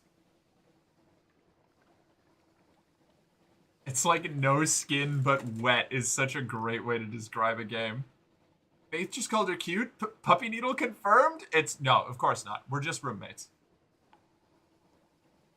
I was gonna say it was true, but then you said it had to knock you down a bit. Thanks. You're very cute, Merc. A cute little puppy, and we're all so proud of you. Thank you. I'm a liar who is spreading misinformation. The only thing in common is choosing to go places. Aw. Highly recommend? Alright, still gonna check it out then. Be me. Go to the no skin. Is it a creepy no skin or a wet no skin? Both are creepy, actually. It's just dry or wet. How much does that new game cost? $7, apparently. I have a Kuwait away already, so like I have things that I need to get through. I need to play Seiko, the giantess dating sim. I need to play Shogun Showdown and that Sakuna of Rice and War or whatever. I have like 3 games that are all queued up. $7. That's like 36 more cents than We Know the Devil. I already own We Know the Devil. That's right. We Know the Devil is also in that queue. I have them all installed. I actually have a category in my Steam library now that is just to be streamed so that I can keep track of all the games that I have to play in a place where I look at all the time instead of like in my Discord or like Notepad apps, which I forget to open constantly. Waiting for Silent Hill F to release in September. What's that?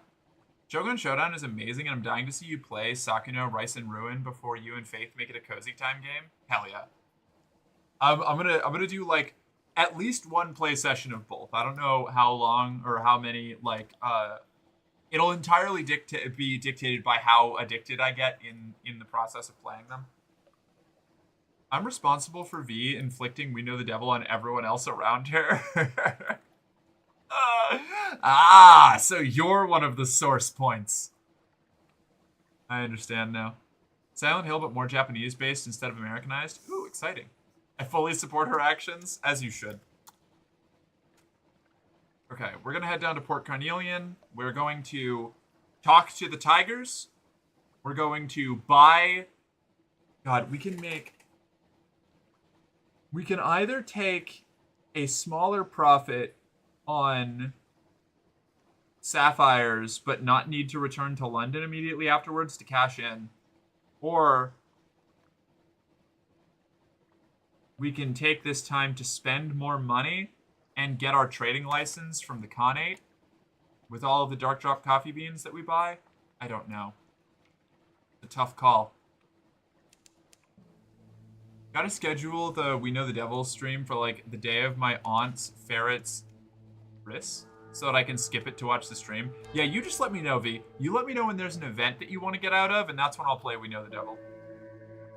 Monica fully supports my actions in that my actions consist of advancing her agenda. Ah, we love a collaborator. Bris being the ceremony of circumcision. Ah, I see. All right, you know, that makes sense. I just figured it was some sort of thing that you don't want to be a part of. Some sort of social obligation that, like, pretty much everybody in that particular social group doesn't like or doesn't want to be around for. Which, the meaning translated, even if I didn't know the exact definition, you know?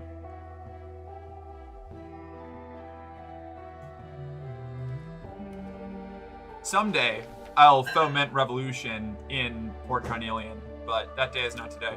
I'm not close enough friends with the Tigers yet. Ambition. An additional sherry with the fierce philanthropist. This time, the sherry is accompanied by a fruit loaf, slathered with butter. When you raise the matter of your search for immortality and the involvement of Lighton, the man who shares her name, she grows thoughtful. Eventually, she speaks. Some time ago, I lost something beneath the Z. It would help both our causes if you were able to locate it. The thing I lost was my husband, she tells you. You tut, and she raises a guilty hand. I know, careless. He fell in with an unfortunate crowd. Rabble-rousers, schemers, renegades. They called themselves the Seven. She does not sound entirely disapproving. My husband shielded me from the details of his endeavor, although I have made a number of suppositions. I know for certain, however, that it ended in disaster. He and his co-conspirators fled beneath the waves. If you could find him, he may be able to lead you to the others. If you locate him, please give him this. She hands you a locket containing a miniature portrait of herself. It is likely that he is dead or unable to return, but if possible, I would like him to remember me. She takes an abrupt sip of sherry. Search the cities under the Z for signs of Lighton, the fierce philanthropist's husband. Okay. Alright, Aigul, the city of regrets. Ant, the city of flowers. Dahut, the city of peace. Hideaway, the city of refuge. I forgot the whole reason we were going to Port Cecil was so that we could trade the Scintillac we got there to get access to Dahut, and I sold it when we got back to London. Like a moron. Alright, this is fine. We'll just have to go back. We're running it back. I goofed myself. I should probably make food at some point. I'm getting hunger delusional. I have my yogurt. My yogurt will take care of me for now. No! Oh my god. Oh,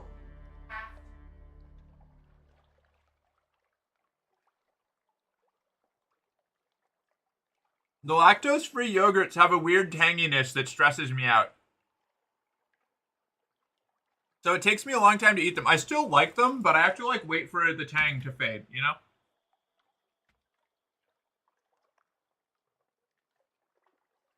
I mean, I will admit that I have very little desire to watch a ferret get circumcised. That's true. That's fair. We love a collaborator. The CIA, when they discovered grassy knolls. Would you make me one of those birria noodles? Thank you. Yes, it is. I sold it when we got back to London, like a moron. When you're told to fetch the crown prince for his coronation, and you have an oops moment. Oh no. All right. Call it the Hearts Crossed house. Visit Murgatroyd's tea shop. Call it a room above a bookshop. And for sapphires in the fungal jungle. 52% chance. Why not? A native ambush. Perhaps ambush is a strong word, but there's a tiger sitting on a broad mushroom cap asking unflattering questions about your nutritional value. You retreat. You've gained 1 tale of terror and 1 point of terror. Not so bad. Find the avuncular broker's snuffer. He wants it captured alive. No way. Oh, with 3 foxfire candles? No. Abandon the pursuit for now. We don't have the resources or the skills to do that yet. Call it the Hearts Cross House, where the governor administers this distant fleck of Her Majesty's empire. The governor is very, very busy. An attaché offers you a bowl of sugared puffballs and explains the work the governor does among the natives. Got to keep them happy, what? After all, they are tigers. Alright. Shops. Supplies. We actually don't need any supplies. I thought we'd need a lot more. We can sell our solace fruit for 100 echoes. Free up some cargo space. The clattery heart. It thrums. It wanders. It has a delightful sting. Oh, that's right. You need to finish the clattery air quest line to get this. Okay. I think I have that. We're pretty much done with story things at Port Carnelian. Enjoy a sherry. You have no particular business, but sherry is sherry. Okay, that doesn't reduce stress or anything. So, shops. We have 10 cargo slots. We could turn that into... Oh, hold on. We can get 20 parabola linen by trading a mountain sherd. All the way up at Irem.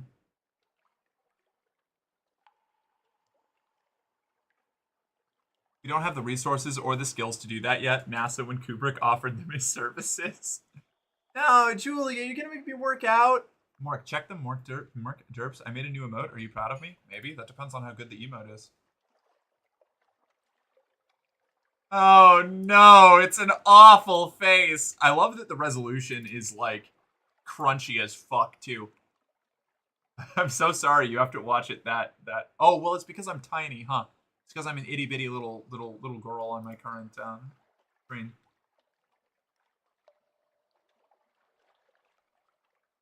I am proud of you. That's an excellent freeze frame that I should never have allowed to be seen.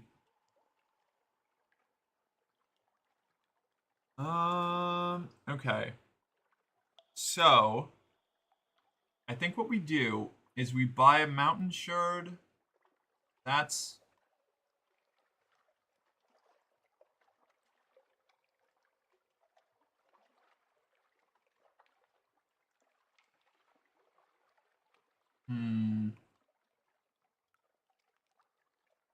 No. I think what we're going to do is we're going to buy Dark Drop. We're going to fill our hold with Dark Drop coffee beans, maybe? Because we can trade those in for Parabola Linen up at Irem. Oh, thank you.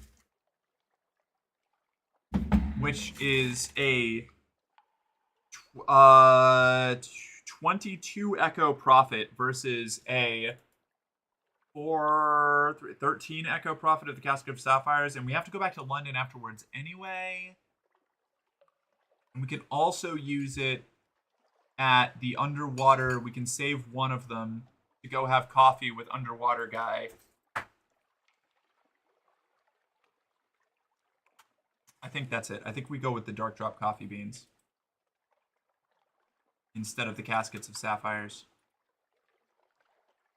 Probably? Probably. Yeah. Yeah.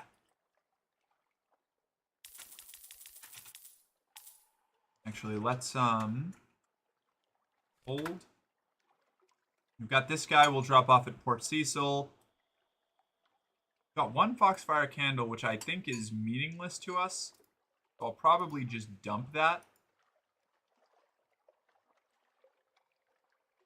We need that strange catch. Talk to our cook later.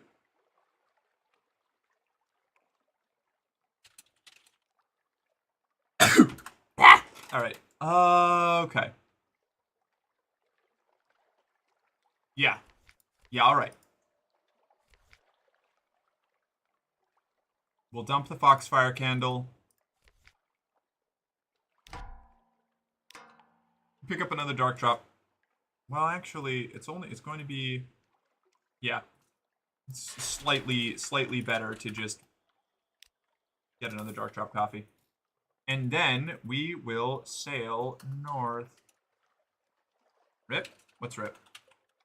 Now, my internet crashed at that perfect moment. Also, yeah, I had to super crop that shit. Yeah, right. Also, Donna, Julia wants you to pick the exercise punishment that I will be undergoing. Oh, I'm so excited for these noodles. Goddamn. I'll probably just dump that. My girlfriends from my first triad watching me fight Raphael in PG3. Oh no!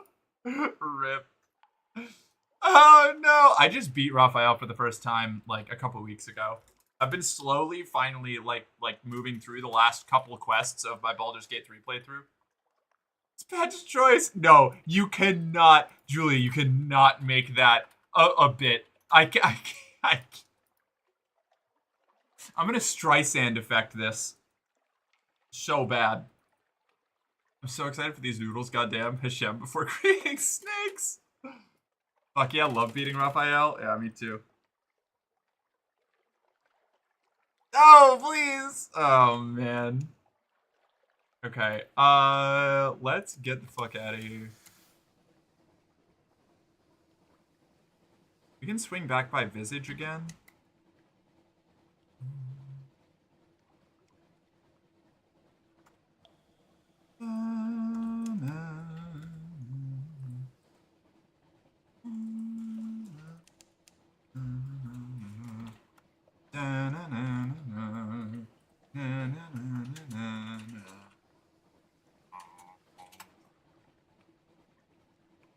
So I think the plan, we're going to stop by, I don't remember if this is a light ship or if it's an underwater city.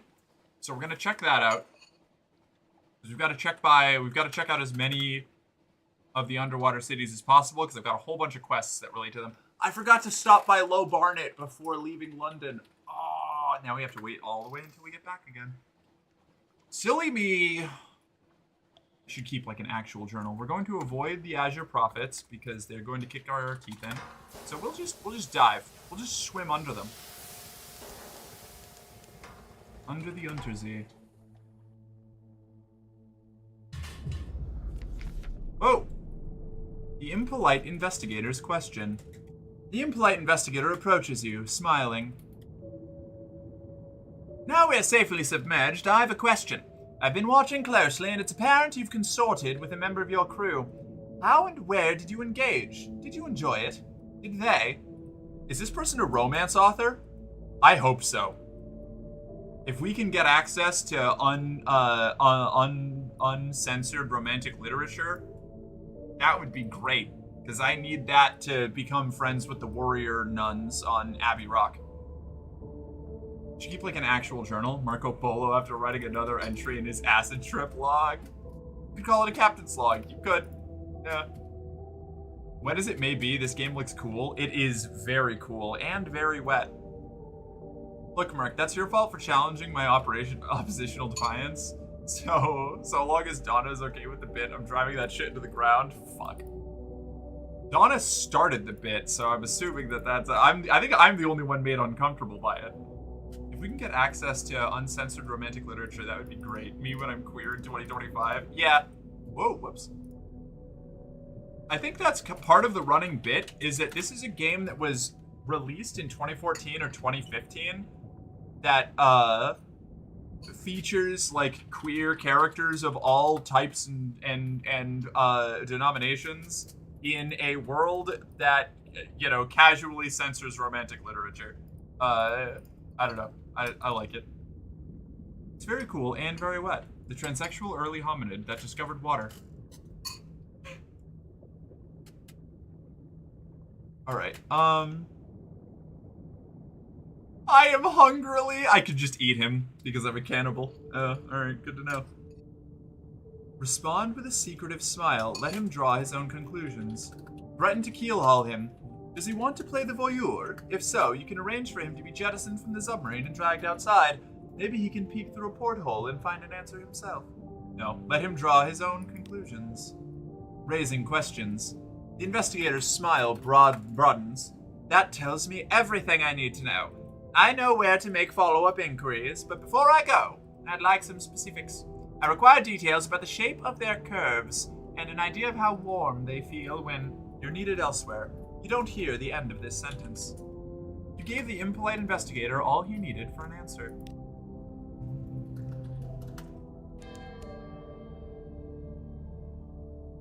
July 19th, 1888.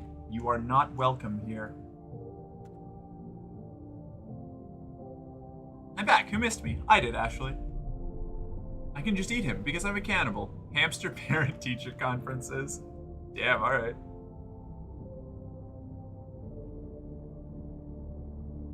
Huh, that feels slower. Ah, good. Another unclear bomb.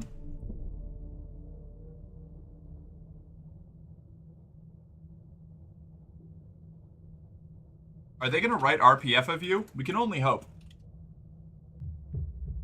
That's that kind of weird, you know, just kind of toxic, like, fan base interaction that I really crave, you know? Healthy? Probably not. A good idea? Certainly not. Flattering? Yes. I'm gonna have to go through the rack to get in here, aren't I? What is RPF? Real people fiction. It's fan fiction about real people that exist. Alright, I'm going through the rack. Or the witherweed. What is this? Okay, so we're definitely just under a light ship. What's the green stuff do? Hello? Hello? You're supposed to get... There we are. A burst of viric radiance. Over the next hour, the vegetables in your galleys sprout leafy, frondular growths. Terror, +5. Hunger, -50. Nice. Okay, so this is definitely just a, one of those little ships. Does it give... Oh, right, it names actual underwater ports I've been to. Rosegate, Scrimshander. Do I know where Hideaway is? The Undercrow. Asteval. No. Okay. We're just gonna start heading north then. Hit check. Alright, give me a sec. Like the sold to One Direction stories. Same brain cells, sob, yeah. I've never written RPF about Merc. Yeah.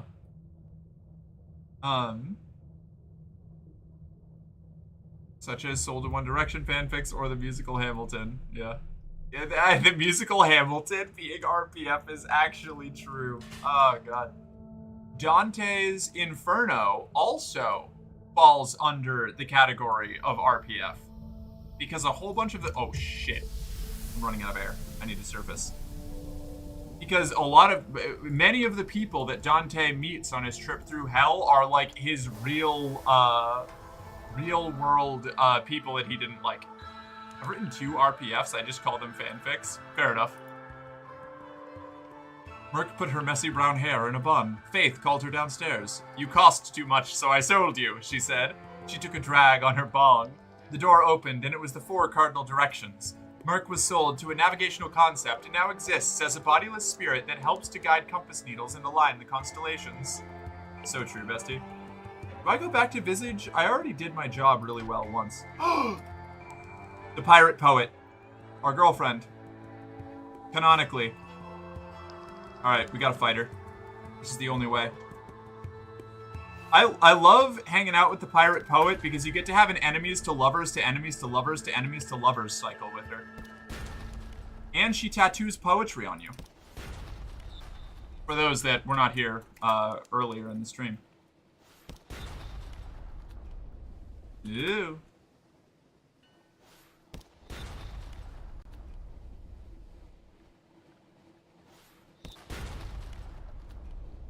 Our girlfriend, canonically, Merc seeing Faith. So true. So true.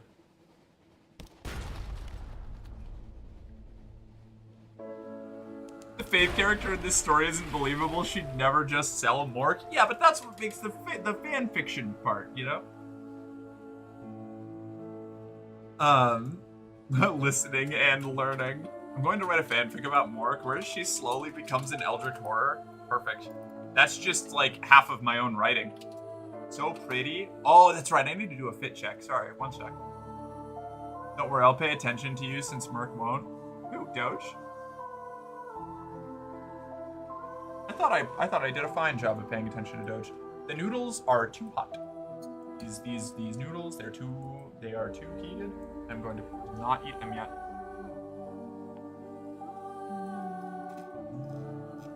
I hope y'all have had a good day. I've had a really good day, you know? I'm tired as fuck today, which, you know, I drank my coffee entirely too quickly.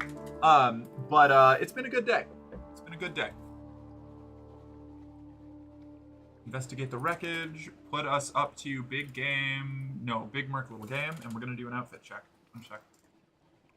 Yeah, I've been chilling with Farmonica, and that's always fun because she's chill as fuck. She seems great so far from the little bits of interaction that I've got to have with Farmonica. Did I miss anything else? Aw, yeah, you know.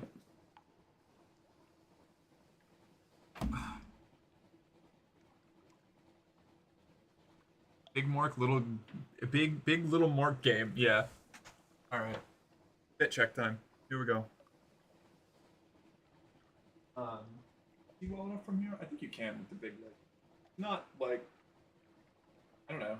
It's nothing fit. This is like one of those outfits that's just like, yeah, most of I'm doing laundry today, so this is just kind of like whatever reasonable components of my wardrobe I had that weren't, you know, dirty. So let's do some proper like you know, micro celebrity poses here. Like, also I guess if I like throw my hair fronds over my shoulder, you can get a little bit better of a hi. I don't know. This is very much like a chillin', relaxing outfit, not like a high fashion fit. Higher, further, inverted shoulders. Oh wow, yeah. This one, I cut the top on this one too wide. Whoops. So in focus. I can either get both shoulders out, or if I have one shoulder covered, it just like fully exposes like half of my torso. Looking gorgeous as ever, Captain. 1,000 women cry themselves to sleep each night in a hopeless mix of longing and envy, and 1,000, in quotes, men march willingly into the forced femme basement in hope of approaching closer to your glorious image. Ah, thank you. Love the off shoulder. It's one of my favorite looks. hair looks great too. Thank you. We just learned that I can do this recently, and I'm kind of a fan of it. Oh yeah, Lily, I know. She is fully ignoring you. That's what an abusive, terrible mother she is. Yeah, I know. Uh-huh. Oh, she has abandoned you. Yes, she is like, my fur is in its most luxurious state. It must be pet by all means necessary. She wants chain, I see. As she always does. Here. I will never Your cat, internalize. look. Oh, hey, yeah, wait. Look. Speaking of cat, hold on. Here you go. Look at her in her full glory. Her little coat is growing back. She doesn't look like completely ridiculous anymore. I should. Little baby. Whoa, there you go. And she wants away. Beautiful darling. She looks so soft. So does the cat. Yeah, right. She is soft, and so is the cat. Back here, and then. Hi. Yeah. So do I get to keep the? Wait, hold on. Wait, what? Okay. You get to keep what coffee? Wait, what? Hold on. Okay, wait a second. What did I miss? That's a great fucking hairstyle. I'm liking it. It's been nice. I'll never internalize the knowledge that Lily is the name of a cat and not a cat girl. Fair. You have to have a believable catalyst. Now you have Merc going for a walk and she sees a shiny on the ground. And she bends over, finding a pumpkin spice latte. Oh no, this is already starting to feel AI generated. She sees something shiny and bent down to pick it up. It was her favorite drink, a pumpkin spice latte. A white van screeches to a halt behind her. Several men in black ski masks hop out and hold her down, binding her with a thick rope. Merc, finding herself all at once confused and aroused, her mind racing wildly. Men carry her into the van and drive away quickly. One thought solidifying in Merc's head. Do I get to keep the coffee? That's, you know what? Fair enough. That is correct. That would be what I would be thinking. Like, after the initial shock, once I settled into just, like, chilling out, bound in the back of a vehicle, I'd be like, so, like, you know, can I have the coffee? Can I? That is believable, actually, Misty. Did I do well? You did. I liked that. That was solid. Hey, beautiful Merc. Hey, Jim. How you doing? Are these noodles still too hot? I'm gonna try to eat them anyway. No, I can't even hold the bowl. Too hot. Too hot. Danke, bitteschön. Alright. The legendary clay woman Corsair. She clings tight to the last few scraps of floating debris. Defeated, but defiant. Rescue the pirate poet. Once again, you are the victor. Words are no longer needed. The pirate poet bows her head, acknowledges your victory. Next time, though, a slight smile adds, do not expect her to go so easy on you. Gained 1 fuel, 1 supplies, and 200 echoes. Some sort of barrel. A cask of mushroom wine. Excellent. Lovely. I suppose we should pick up port reports while we're on the way past here. I'm gonna eat your noodles. Better eat them before I get there. Good luck getting here in time. You have to get past the wolves, Ashley. They're our greatest defense. I'm not going to do a whole Visage questline because it takes forever, and I already got a captivating treasure from here, and I'm not ready to do another. I'm not ready to dig deeper into Visage yet. Rest well, dream of large women, and larger women, and even larger women, and unfathomably huge women, and women beyond the scope of our current concepts of space and time to describe, and eternal women who stretch from before the dawn of time to after its end, and women who exist in a billion spatial dimensions, and women infinite, and women of infinitely terrifying aspect, and also Coleman. Who's Coleman? Joke's on you, I'm a sneaky fox, so I sneak by all the wolves. Dang it, I should have considered that.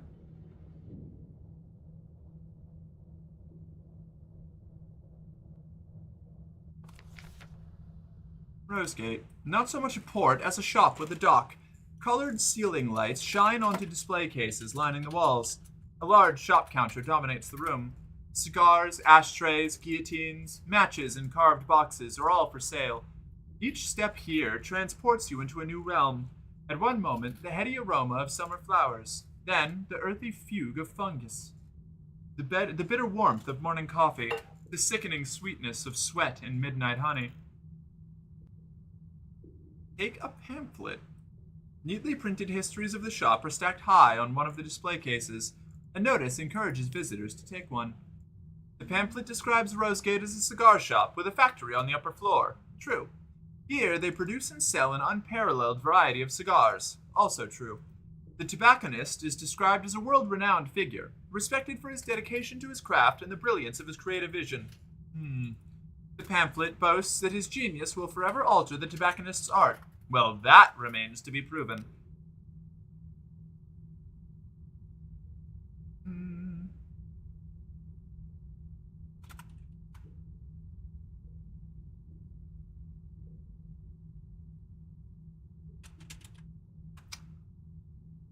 No. We just go. I don't need to buy anything here, I don't think. We've got fuel, we don't need that. Nope. Alright, we're good. We're good. We're good to go. I just wanted the port report. I don't have the quest for him done yet. You know, Coleman from The Girls, the Gays, and Coleman? I don't, actually. Anyway, good night, Merc. It's late on this end of the world. Good night, Fee. Sleep well. Thank you for swinging by. We'll catch you later. The Utter Shroom. Yeah. Okay. I can't go to Scrimshander yet because I need hunting trophies, or else I will have to give up another finger. And I only have like 4 more of those that I can give up. Good night, you're cool? Thank you, Pharmonica. You're cool too. Have a good night. The Utter Shroom. We're on our way.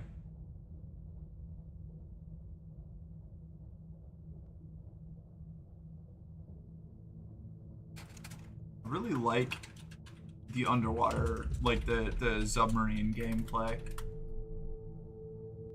It feels way spookier. You know, not being able to see anything around you and needing to rely on the sonar really does up the freak level, you know?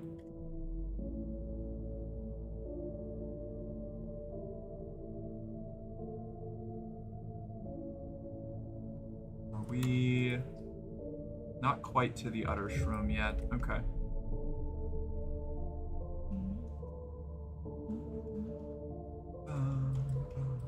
A shoal of fish pass by a porthole. The prow lamp reveals the midnight iridescence of their scales. Frankly, the fact that we even have portholes on our submarine is concerning. We ascend, we pick up a port report from the Utter Shroom, and then we move on.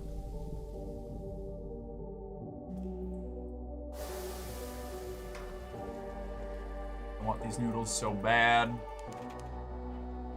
I should not be doing this while I have to navigate into a port. I'm going to impact the side and die. The water is sluggish with hyphal threads. Violet vegetable bulks break the surface. Myceligae. Myceligae?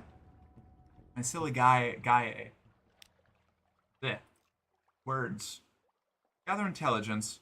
What happens up here on top of a mushroom the size of Marlborough?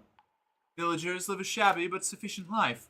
The Utter Shroom provides. They are secretive, taciturn, incurious. Ships rarely visit. Experiment with your strange catch.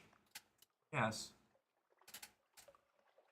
Trade a strange catch for a live specimen. Sounds awesome, actually.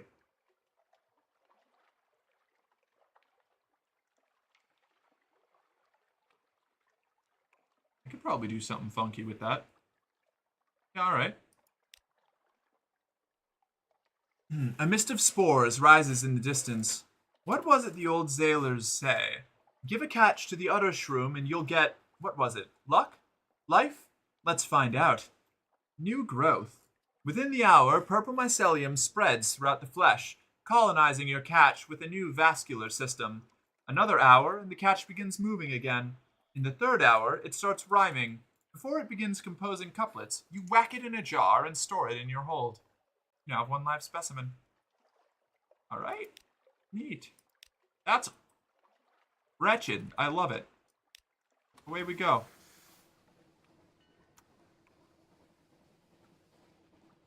I guess, where are we going? Straight to... We are planning on going straight to a REM, so I'm going to take this opportunity to explore the far east that we haven't checked out beyond the Utter Shroom here. And also, like, do some bat scans.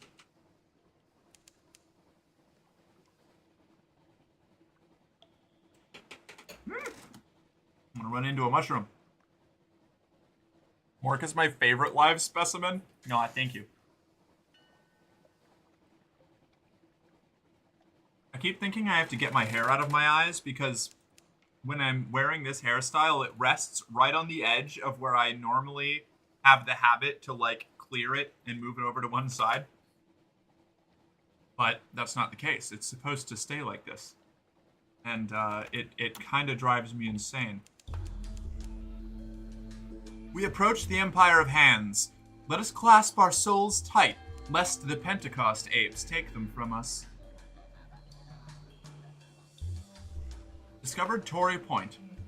The scent of the Z, salt and frost in cellars, black spices. Well, I've been looking for the Empire of Hands, and it would be right here. The Zeppelin! Yes.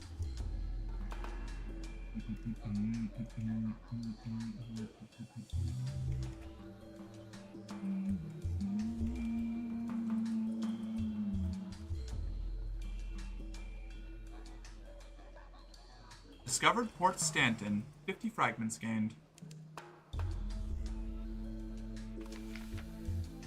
A stern reminder from the Admiralty.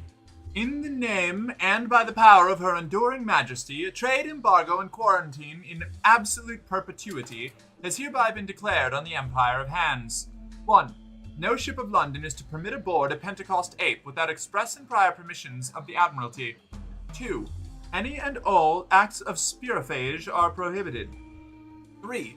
They know what they did. Beware of stowaways. Keep a tight grip on your soul. Excerpt from Standard Naval Regulations, Volume 4. Merc. Hey, Merc. Hey, Merc. Hey. Hi. What's up, Jill? Jillian. Jillian Flute Right. Flute Jillian Right.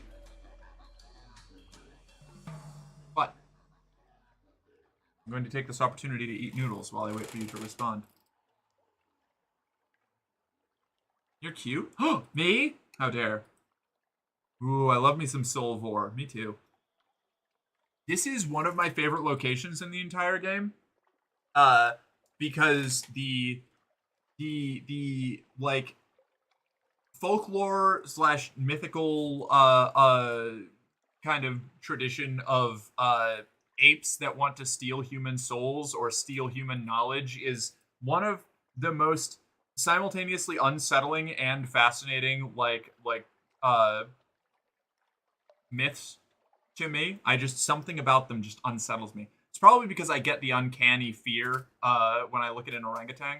Am I cute? Of course you're cute, Ashley. Noodles, what kind? Tapatio branded burria beef noodles. They're like spicy beef noodles.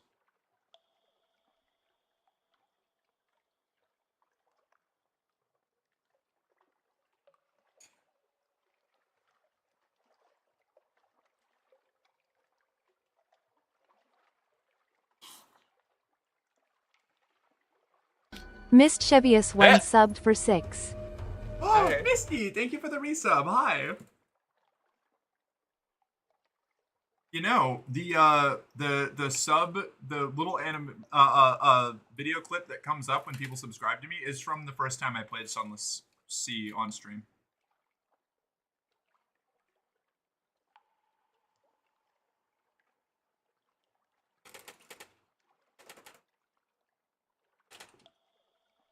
I got a Jimmy John's roast beef and cheddar Sammy for dinner. It was tits. That sounds great. Neat. Yeah, right? Just a nice little Merc history moment. She knows she's cute. Yeah. You can't oversaturate it or I'll get an ego on me.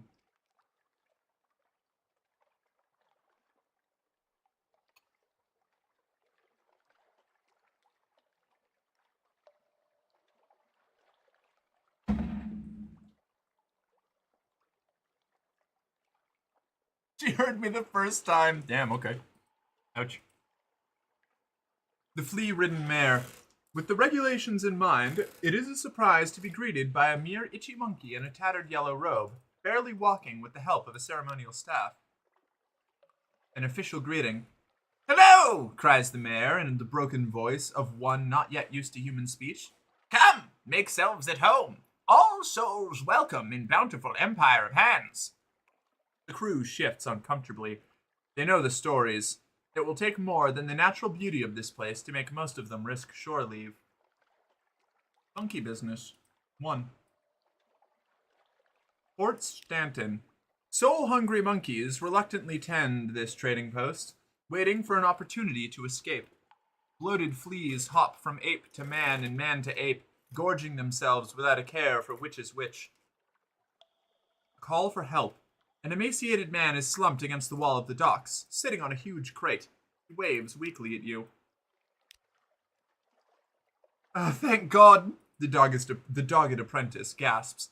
I don't know how long I've been here. It's been days, weeks since I ran out of money. I've got to get back to Rosegate beneath the waves. His crate rumbles beneath him. Please, help me. And if you had anything I could eat. You not only take him to Rosegate, you'll feed him too. He's clearly weak with hunger. You can spare a little sustenance. The dogged apprentice springs up to embrace you, but collapses onto the dock. After seeing him to a bunk, you check and double-check that your crew has securely stored away his rumbling crate. Alright. Zailing the Empire of Hands is not what I meant to do. Port Stanton. Shore leave. No more than 0, a rusty locket. Fascinating. Maybe. An audience with the flea-ridden mare.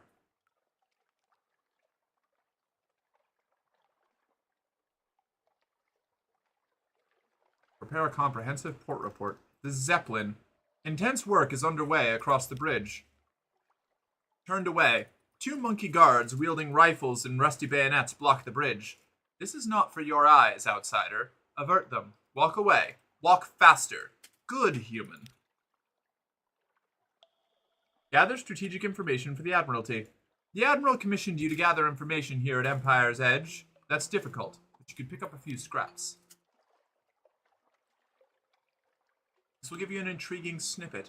You can penetrate the court on Sovereign Island. You may be able to do better. Whoops. Words on the wind. The barely sold monkeys of Port Stanton mutter together in a dozen bastardized dialects. Invented stories, gossip 20 years old, intimate revelations from the scraps of subconscious knowledge that adhere to souls. The effect is of sampling a rich, fascinating stew that might just possibly contain rat droppings.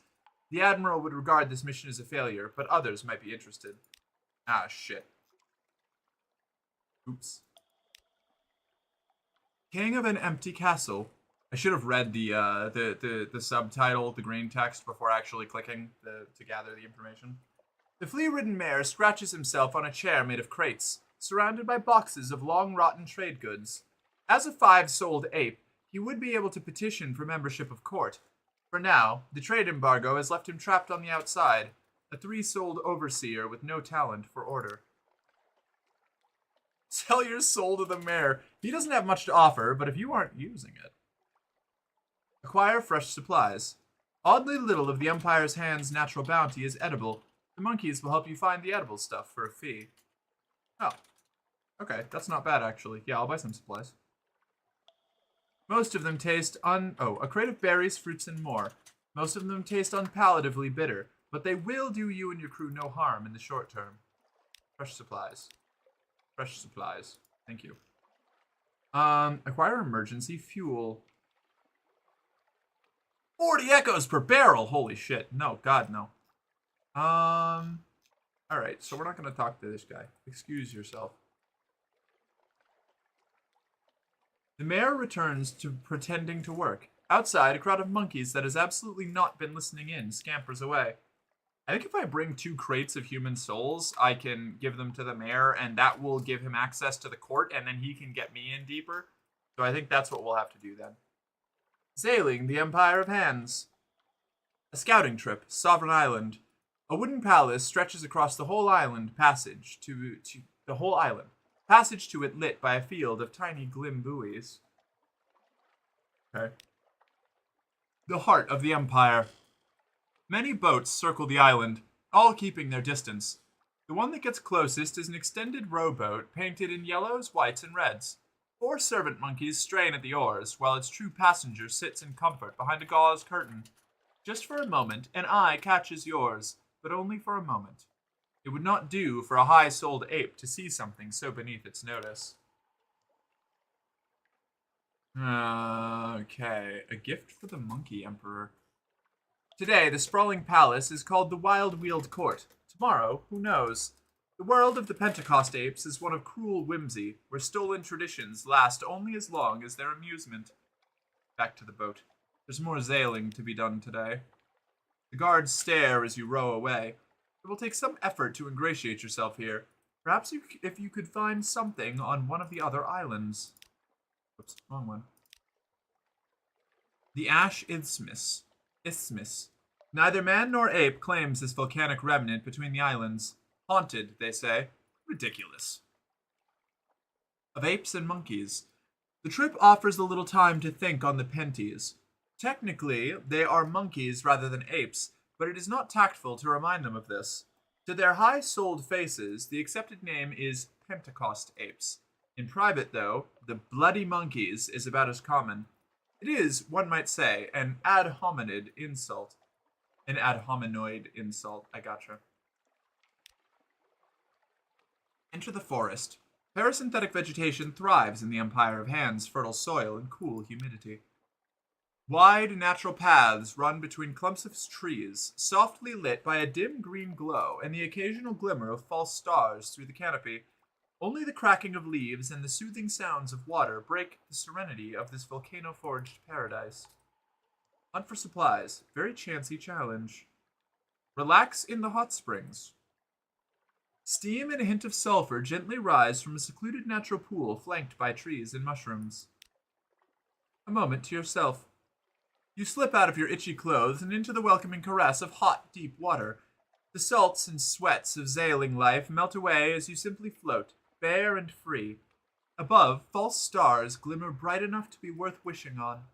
All around, the glow of the trees casts ambient calm on the silent peace. How long has it been since you had a moment like this? Since London? Longer? Cute.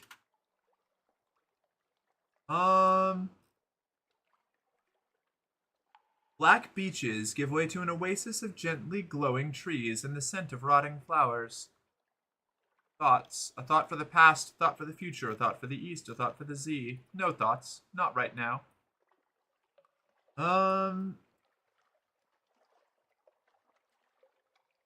Let's see. A thought for the east. Few sailors are resourceful enough to get this far, where the stories end and the myths begin. Out on the edge of civilization. From here, the lights of home are just a memory.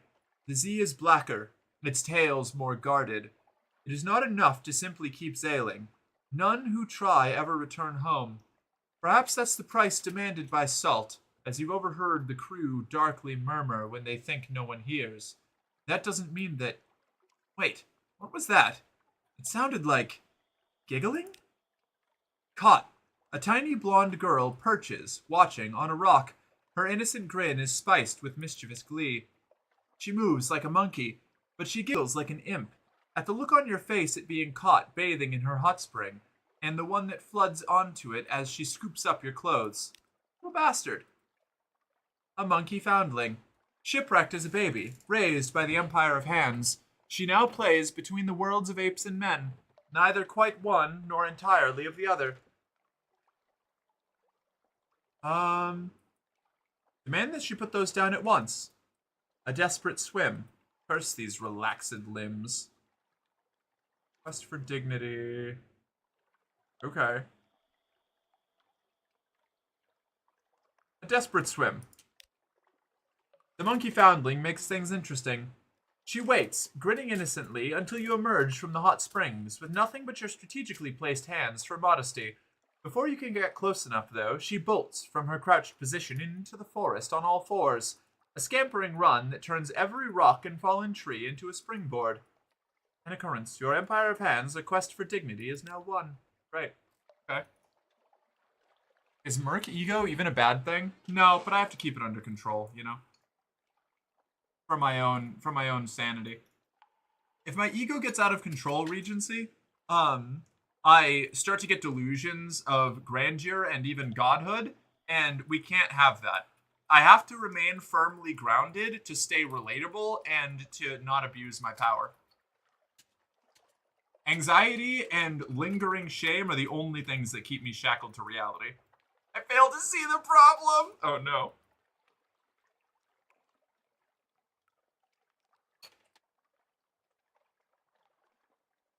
We'll ground you if need be. Yeah, that's the real reason I have such a big mod team. I need them around to drag me back to reality if I ever start getting too crazy. Except V, who is trying to get me to ascend to godhood, whether I want to or not.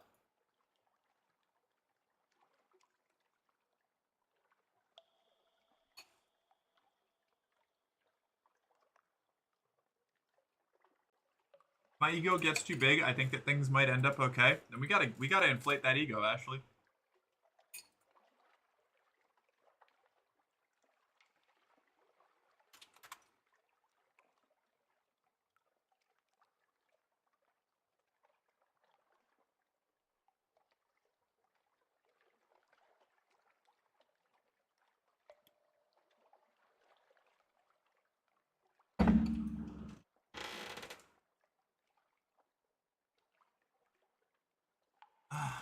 Alright.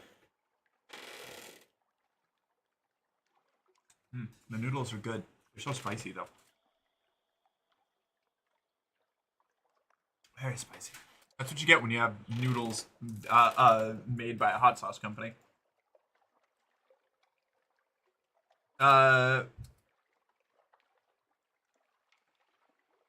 Chase the monkey foundling. Damn it, you cannot return to the crew like this. Into the forest. The branches scrape against your skin. The damp mud squidges between your toes. There's no sign of the monkey foundling, but her tracks are easily followed. Shipwrecked. Oh no, I already read that. A forest clearing. The footprints lead here. She has not even attempted to hide them. It's as if she wants you to follow. Ouch! Your hand slaps to your stinging buttock. The little stone lands in the dirt as a familiar giggle comes from above. You look to see the monkey foundling dangling upside down from a branch by her legs. A blowpipe in hand and a bag just out of your reach. Tantalizingly so. Taking a deep breath, you politely, very politely, request that she return your damned clothes now. The monkey foundling listens and gives it some thought, tapping her blowpipe against her lips as she decides. Say please, she grins. Please. There, it is said. Pretty please? Oh, the monkey foundling thinks for a moment. Pretty please? Throw a rock at the little wench. Pretty please, with an imaginary cherry on top if she likes. The monkey foundling has never heard of cherries. Pretty, pretty, pretty, pretty, pretty, please? Damn it, it is freezing. How much longer? The monkey foundling is poker-faced. Pretty, pretty, pretty, pretty, pretty, please? Your anguished pleas echo through the trees. Pretty, pretty, pretty, pretty, pretty, pretty, pretty, pretty, pretty, please. A gift from the monkey foundling. You appear to have pretty, pretty pleased her, and she decides you deserve a reward. She fishes in her bag and generously throws you a sock. A single, solitary sock. She learns a few new swear words as she races off across the branches, near doubled up with laughter. Pursue the monkey foundling. High-risk challenge. Oh, good. A trap. Your feet step into the coiled rope just as the monkey foundling cuts loose the counterweight, and you feel yourself flying upwards down into the trees. Of course, she has traps. The wider empire has no shortage of would-be invaders, man and monkey alike. She sits back and enjoys the show as you flail around, trying to get free, before apparently taking pity on you. Pity, however, turns out to be casually and without warning, cutting through the rope, dangling you in the air, and sending you falling back with a surprise thump to the muddy forest floor. It knocks the air out of your lungs, but you are otherwise unharmed. She pauses for a moment to make sure, before her grin spreads back again and she races off to continue the game. The chase continues. The monkey foundling slides down a vine in front of you. She sticks out her tongue and scampers through a break in the trees. What is this? But that's far too big. It'll destroy my house. Sacrifices must be made in the name of progress. You're spicy? I am a bit spicy, yeah.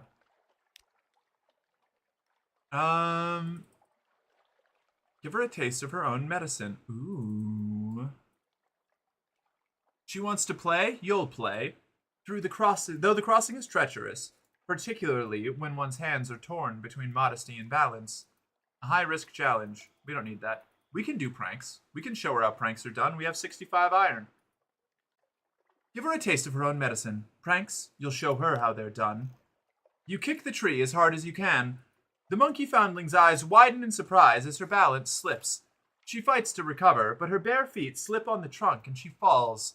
Falls with a cut-off scream as she disappears into the foul marsh slime. For a moment, there is only silence and a few fading ripples, but then she explodes out, first gasping for air and then laughing and laughing as she splashes to shore in a noxious splatter of brown and green. She turns and salutes you, white teeth shining under all the muck. This time, she beckons before she scampers into the woods, leaving a stinky trail in her wake. Whatever game this was, you suspect you just won it. Oh my god, the quality goes up to 50. She can run you on a real runaround. Goddamn.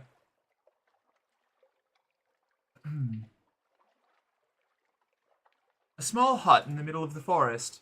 Is this where the monkey foundling lives? Why would she lead you here, of all places? Playmate of the monkey foundling. The monkey foundling herself is nowhere to be seen, but she has left you something. It sits outside the hut, carefully placed by a large happy face drawn in the black sand. A little prize for being such a good sport. Your clothes, however, are nowhere to be seen. Of course, as the monkey part of her would no doubt demand, where would be the fun in that? You've gained an outlandish artifact. Return to the ship. Well, there's no avoiding this any longer. An out-of-uniform experience. The crew reacts to the unexpected amount of sympathy, with an unexpected amount of sympathy to your naked return, which is to say exactly none. By the time you board the ship, every last crew member is on hand to see the end cheer, with more than a couple letting off flares as impromptu fireworks. It is many, many days before the needling ceases, and you are able to give an order without first scouring it for innuendo.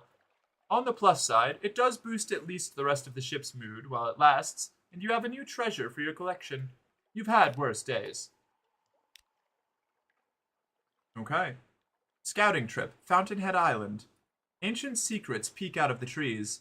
Any may visit, but few penties ever bother to make the pilgrimage. A young ancient empire. The Empire of Hands is hardly as old as they pretend, but mimicry and theft infuses their whole culture. If the penties have come to think that rulers should be buried in ancient temples, then it is ancient temples they will build. It would hardly be the first time their attempts to mirror humanity have entirely missed the point.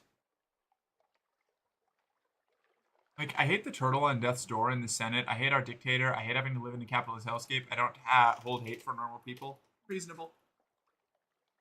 Probably, kinder than many of us, but that's a good way to look at it, actually. Swiftly growing vegetation keeps a thick forest wrapped around variably ancient ruins. Even the yet-to-be-plundered ones are heavily scarred with crowbar marks. Treasure hunt. An ancient-ish treasure map? I see, we don't have that. A temple in the forest. In a clearing of parasynthetic trees looms an imposing structure of wood and stone. The vault of the first emperor. It stretches through the forest in a number of styles, each designed by the whims of the latest Pentecost apes who felt it needed to be made grander. It would take a dedicated team to break in and uncover its secrets. Perhaps you'll bring one here later. See. Okay. Return to the boat. An investigation for another day. Perhaps there's someone in Fallen London who might be able to help you get the treasures of this island. Hearthsake Island. A thin pillar of greasy yet appetizing smoke rises from the only human settlement in the Empire, the Blumenbach Quarantine. The Admiralty has never stated precisely why it seeks to keep the Empire confined, though most opposition to it fades once said opposers actually encounter a Pentecost ape. They have been easy to corral, however. Though they do not lack wit, there is not an inventive bone in their hairy bodies, and no amount of stolen humanity has taught them the art of creating engines. The survivor of a pirate expedition have stolen this land, where apes are unwelcome except as an entree. Let's see. The lost treasure hunter. He squints at a map, muttering incoherently. North for each city the bats have brought down. He wipes his brow. Have you seen a big X on the ground by any chance? I got these 4 map pieces that got me this far and said X would mark the spot, but I can't find an X anywhere. He looks at the map sadly. It should be here, it says. Now where am I supposed to dig? He's too busy to talk right now, but adds that he will be in the village later if you want to trade adventuring supplies. Don't try the meatballs, he warns, getting back to his search. You just don't want to do that. Approach the village. Greasy smoke and guiltily tempting aromas rise from a collection of huts around a long-beached pirate ship and a field of pointedly impaled monkeys. An explosion almost takes off your head. Sorry about that, booms the boisterous pirate, lowering a smoking blunderbuss as bits of shattered tree rain down. New arrival, are we? Well, if you haven't got a tail, you're all right by me. He squints, momentarily suspicious. You don't have a tail, do you? Wouldn't put it past the thieving little buggers to go shaving one of their own. Wouldn't know fair play if it kicked him right up the arse. His voice is louder than his blunderbuss. The congealed meat juices in the thick beard are better not considered. Hearthsake Village. It was not madness that drove these pirates to cannibalism, but years of being shipwrecked without the comfort of meat. After a while, any meat would do. Dine at the captain's table. All are welcome to share the pirate's wealth, provided they have the stomach for it, and the table manners. Return to the boat. Yeah, I'm already unaccountably peckish. Let's eat with some pirate cannibals. I'm getting so eepy and go to bed. I'm going to be checking to see if I'm ending stream in like 12 minutes anyway. So like, we're going to be either closing out in 12 minutes or like an hour and 12 minutes, so you won't be missing too much. Besides, you gotta get your rest. You gotta keep up your strength to put up with all that obnoxious bullshit you've been going through lately. Have I taken my progesterone today? I don't remember. I think I did. I have to get that re-prescribed as well. Ugh, I have to find a primary care doctor now that Planned Parenthood can't just give me my hormones like normal.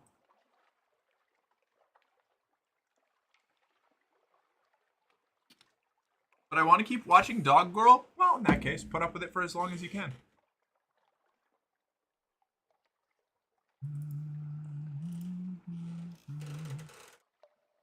A toast to a forsaken yesterday.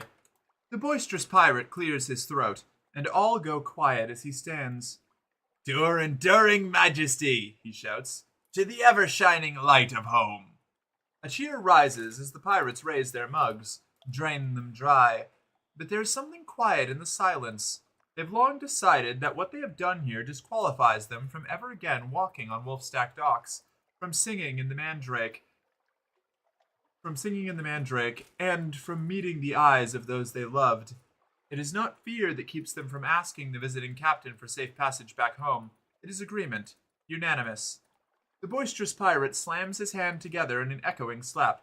Amen, he declares as everyone reaches for the meats that have them salivating so. Hell yeah. Lost 20 hunger, gained 5 terror, gained 1 menaces, unaccountably peckish. Already had it. The Z is quiet. The journey is pleasingly uneventful. You have not been eaten by cannibal pirates. All things considered, a successful trip. Explorations complete. Perhaps you can use the information you've gleaned.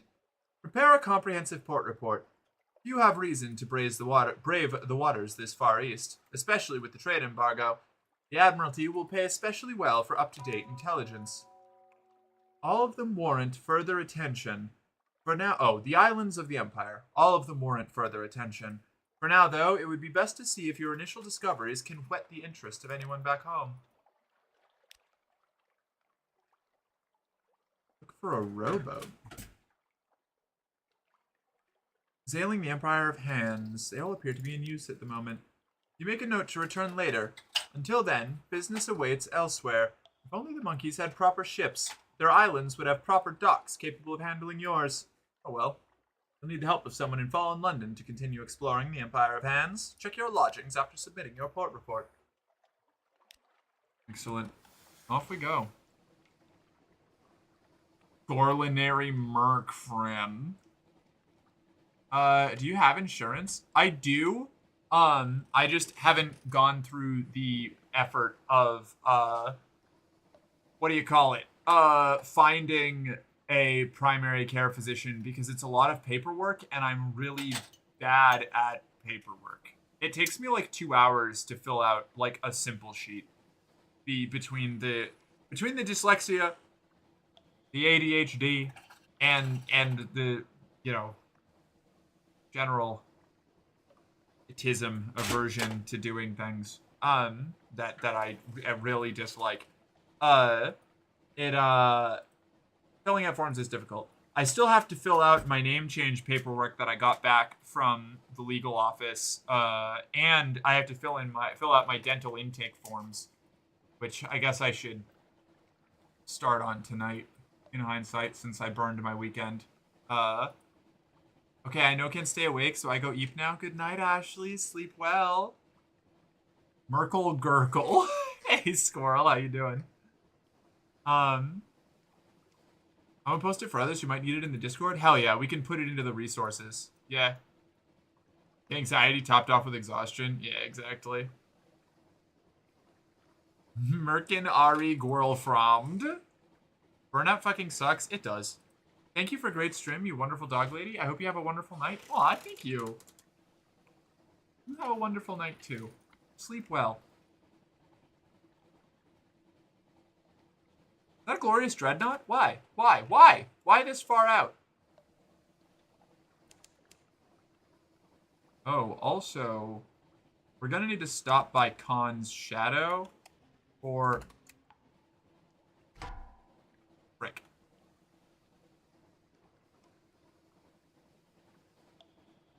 No, we're good. We're fine. We're fine. We're fine.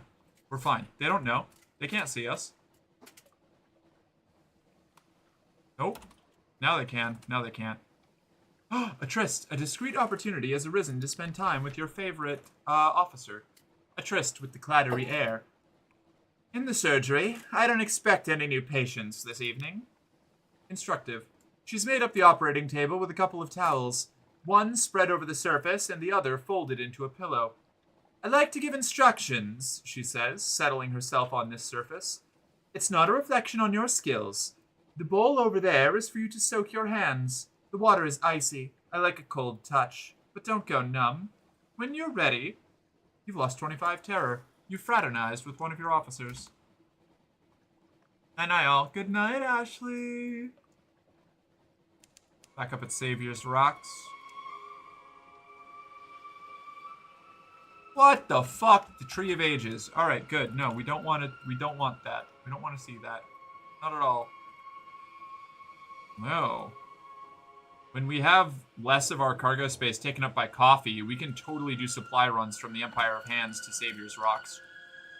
Or to trade in supplies for spider silk. Tree! Yeah, no, don't want that.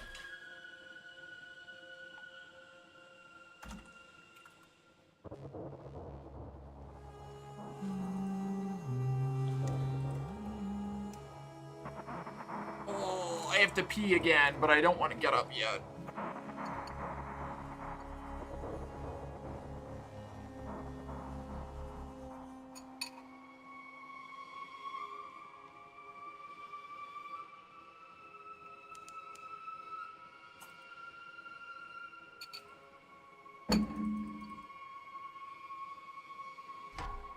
Huh? Alright.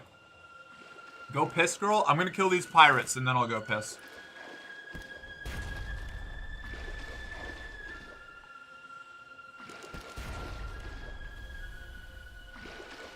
Why does fog... the last, like, 2 times I've fought an enemy, the fog has closed in immediately after I, engaged them. It's terrible.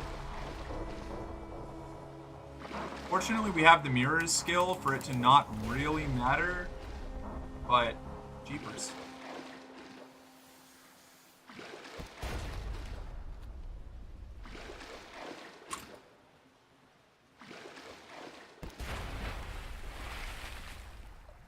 Fragments of clay are littered across the deck. They crunch underfoot like potsherds.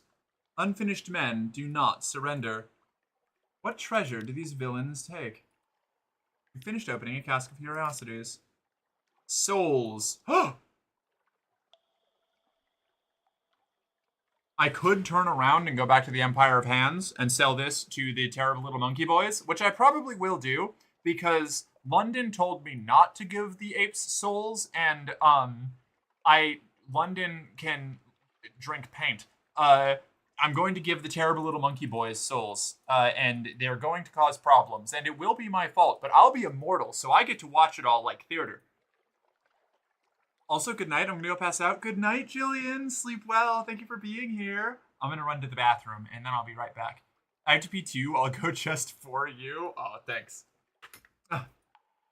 Peeing in my name is just, very flattering. One of those things that I never thought anybody would have cause to say or do. I guess we'll go for the last hour. I was thinking about stopping, but I'll do it. Stick around. And I don't need to run an ad, so I will be right back. Everybody behave yourselves.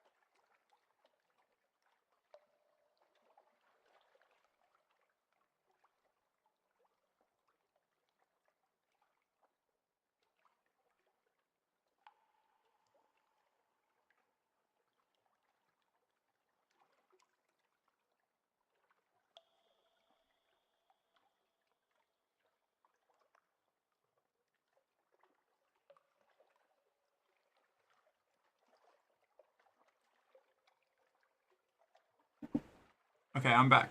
How y'all doing? Did you miss me?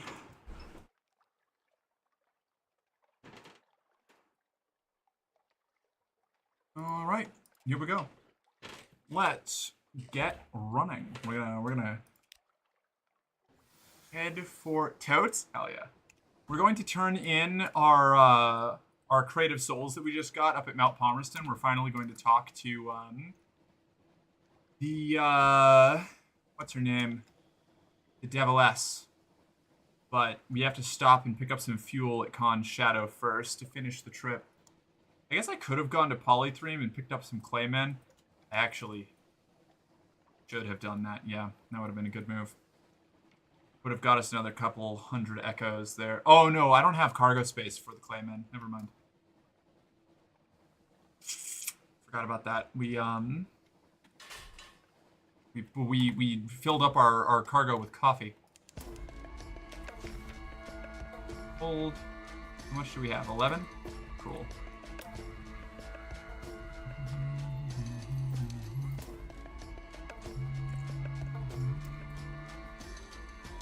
Wanderer's Haven. Khan's Shadow. Long ago, the Khanate turned its back on its warrior traditions. It has no place for pirates and would-be nomads. So here, in the Shadow, the exiles make their home amid 100 wrecked, grounded, decommissioned ships.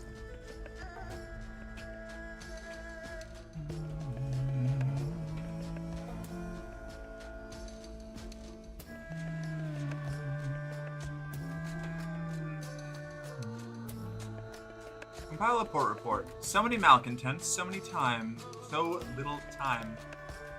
Alright, shops.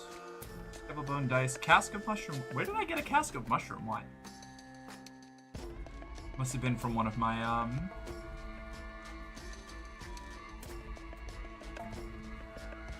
what do you call it? The, from your GF. Oh, you're so right! From, yeah, no, you are correct. From the you can buy human souls here? Oh, hell yeah. Okay.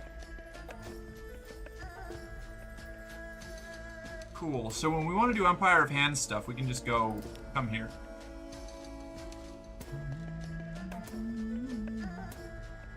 Honestly, I think I'm gonna start selling outlandish artifacts because I already have the, I made the Monstrous Almanac, and I have better ways. I can use my Captivating Treasures for 1,000 echoes is a lot of money. I should pass these on to, my heir. I need to keep building income for my heir so that when we finally retire, we don't start from scratch. So we already have 2 Captivating Treasures there. A third one would be helpful. But would it be better? It might be better to just rush down getting the merchant ship. Actually, no. Our heir can do some of their own work. We've already given them 2 Captivating Treasures. Oh, that's sick. I've never seen anybody stream anything from Failbetter. Have you played Fallen London? I have played Also, hi. It's nice to meet you one more, Lilith. I have played Fallen London, but it was a long time ago. And I have trouble with those kind of like web games because of the time gating. The like you need to have energy. I think it was like candles or whatever. So I did play it for a while, for a couple days, and like I explored some of the stories and stuff, and I really want to chew on it more. And I don't know, I need to check back in to see if there's some version of the game I can buy, maybe, that I can just like explore the game. But I love Failbetter games. They're stellar. They have been genuinely like influential on my own writing and even my like manners of speaking in a lot of ways. Sunless Sea and Sunless Skies are 2 of my favorite games. I adore playing them. And I also like Weather Factory's Cultist Simulator, and I'm looking to get Book of Hours, which I know that's not Failbetter Games, but it is one of the people originally from Failbetter. Along with, I want to try Mask of the Rose. I want to play that too, because I really like those kind of like story dating sims. And having one from Failbetter would be fucking awesome. So, one of these days. But I've been trying to just like force as many people as possible in my community to be interested in Sunless Sea because I love it so much. Anyway, hi, welcome in. Good to have you. I'm gonna sell this captivating treasure. These 2 outlandish artifacts. We're gonna buy some fuel. We need to get to Arem, then Port Cecil, then Mount Palmerston. 8 fuel. We can do that with 8 fuel. Supplies are more expensive here than at the than at Palmerston, so we're just not going to deal with that. I could fill up on crates of human souls, but I don't want to. Do I want to? I'm thinking. We're going to trade in the wine at Shepherd's Isles. I have yet to play any of their gameplay games, but I've gotten almost 3-year-long character on Fallen London. Holy shit! That's dedication. Hell yeah. I'm in kind of the opposite boat. Or train, depending on what day it is. But I have played through... I have retired at least one captain at least one captain. I don't remember how many endings I've gotten in Sunless Sea originally. Way back when I played it before. This is my, like, playing it again after, like, 10 years of not touching it. But I played a ton of Sunless Skies when that came out. And I'm going to be going back to that at some point after this. I'm going to finish this Sunless Sea run and then probably take a break, play some other games, catch up on some other stuff. Then I'm going to play Sunless Skies afterwards. But, yeah, I love this shit. Fail Better is so cool.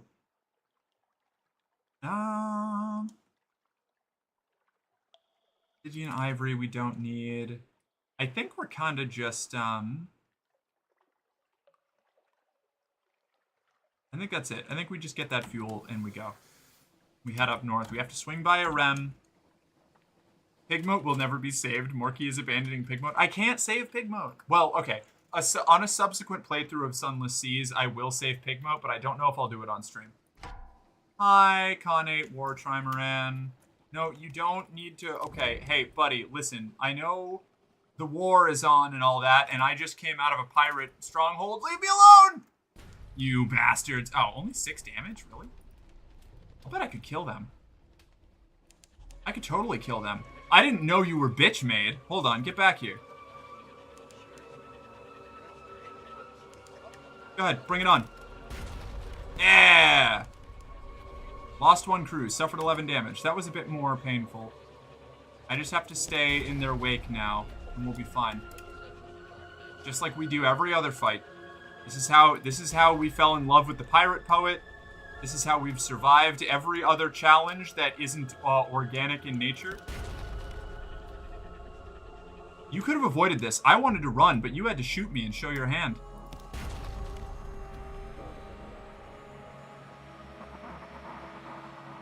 It must suck to be so bad at naval combat, buddy.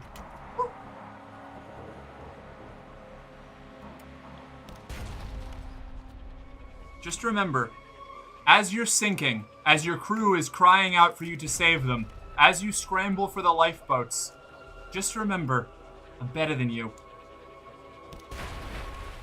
Alright. Seize and loot her. Take what you can. Imprison or cut down any Kaganians that remain. What's in the hold? You've won no favor with the Khanate here today. Take whatever you can.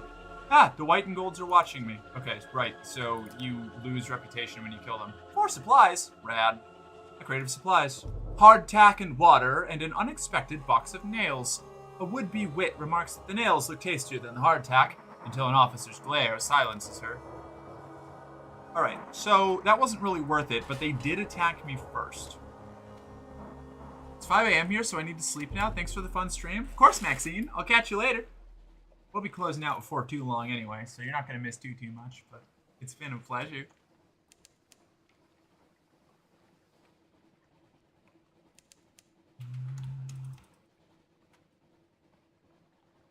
I think I have to do something at the Gant pole, so I might stop here.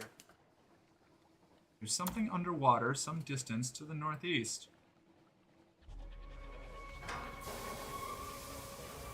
We might go down and just instantly die, actually. I should not be submerging with 31 hull. Oh, never mind. Okay, cool. We're right in front of a port. I was hoping that we would be, but if we ran into one of those little spit squid guys, that could have insta-killed us. And boy, that would have been tragic. Where the Z goes to die.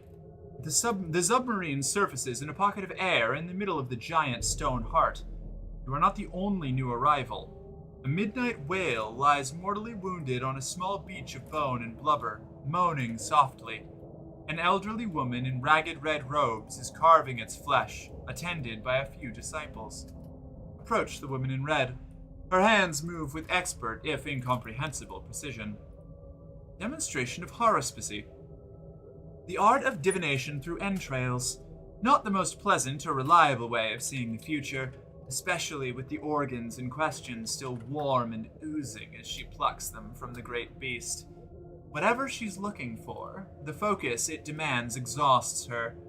A sudden sound, rumbling from the tunnels, the ventricles, the sound of a stampede, a cry of "Protect the mistress!" as a flood of naked old men and women wielding primitive bone harpoons charges towards the whale. Old sailors fixated on one goal, feast on the Z-flesh, whether the haruspec is finished or not. The haruspec fades a little more. The flesh reveals all. Defend the fading haruspec.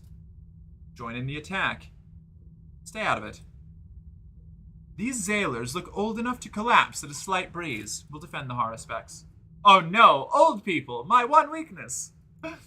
Same, I gotta head off too. I'm falling asleep at my desk. Nighty night and sweet dreams. Good night, Chris. Thank you for hanging out as long as you did. We'll see you later. Hope you have a good night. Dream of me. A rancid rout. You stride into the melee. The haruspec and their disciples are outnumbered, but your contribution to the fray is worth at least 10 of the elderly attackers. Their harpoons barely leave a scratch. Wrenching one from the nearest attacker, you easily hold the geriatric horde back with little but pointed gestures. The haruspec returns to her work. From the corner of your eye, you see a little of the method behind it.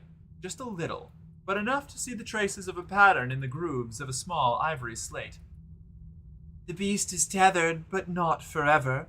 Refuge comes to London. She frowns, unsatisfied. The whale moans its last as she finishes up. Her work done, she thanks you with a nod, and has her people allow the old sailors to approach the slowly cooling carcass.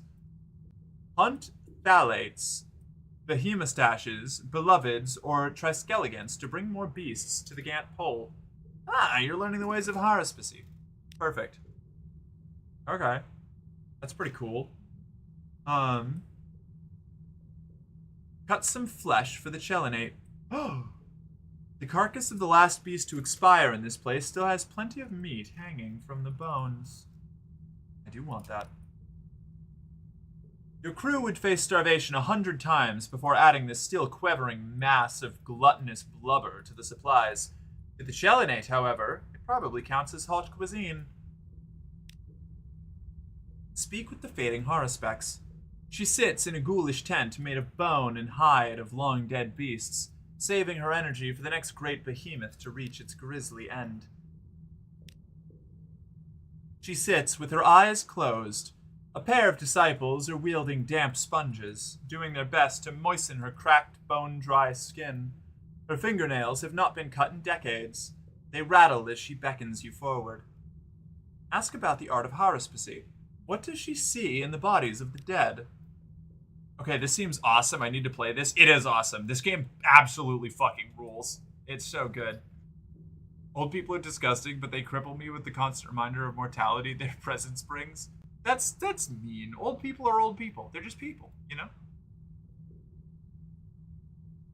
No more or less than any other people. I find old people inspiring, genuinely. Particularly older witchy ladies. I look to them for inspiration on how I desire to age, you know?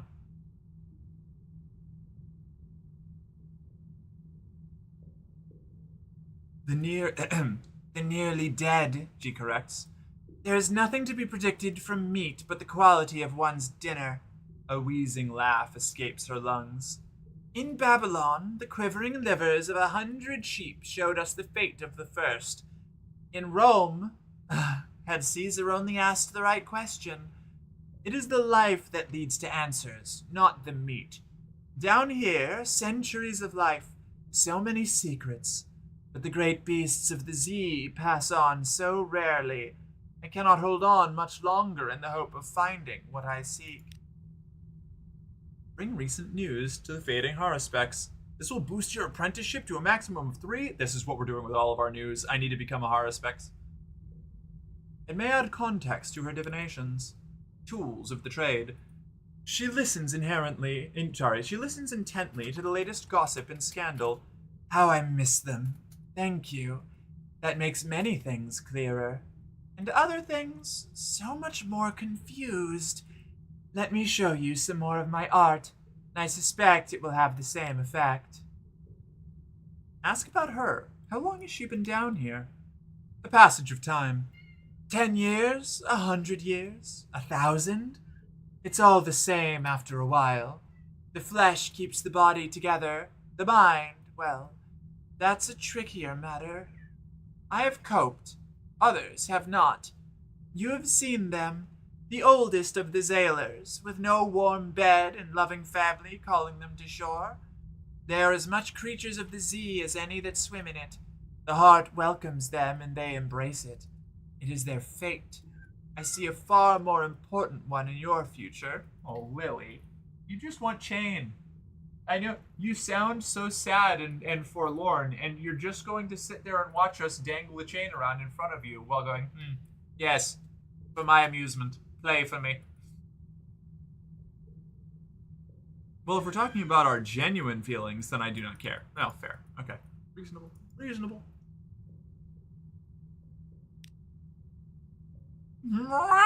Yeah, exactly. Ask about previous visitors. Who else has ventured down here in search of her wisdom? The tale of the Presbyterate princess. It has been so long. The last you came here without being drawn? Long ago. Time enough that these nails were short and this face still held some beauty. Oh, spare me the sympathetic murmurings. I see the present better than the future, like any other. But where was I? Yes, the Presbyterate princess was the last to find me. She came from the city on the mountain to ask the fate of an uprising. Not that of the 7 who fell, but the 7 who follow. Would the pain be worth it, she asked. That part I could not answer. Wait, that's us. We're the 7 who follow. I need to learn about this bitch. She probably holds the secret to immortality. Or at least information about it. Ask about the traveler. You must be the person the 6th... Oh, this must be the person the 6th witness meant for you to meet. That's right. A matter for later. The fading Haruspecs shakes her head. I have seen nothing of this, nor have I asked. If I have it in me, once I have my answer, I will attempt the divination. You will have the opportunity to find the 6th witness's answer later on. Okay, cool. That's it. She nods gratefully. You take your leave. She slips into a silent torpor. Compile a port report. The Admiralty is unlikely to take it seriously. Ah, that favorite hazing method of many a veteran sailor, saved for particularly wet-behind-the-ears recruits. Ask your captain to deliver this to the Gant Pole. Go to the Gant Pole and find my pocket watch. Tell the crew, tonight we dine at the Gant Pole. A hilarious jape when not standing in the blasted place and hoping someone will pay for recent news from it. Alright, do they sell anything? They do. Whoa, what is a... Wait. You can sell this somewhere. A carboy of primordial shrieks. Costs 1 firkin of prisoner's honey. I need to remember where this is. I think it's another shop. Another underwater shop. Who runs a shop down here? Jonah's End. A naive merchant came here in search of glory. He now makes his living selling less rancid meat to any customer he can find.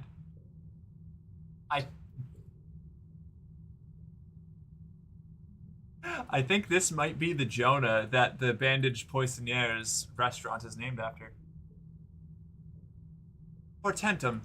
The Haruspex' disciples will take life, give death. Not yours, obviously. Ooh, you can buy Stygian Ivory for Tales of Terror? How many do I have? How many Tales of Terror do I have? I have a lot. I have 25. That could be a nice chunk of change. Tales of Terror are hard to get rid of. You can sell 1 live specimen for 7 strange catches? What can I do with 7 strange catches? This is good to know. Should I buy 7 strange catches? Surely I won't regret buying 7 strange catches. Tales of Terror are so useless, right? This shop has to be a queer anarchist commune. I'm gonna buy Stygian Ivory with the Tales of Terror. The seven catches for a live specimen is tempting. You can trade strange catches for living specimens elsewhere 1-to-1, but you can only do it once in a great while. Or you need the something waits for you in port event, which happens after you leave long enough. I don't remember who buys the live catches. I'm gonna look it up. I'm gonna do it. Strange catch. Sunless Sea. Common trade, good item.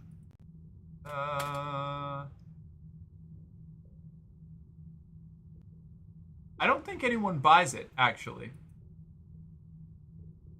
I don't think so. I think strange catches are, like, for specific things.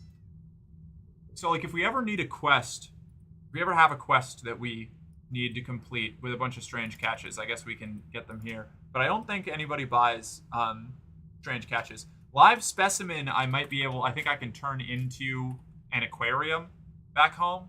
So I'm probably going to do that. But, yeah, I don't know what I would do with 7 strange catches. And I need the cargo space for all this Stygian Ivory I'm about to buy. 3, 6, 9, 12, 15, 18, 21. That still leaves me with, what, 3 of them? Black bones of Z monsters make for startling corsets. Yeah. The Heart of the Tree of Ages. You can sell it here for a colossal fluke core? Wild. Okay. I need to remember where the Carboy of Primordial Shrieks is bought. Somewhere buys it. It might be the Isle of Cats or another underwater place. It's probably an underwater place. I think you can also eat both strange catches and live specimens in an emergency. That's good to know. Oh, supplies are cheaper here. Oh, because it's all the meat. I don't need supplies. Wait.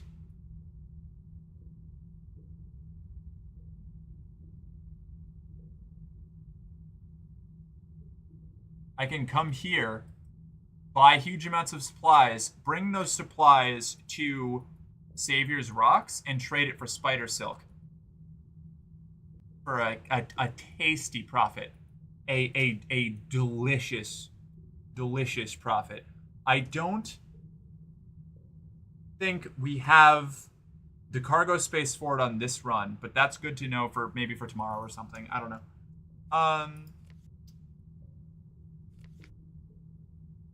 I think that's it for us.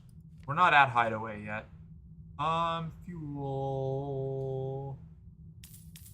Pick up the fuel because we are going to go to. I had to go to the Chelinate for something. The rancid flesh. Yes. Okay. Right. We are leaving.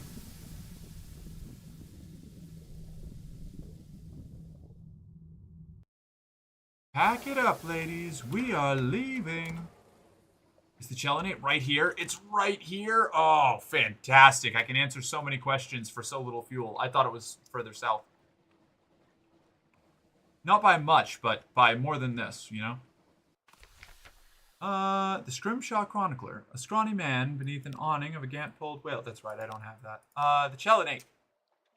Supply the redolent flesh merchant. It's only 1 barrel, but it's a very large barrel. Right, I suppose I should do the intro. Waves lap at the slappy sides of a vast turtle shell, bigger than any cathedral. Shellenites loaf on the wooden docks around the shell sides, staring sullenly. Lamps hang like decorations in a festive butcher's window. All around you, the sea is rank with scraps of ancient flesh. Delit House. The redolent flesh merchant dips a finger into the quivering blubber and tastes it with shivering enjoyment. He pays you and gets to work selling it by the cupful. It is impossible to tell if the Shellinate prefer it to their customary diet of rancid turtle meat, but it is at least a different flavor of terrible. His customers are still licking their lips when the barrel is drained to the last oily drop. How did I get this? Did I buy it? No. I got it from an event or something, right? I think I get it from the, every time I kill an Untersea beast, an Untersea beast, I think that's when I can turn that in. So that's nice. That's a nice little boon. Glad we stopped here. Obtain a doomed monster hunter. Okay, compile a port report, and we'll just be on our way. You get it here. Get it here. Okay, so wait, what was it that we trade for Carboys of Primordial Shrieks? I don't remember. Working of Prisoners Honey. So, what that means, we can pile ourselves high with Prisoners Honey, which I think cost 25 back in London. Not sure, but I think. And,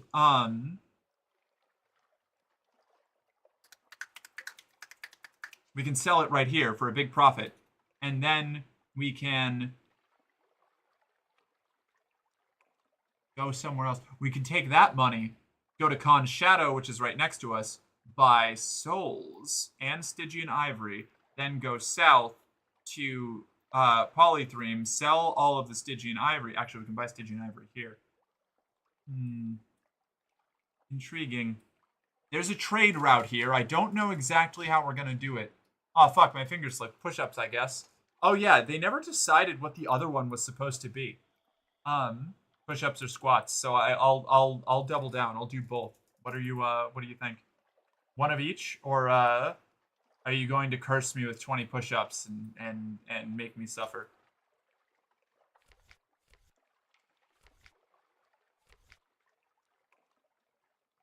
Okay. 40 squats? Alright. That's wretched, but I like it better than 20 push-ups. Let's do this. I gotta do it now or I'm not going to. We'll do big mug, little game. We'll do big mug and a little game. Oh! Give us a sec. Titch a touch. Woo! Okay.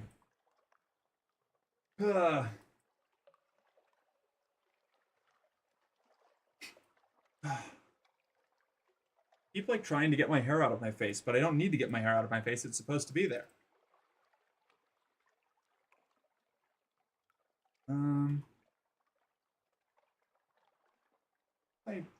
Right, squats.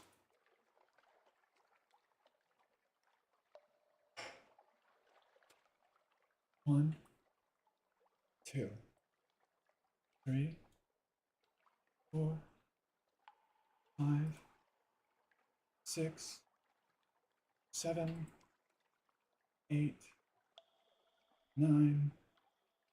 That's it, good girl. On your knees for me. Thanks, Julia. 12, 13, oof.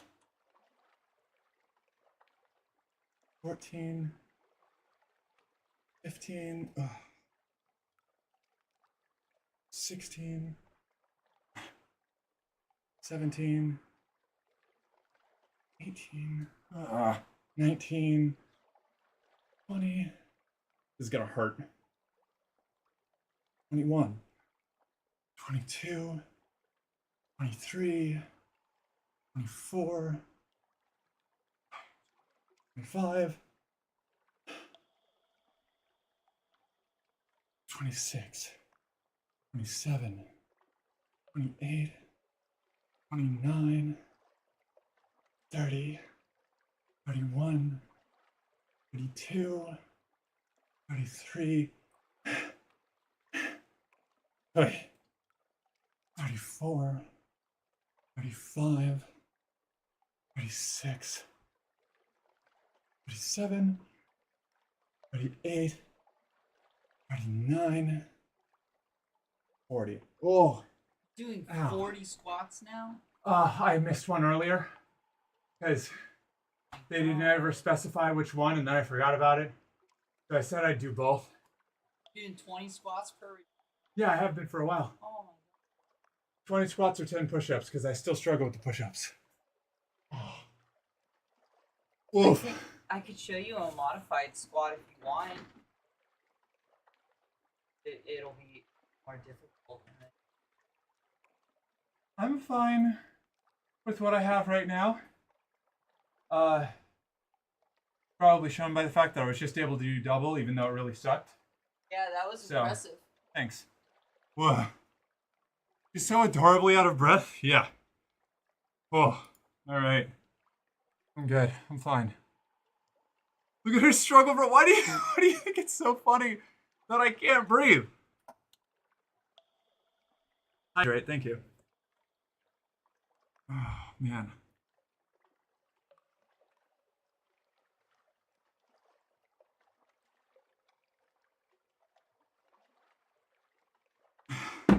Still better than 20 push-ups? Yes, actually, 100%. If I had done 20 push-ups, I wouldn't have done 20 push-ups. I probably would have got to like 17 and then died. This I can at least do. I told you, I've been working it up. I've been doing better. Oh, okay. Whew. What a draining capstone for the evening. All right. Let's get the fuck out of here. North to Arem, then Palmerston. Wither? Palmerston, Wither, down to London. No, Palmerston, Shepherd Isles. God, I hate going to Wither, but I need to for Muttersalt.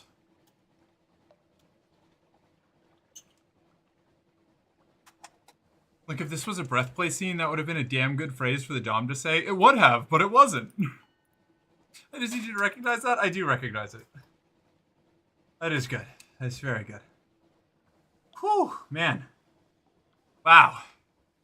My poor wretched lungs. Oh. I'm good. I'm fine. I'm alive. I'm thriving.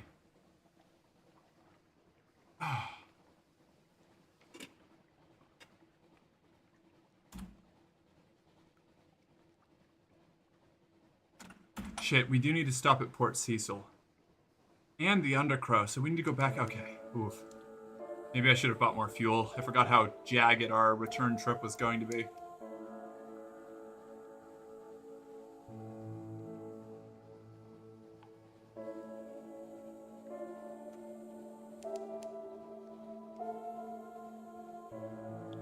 I could just turn off our light. Let the terror go up faster. But that's going to end up costing me back in London, so maybe I just bite the bullet on fuel.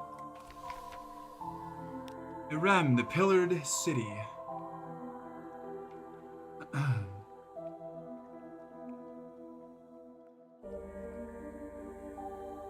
The House of Amber Sky, interesting.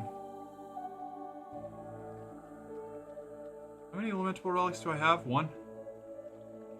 No, I need those 10 lamentable relics. For reasons later on.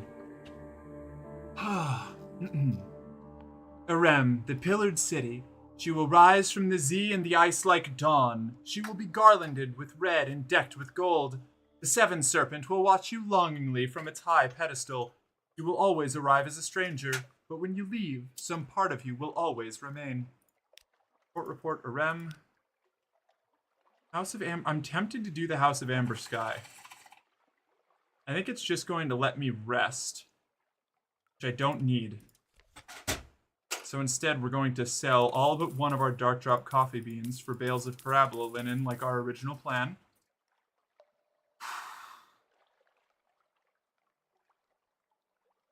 I could get an extra bale of parabola linen with these secrets, these fragments, but fragments are experience, and I'd rather have secrets than extra.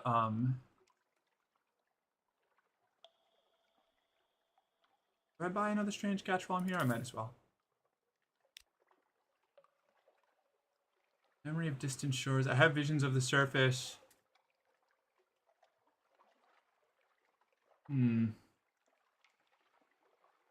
Okay. This is fine. There we go. Up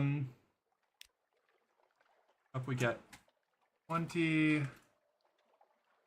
So trading a mountain sherd for 20 bales of parabola linen is like distinctly not worth it. I think. Wait. No, distinctly not worth it. Alright.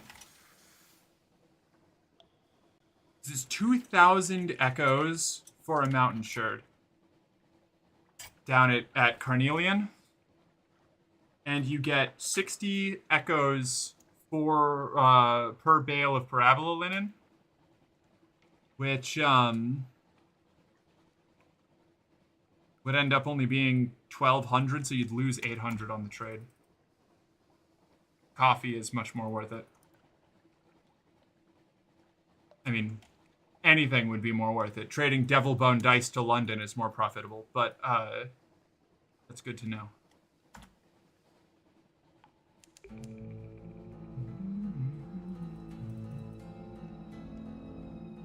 Well, I might as well stop at Frostbound, get the port report. Then we head down to Port Cecil, pick up any additional fuel we need, go to the Undercrow, Mount Palmerston, Wither, at the Mutter Salt at Wither. No, wait. Yeah, Wither, Mutter Salt at Wither, down to the Shepherd Isles. Or we wanted to trade like a single. I wanted to see what trading the mushroom wine would do there. Maybe we get the Mutter Salt on our way out? No.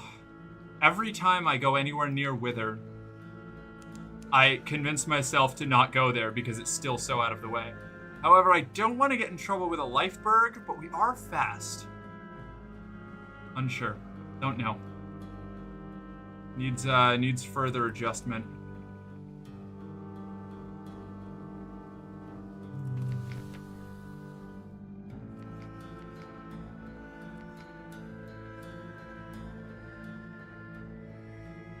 We're just here for...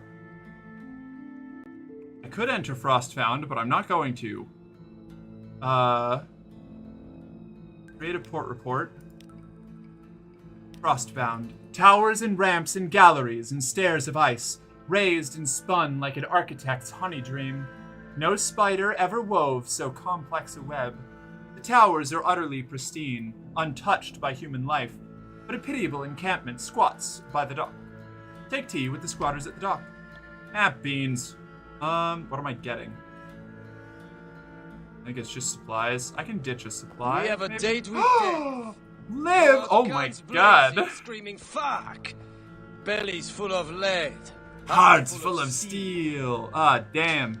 Are you okay if I go a little later? I just got a raid. Is that alright? Hell yeah. Okay, cool. So we're gonna go for a little longer, I suppose.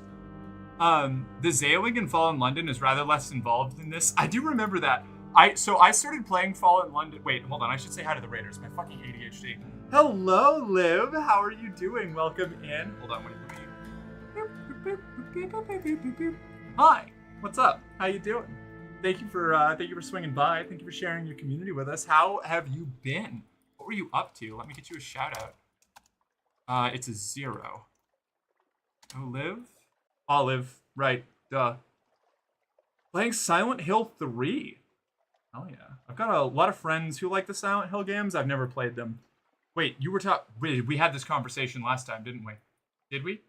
Was that when I asked if Signalis was anything like Silent Hill? And you were like, yeah, it's the same wheelhouse. Or was that a different conversation with a different Silent Hill streamer? Finish Silent Hill 3? Ooh! This way, Hi, please. Kate Powers. And What's don't up? grip It on was. the Okay. Great. I'm keeping on top of it. I got that. Got that memory going on. I finished Silent Hill 3, and it might be my favorite game of all time. Oh, man. I should play the Silent Hill games at some point. They seem really neat. Oh, I'm so glad. I'm glad you liked it. I love when people enjoy things. That fucking rules. Kay Powers, thank you for following. Welcome to the company. You're one of us now. Report to the arsenal for your standard issue equipment. A morale officer will be with you shortly. It's a pleasure to have you. It's so hot in here. I probably look a little sweaty and raggedy. I don't know. But here I am. Please play Silent Hill 3. All right, I'll do my best. At some point, I'll add it to the list. I've got like a whole queue, a away.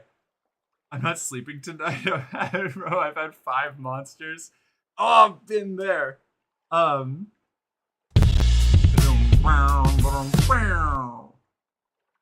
What was the... Wait. Ayo. Also, hi to all of the raiders from Liv's side. If you don't know me, if you're new here, hello. I am Mercenary Girlfriend. I'm an 18+ trans femme variety streamer. I play whatever games get their terrible little hooks into my ADHD-addled brain. And right now, that's Sunless Sea, a classic from Fail Better. Really cool writing, really great storylines. I adore this game. So good. What have I got to get rid of? It's gonna be more expensive to replace supplies, but we also don't need to replace supplies as often. We'll get rid of 1 supplies. Bummer. Okay. Yeah, they gave us a supply and a fuel. All right. We're keeping the steps. Oh wait, I need to go back to back to game focus. Hi. Also, Merc does certain photo shoots occasionally, less so often. I'm kind of on a hiatus on my photo shoots. It was I'm creating a scarcity in the market, you know, so that people hear about the fact that I do it, and then there's no content for them to consume, and then eventually I'm going to go start doing it again, and everybody's going to be foaming at the mouth. It'll be great. My wife was still gifting me games for my Steam wishlist. She needs to fucking stop. No, boo-hoo. I have a wife who loves me.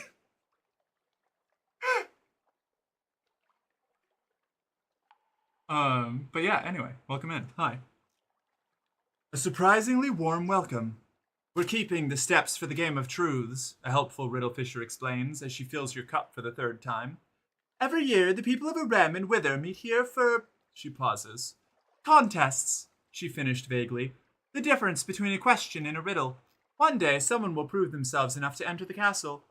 You spend a pleasant few hours while the tea is supplemented with Aremi liquors, pale Withern beer, and something the Riddle Fisher describes blandly as snake cake. They offer you fuel and supplies before you leave. We keep enough to spare, the Riddle Fisher grins. From time to time, a captain gets lost and comes up here, and we always feel bad for them. We're not entering Frostbound. Psychotic.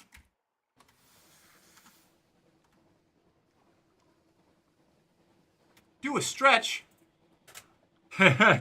We've been dating for 17 years. I'm being dramatic. I know. I'm just being a bitch. Being a wee bit of a cunt, you know? Do a stretch? Alright, I will. As soon as I get to, why can't I open my map? What? Okay, there we go. Once I get to Port Cecil, I'll get up and do the stretch. All trans people are bitches? A lot of us. Yeah, certainly.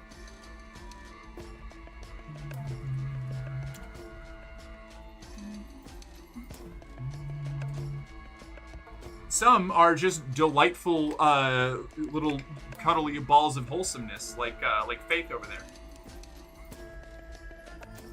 Yeah, that's right. I'm talking about you. A true captain doesn't need a map? Oh god, I guess I'm not a true captain then.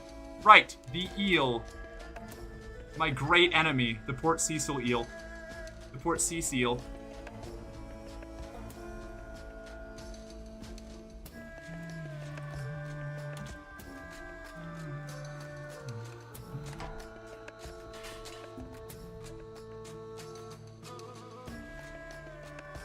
Morgan's a professional bratty bitch. Just verbally belittle her and she'll start uncontrollably blushing.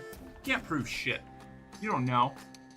Besides, it's gotta be... Oh my god, there's 2 sea seals.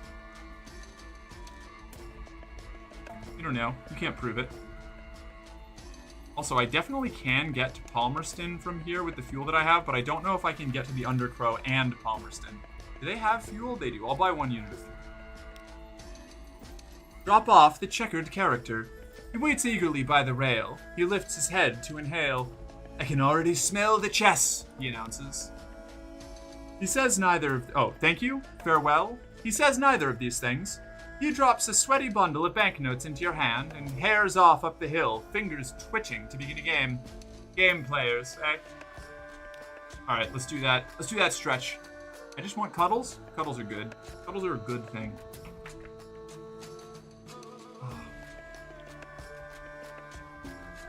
Alright, let's do that stretch.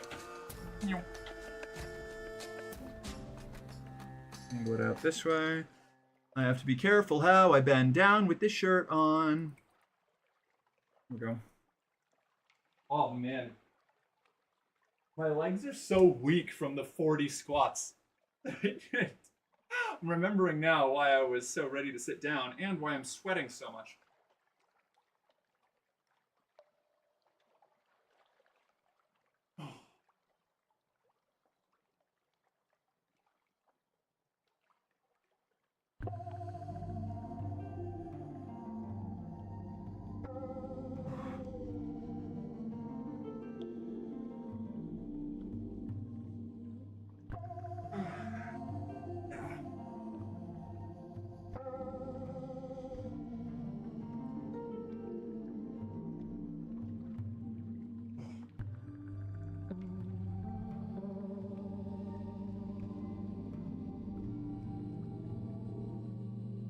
Alright, and that's all we get because I can feel my legs buckling under me again.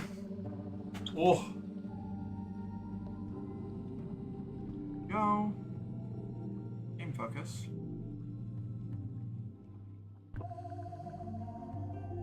Perfect.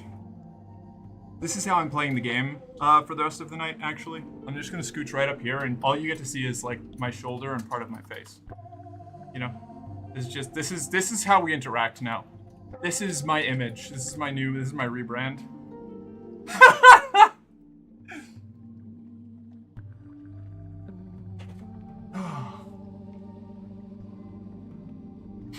Okay. Back we go. An extra move. As you reach the crossroads in Port Cecil, a voice whispers, "Pawn to Bishop 6. A rearing shape the size of a cottage, rather like a mitred bishop indeed, stands 6 yards to your right. A crevice in its coral side might be a cave mouth. A stronger silver. You squeeze through the crevice into a narrow space like a stair. Irregular steps lead down.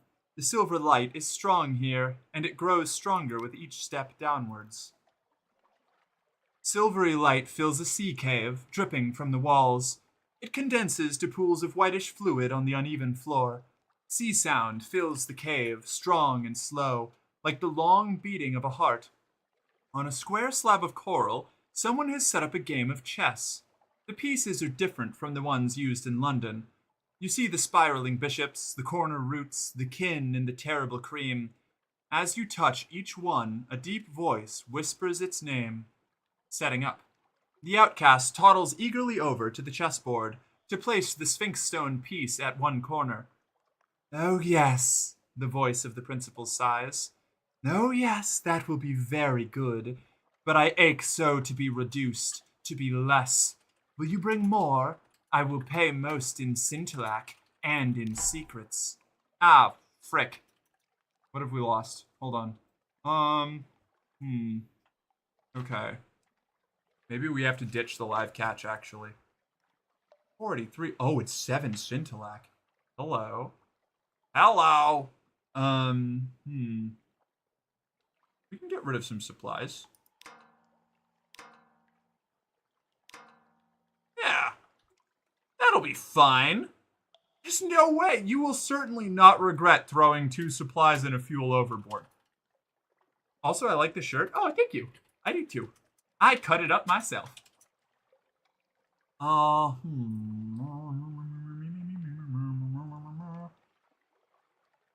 Oh boy, this is getting sticky. I may have overloaded myself on cargo. I have so many cut-up shirts. They're the only way I can wear t-shirts now. Yeah, that's worth less than 1 scintillac. Okay, and we can eat the catch, worst case scenario. Yes, I'll need to complete my chess set, and then you'll need to defeat me. Bring me a wakeful idol to be my new bishop. Bring me a monster's tooth to be my new knight. Bring me a heart-shelled silver to be my new root. Bring me a little flint to be my new paw, and bring me a fluke core for my kin. At each phrase, the outcast nods and sways, nods and sways. Somehow it looks frightened. Principal's End, a fluke core quality is now 1. Principal's End, a little flint quality is now 1. Okay, wakeful idol. Wretched. Gather intelligence. Explore the knoll. Gather scintillac. I do want to do that, but then I'm going to have even less space.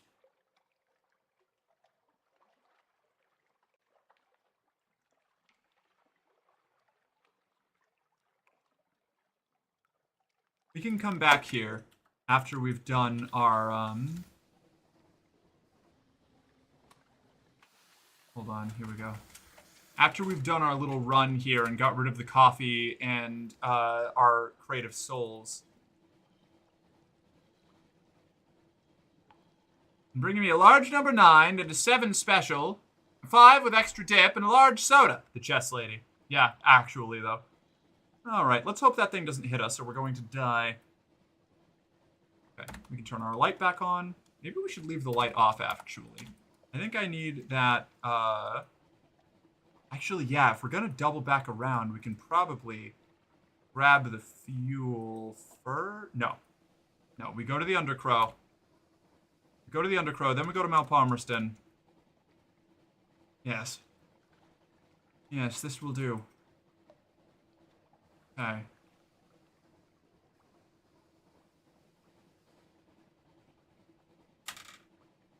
Yeah, we can make it. We can make it. We'll be fine. Certainly, we will suffer no negative effects from my arrogance.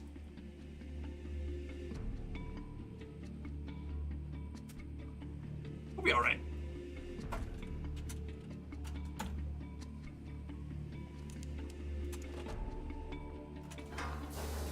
Okay. God, I hope there isn't just a monster right next to us when we get down here.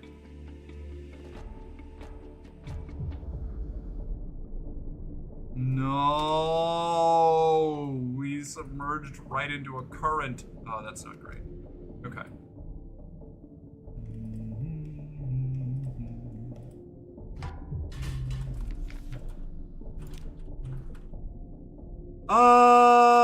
Share tales from the outside with an almost dead man. A deep, well-lit cavern, thick with fungal smoke and cave mobs. Far above, a lighthouse fire burns. The scent of it is curiously medicinal. It clouds your head and burns your lungs. Farther into the fog, you can make out labored breathing. Share tales of the outside with an almost dead man. Ah, madam, he rasps. Humor an old man. Tell me of your journeys. I.e., MCR, Green Day, Fall Out Boy, Panic at the Disco, and many other bands. Most of my band tees are IDK How. So, you know, got that going for me. The almost dead man is not easy to impress. Though the Aurelian goggles at your tail, his mentor only gives a grizzled nod. Not bad, he allows. Saw a thing or two myself in my youth. The desert of eyes, the listening desert, the desert of delights.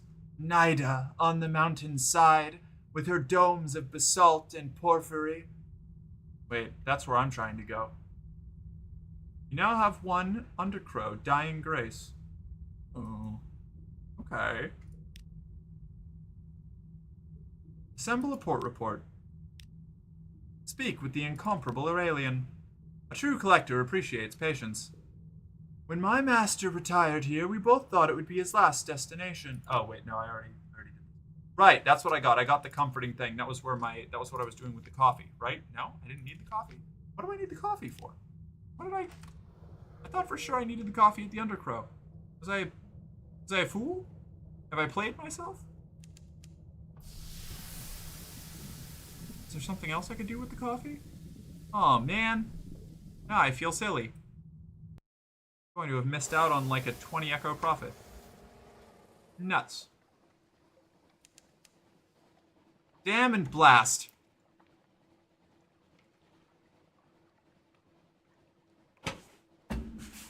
Oh.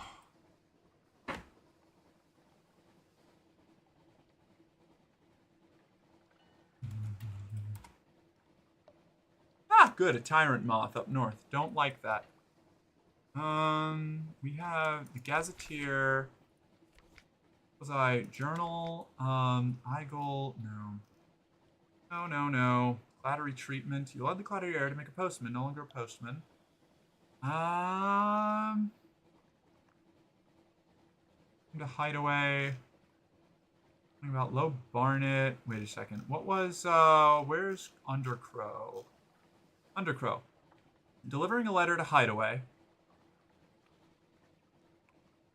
Dying Grace. Almost Dead Man. Rack. Shoot. Could have used that coffee for something useful. Damn and blast. So it goes. You win some, you win others less convincingly. Mostly we win, though.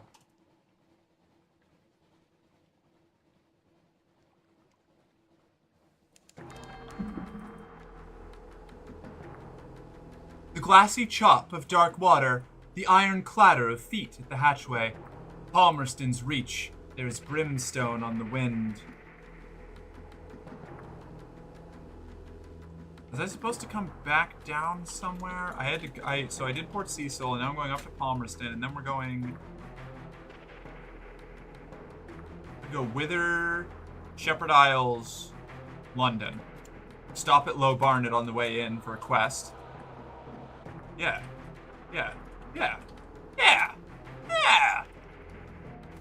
We'll replenish all of our fuel by doing the port reports. Oh, and we can engage the merciless Mediste for 5 bales of parabola linen, which is so fucking expensive. But she's so good. We might as well pick her up. Engage an officer, the merciless Mediste. Ah, yes, you will do nicely. I need a ship, dear heart, and I rather flatter myself that you need me. Welcome aboard. The Modiste neither packs lightly nor suffers fools gladly. One solitary scratch on my steamer's trunks from you sniveling little homunculi, and I will take the whole blessed lot of you apart at the seams. She turns back, her lips curling into a smile. As I was saying, Captain, you really must try to take the waters here before our cruise. Most invigorating, Brimstone. Alright, cool. She's terrible and I love her. I like all of my terrible crew.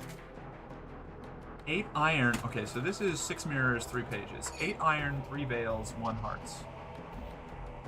Very good. What does she want from us? Zoop! I will buy a Zoop and speak to her, because I have a solace fruit.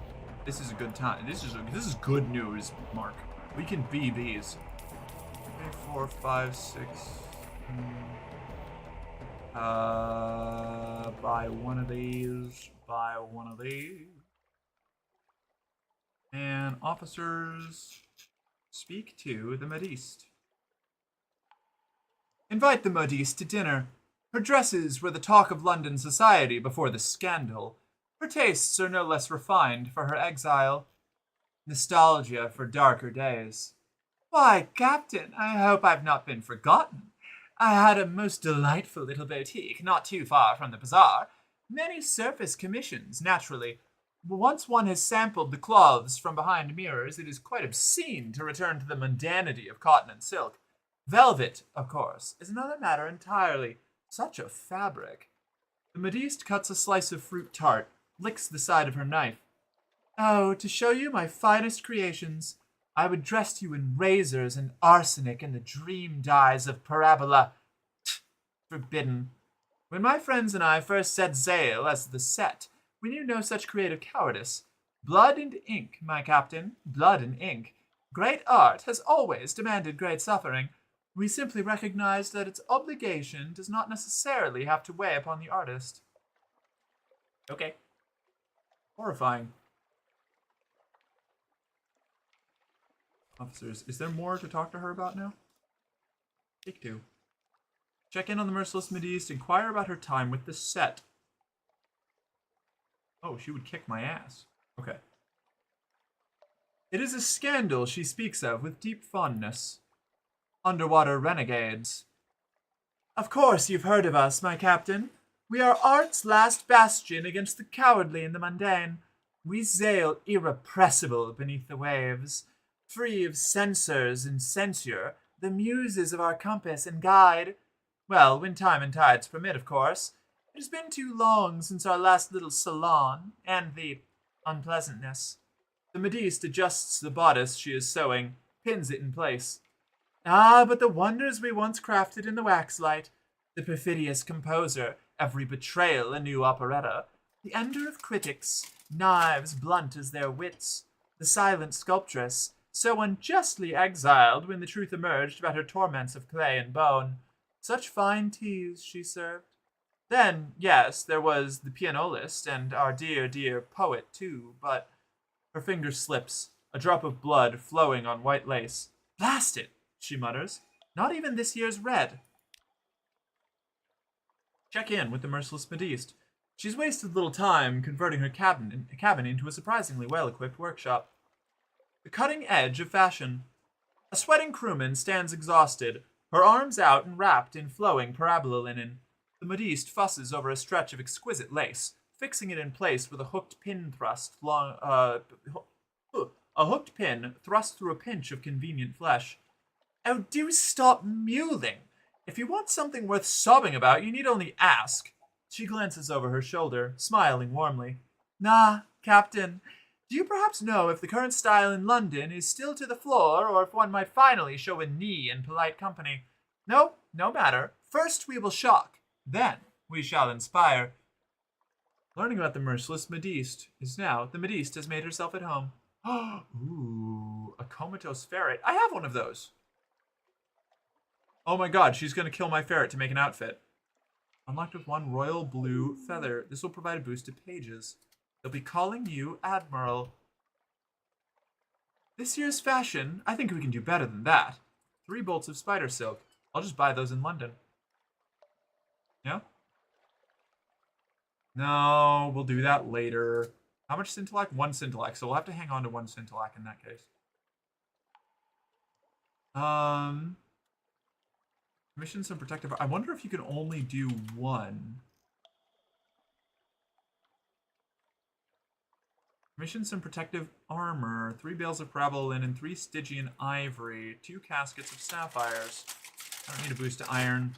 I think I would prefer a boost to pages, but I'm going to need royal blue feathers, which I think I get by killing Azure Prophets. That's going to terrify me, but we're going to give it a try. Comatose ferret, bale of parabola linen.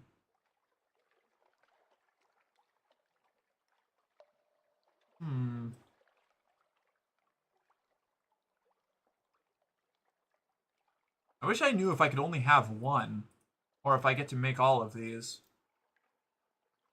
I guess we'll find out. But not right now. Not right now. She provides a wide array of stat boosts. You now have more officers than crew on your ship. It's true. Yeah, I do. Yeah. Hold on. And let's even excluding the mascots, I have more officers than crew on my ship. Which is great. Love that. Hilarious. So she provides a wide array of stat boosts. Can you get more than 1, or does it cap out at 1? Like, do you lose the real top-heavy organization? Yeah. Really, the crew are just there. Like the ship is run entirely by the officers. The crew are just there so that we like prod them into dangerous situations to see if it's safe for us to go through. You know. Oh, I intended that as a question. Gotcha. Yeah, I'm not 100% sure. We'll find out later, I guess. Someday. Where I have 1 cargo space left. How much fuel have I got right now? 8? I can make it home with 8 fuel. Can I make it home with 3 supplies? I can make it home with 3 supplies. Can't make it to Wither and then home with 3 supplies, though. And I do want to get Mutter Salt so I can talk to the... Okay. We will get 1 more supplies. We will leave. We will travel... Oh, no, wait. We will not leave yet. We've got a couple things we can do here. So, we're going to do story. We're going to go up to the crater. They say the road to hell is paved with good intentions, but the road to the Brimstone Convention is paved with cinders. Do they admit visitors to the Brimstone Convention? Probably not. But you never know. They might sell tickets. Above the bay, look down and see Port Palmerston like a toy and the ruins like gravel. You've come far, but the volcano's cone still rears above you. Rest a little before you go the last half-mile. The road to the crater ends at a brass gate in the crater wall. Besides it stands an oddly charming little cottage. It's thrown together from pumice and basalt, but it features honeysuckle. An equally charming deviless in his tea gown leans against the cottage wall, twirling a parasol and fanning herself. I am the guardian of this place, she remarks languidly. You may not pass, but can I offer you a cup of Armillaria tea? Tea with the deviless. Armillaria? That's not one of the poisonous ones, is it? You're pretty sure it's not. Terror in a tea gown. No doubt she'd be much less pleasant if you tried to break down the gate, but just now she's a courteous, soft-voiced woman in a tea gown. The tea is hot and nutty and rather pleasant. She asks about your voyages. She's desperate for news of London, of its mists, its nights, its sick, its poor, its fires. She tactfully turns aside questions about the convention, but she shares some of the secrets of the Neath. Come and see me again, she says. Next time you're here. She shrugs gracefully. Bring me a present if you like. Ah, shit. I should have visited her before. Now that I have souls, I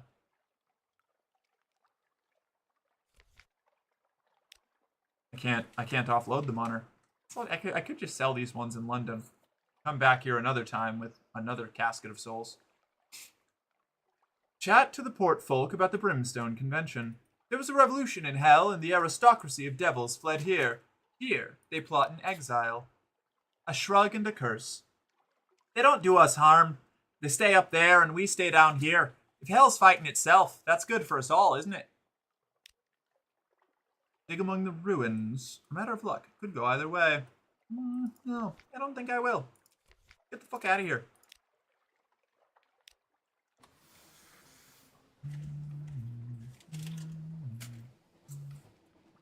We do not want those guys to see us. They've seen us. They have not engaged us, however, so we'll be fine. Faustic Corsair. Okay.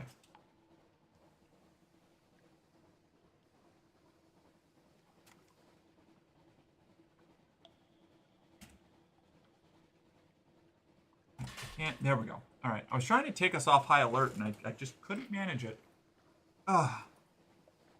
Okay, so we're going to move along the top here. We're going to stop at the Chapel of Lights. We're going to stop at Codex, just for port reports, nothing else. And then we are going to go to Withern, and then down to the Shepherd Isles. I'm going to answer some questions. I'm going to get back to London, and then we'll probably start our next expedition and end stream like halfway through it. Most likely. That's my guess. We need, Prisoner's Honey. I need to check the price of Prisoner's Honey. Because they buy those weird casket things in the Chelinate for 37 echoes. And that might be a good profit. If a good solid profit. Oh my god, never mind, we're not going there. Mount Nomad's floating around down there. Nope. Chapel of Lights is off limits to us today. Ladies and gentlemen, we will be going around. This must be Void's approach. The air crackles with frosty radiation. We just died.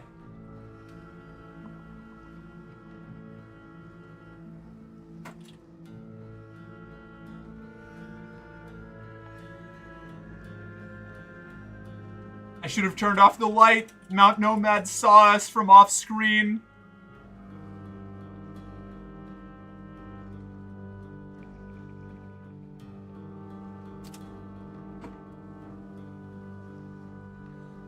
Oh.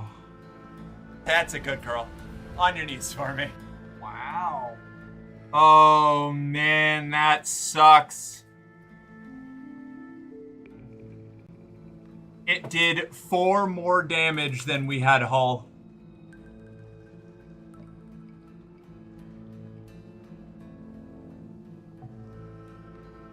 Oh, that's a bummer.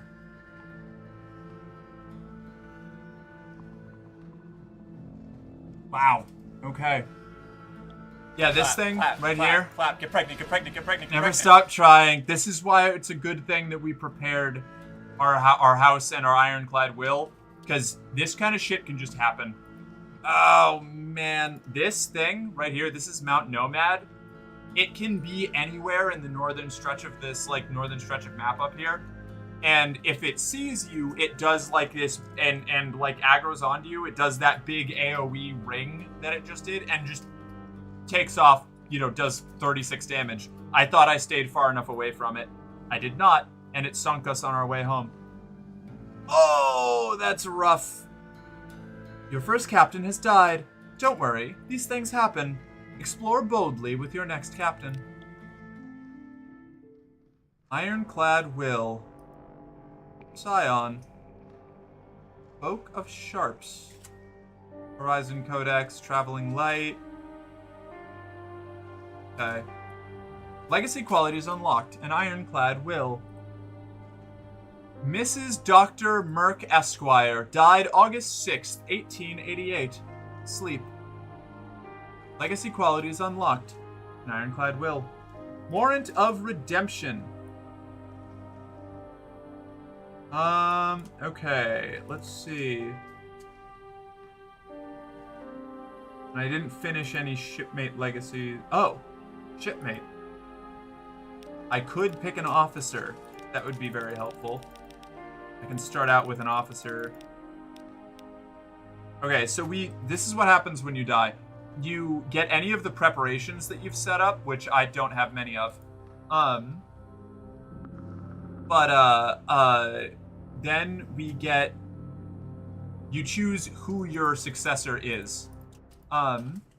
You were Mrs. Dr. Merck Esquire's rival, pupil, salvager, shipmate, correspondent. Retain 50% of their veils value and 50% of their money. Oh wait, pupil gets 50% of money too. 50% of mirrors value. And 50% of their money. That brings us up to 30. That's pages. Correspondent. 50% value, pages value in their chart. No, I think pupil's what we're going to do. That'll bring our mirrors up to 30 by base. Man, we were going to make so much money. Oh, man. Oh, yeah, what did I miss? What you missed was we died. And we're moving on to our successor. Damn. I'm probably going to go sleep. I can barely stay awake. Night, Mark? Night? How do you want me to shorten it? True trans person? TTP? Person? True? Trans? Starting with the chart feels like cheating. So, secret knowledge, Cat.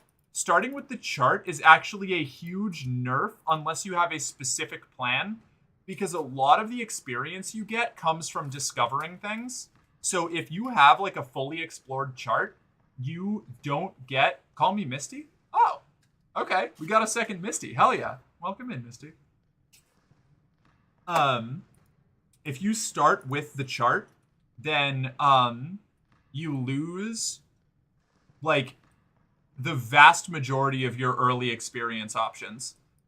So it's a little rough. I think I'd rather start with half of my money because that's going to let us buy the big ship. Our starting wealth will be 2,773. We'll have 30 mirrors. This is going to let us get the trade ship like way fast. So this is what we're going to do.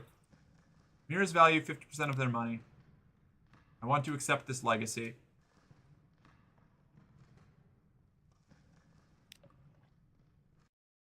Wow, that's a lot of money. Yeah. And if I had died broke, I would have picked any of the other ones. But I had like 5,000 something echoes. You know, I had whatever, almost 6,000 echoes. All right, choose a past. Decide who you were and what you want to be. Now you're a captain. Now you belong to the Untersee. But who were you before? An ordained priest. A natural we did natural philosopher last time, so I'm scratching that from the record. But we can take a little poll if we like. A little Gantt poll even. We have an ordained priest. You fell from grace. There's nothing left ashore for you. An anonymous benefactor has found this way out for you. Perhaps, at Z, you can overcome your appetites. Begin a boost to hearts. Veteran of the campaign of 68. You fought in the invasion of Hell. London's armies lost. You survived. Your loot and your pension have bought you a command. This will give you a bonus to Iron, the skill of causing direct damage. A poet. Educated and articulate, you seek sensation at sea. How lucky you had a legacy to spend. Your long-vanished father had a rich patron, it seems. A street urchin. Your urchin gang cast you out when you grew too tall. You took to sea rather than graduate to larger crimes. That last big score was enough to buy a ship. This will give you a bonus to Veils, the skill of subtlety and evasion. I'm gonna run a poll. We're gonna do a little poll. Quick little poll. I'll give you a couple minutes. Watch poll. What is this? Poet into Father's Bones. Poet into Father's Bones is a strong pick. Poet. Veteran. Terrible at spelling. Street urchin. Priest. All right. You got 2 minutes. Everybody wants to vote can vote. And probably I won't override your decision to do Poet with Father's Bones, because that sounds pretty cool, actually. You're going out to retrieve your previous caption's bones. I guess they would be your adoptive mother's bones. Actually, yeah, you know what? Fair enough. I'm going to throw my vote into Poet as well. I'm watching Final Destination Bloodlines. Is that a new Final Destination movie? I've heard about that, maybe. Once.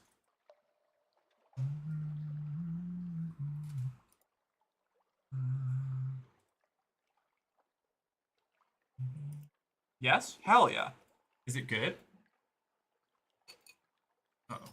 I left these noodles and now they're cold and sad, but I'm going to eat them anyway because I'm hungry.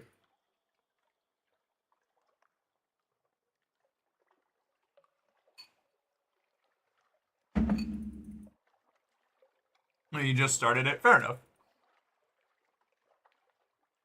Alright, I'm just going to take the Poet start. Disregard the poll. A wise soul. Experience, you have intuition. And your friend, the sly navigator, he's a little vague, but he probably knows what he's doing. Perhaps you can find someone better eventually. Talk to the navigator to find out why he went to Z. You were a struggling poet. Now you're a Z captain. 20 echoes, 25 pages, and a sly navigator. Your father was lost at Z. You never knew him, but you often dreamed of him. Find and return his remains to London for a decent burial. Full fathom 5. Find where he fell and bring him home. And we'll do,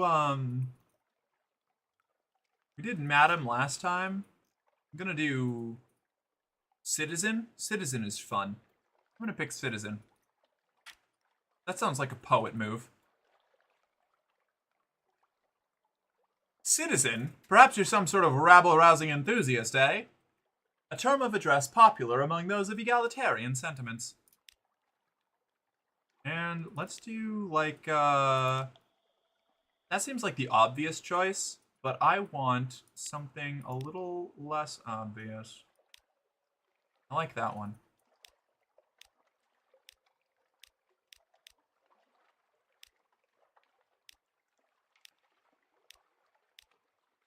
We gotta pick the right silhouette for our spooky little poet lady.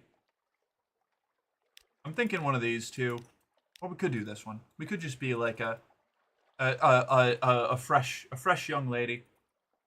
Ready to set sail.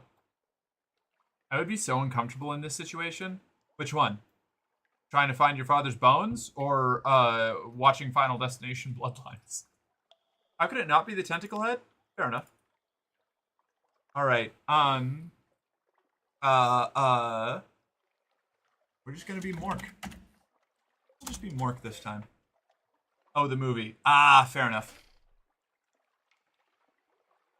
Your father lost at Z so very long ago. The trail was cold, but now you have a lead. Mr. John Huffam, editor of the unexpurgated London Gazette. He's published your poetry from time to time. 1 week ago, he casually mentioned that your turn of phrase is very like your father's. Coffee at Caligula's. Huffam curls his fingers around his steaming cup, a protection against the dank cold of the morning. Oh, yes, I knew him. A man of some talent, your father. But he turned that talent to, love poetry. Ghostwriting it, if you understand me. And as you know, love poetry draws the attention of a particular power. He glances out the window. You follow his gaze to where the spires of the Echo Bazaar rise above London. Huffam leans forwards. The masters of the bazaar, he says very quietly, took an interest in your father. So although I liked him, and although I like you, I will need something to set against the risk. Bring me news. News from the Z. Bring Huffam a Z story, a tale of terror, and a memory of distant shores, and he'll tell you more. They can be found in many places around the Z, or purchased far away in Irem. Okay. Advice for Captains. Sell my Advice for Captains book. I do not need it. Here's another 50 echoes. The Labyrinth of Tigers. What the fuck is this? Purchase a live specimen from the labyrinth. I don't need that. The Labyrinth of Tigers is open under the patronage of London Zoological Society to cautious visitors for educational purposes. Here you may see the devil apes of Far Mandalay, the Thing in the Mirror, the Castigator's Children, the Gargantuan Cave Snake, the Inhabitor of Wolves, the Hybrid Fiend. N.B. The management recommends that you arrange your exit well before closing time. Oh, you can provide a rare creature for the labyrinth. Oh, you need a harlot fry? I don't know what the fuck that is. Alright. Is this just permanent? Why is this here? Is this because I died with a live specimen in my hold? I don't know. Passenger, someone on the docks wants to board your ship. Agree to carry the August travel writer to Gator's Morn. He's prepared to pay handsomely for transport and is keen to commission your ship specifically. Curious. The August travel writer shakes your hand. His grip is distressingly strong. Thank you. It's Gator's Morn I'm bound for first, he says. I hear they... He scuttles over to your stoker, or hurries over to your stoker. Where did I get scuttles from? Who is carrying his steamer trunk up the gangplank. No need to trouble yourselves. Give it here. Remember, citizen, Gator's Morn. I'll pay you 150 echoes when we arrive.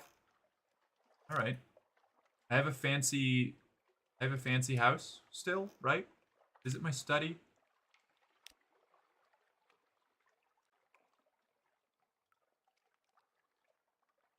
Write a will. I'm gonna do this right off the bat, just so I don't have to worry about it anymore. Yeah. Okay, can't do anything else here. I don't need to do any of the crazy stuff. Purchase a Z-side mansion. 10,000 echoes. Fascinating. Yeah, will time. Yeah. It's so cool to see all the characters in Neethi lore being referenced here, right? That's how I felt when I went and played Fallen London. I was like, oh, it's so cool to learn about all these things that just get referenced in Sunless Sea. I hate heights. I hurt my ankle. Oh no. Did you hurt? Wait, like just now watching the movie? Or like you hurt your ankle falling from a great height and that's why you hate heights? One can never be too sure about these things. Adopt a Blemigan Gallivanter. A Blemigan sits atop a splintered crate, clicking and whistling at captains as they come near. A polite bow. You extend your hand and the Blemigan leaps on. Its tendrils entwine with your fingers, and it chitters quietly. It meets your gaze and bobs its dome in greeting. It's very small. Is it old enough for naval service? You're pretty sure its mustache has been drawn on in pen in an attempt to look older. As you approach your ship's gangplank, the creature flutes and vibrates with apparent happiness. The bosun winces as you bring it aboard. I like my little Blemigan boy. London. Submariner tutorial. No need. London. Admiralty's office. Ask if there's anything in particular they need. This port. Speak to our agent there and return. We'll see that you're rewarded. Gators Morn, that's convenient. I just happen to be going to Gators Morn. What a rip-roaring good time this is going to be for everyone involved. Heirloom. Stored safely in my lodgings. How do I sell this? Shops. Story. Lodgings. Sell your townhouse. Purchase a mansion. Sell off an heirloom. How much are they worth? You will usually get slightly less than the item was originally worth. Warning. If you die without a will in place, your next character will not inherit these. Oh. That's actually slightly more than what they were worth. Okay. Alright. Very good. We've got the cash. Now. I probably should have waited until I was more established, because now if I die, I lose everything. But, off we go. Check the papers? Yes. Well, no. Okay, no. I didn't want to check the papers because I want to go to London. And I want to see if I have... I don't. Okay, I don't have another day of free evening. Never mind. Yes, so now I'll read the papers. News from abroad. The Khanates threatening war. They always are. London's colonies on the Carnelian coast want independence. They always do. The Untersee, the papers report, has undergone another alteration. Not yet it hasn't. You'd know. Ho-ho! A promotional coupon from Miss Plenty's Provisioners for a half-casket of salt herring. You could use that. Alright. And fuel. We can probably just fill up on fuel, right? Do I want to buy anything right off the bat? Maybe a better gun? I feel like the better gun is always a good move for your early cash flow problems. Or alternatively, buy a better ship. Don't have enough yet. This ship, we need 7,000 echoes. We're at 4,500. So what we're going to do here, right, is we're going to go find the salt lions as fast as possible. And we are going to run all of the salt lions stuff, get our income, get all of the income from doing the salt lions bits, and then that will let us buy the big ship. Actually, yeah, we don't need a gun yet. We're not going to shoot anything. We're just going to go. We're just going to go do the salt lion runs. We can do that. Surely we will not regret finding the salt lions. Did I buy some more fuel? One more fuel. 1, 2, 1, 2. Story, lodgings, no. Story, no. Story, London. Hire on crew. A very chancy challenge. Offer passage to a tomb colonist. We will do that. An emigrant will pay to be taken north to Venderbite. It's oddly difficult to die in fallen London, But when a Londoner is too tatty and wretched to live, they wrap themselves in bandages and take ship for the tomb colonies. Your crew cart these ones aboard in padded coffins. They'll sleep there until the journey is done. Visit the university. Unlocked with a secret. Hire on more crew. This we need. Sensible sailors are looking for a safe run to the tomb colonies, or at least a sane run to the southern archipelago. You'll need to buy drinks, spread around hiring fees, look for daredevils. Rich pickings. Your tall tales find a ready audience. Scarred and seasoned men and women tramp aboard and find places to sling hammocks. Right. Yeah, let's, What's up? What did I miss? Hey, yo. Hey, Shadow Wizard, what's up?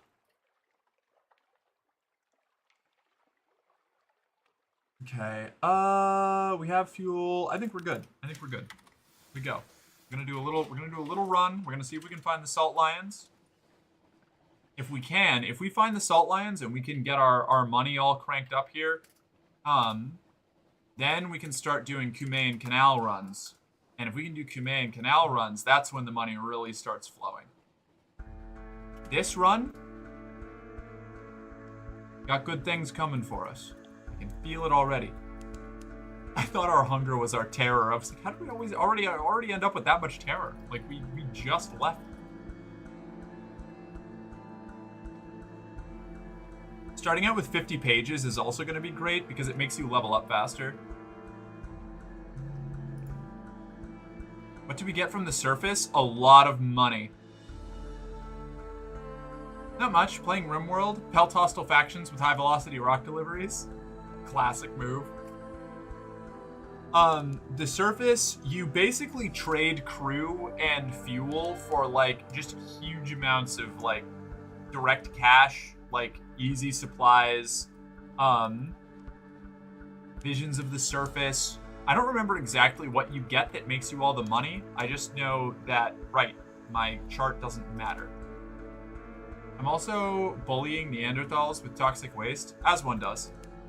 Okay, see, we're not going to fight that shark yet because we do not have, a big gun. I don't want to muck with that.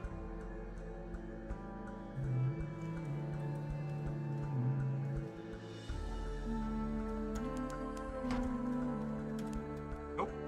Oh my god. There's monsters everywhere. This is a much more hostile Z than the last time. The Dubois Maelstrom. Who are you? Is this Abbey Rock? No. Pigmoat? Is that you? Already?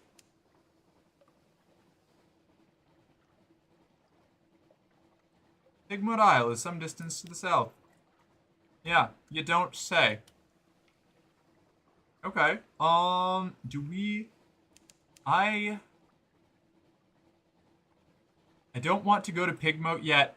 Stay far away from Pigmoat, yeah. I don't want to go to Pigmoat yet because until I have the ability to actually, like, succeed on the challenges, I don't want to go there. Otherwise, it will, it'll get, I'll end up killing them all again. And I can't have that.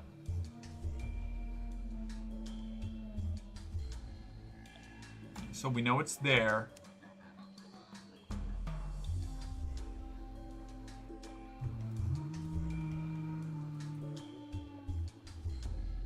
We just need to find, we gotta find the Salt Lions, we gotta find Gator's Mourn, which I believe are both in this, like, strip usually. We just have to find out where.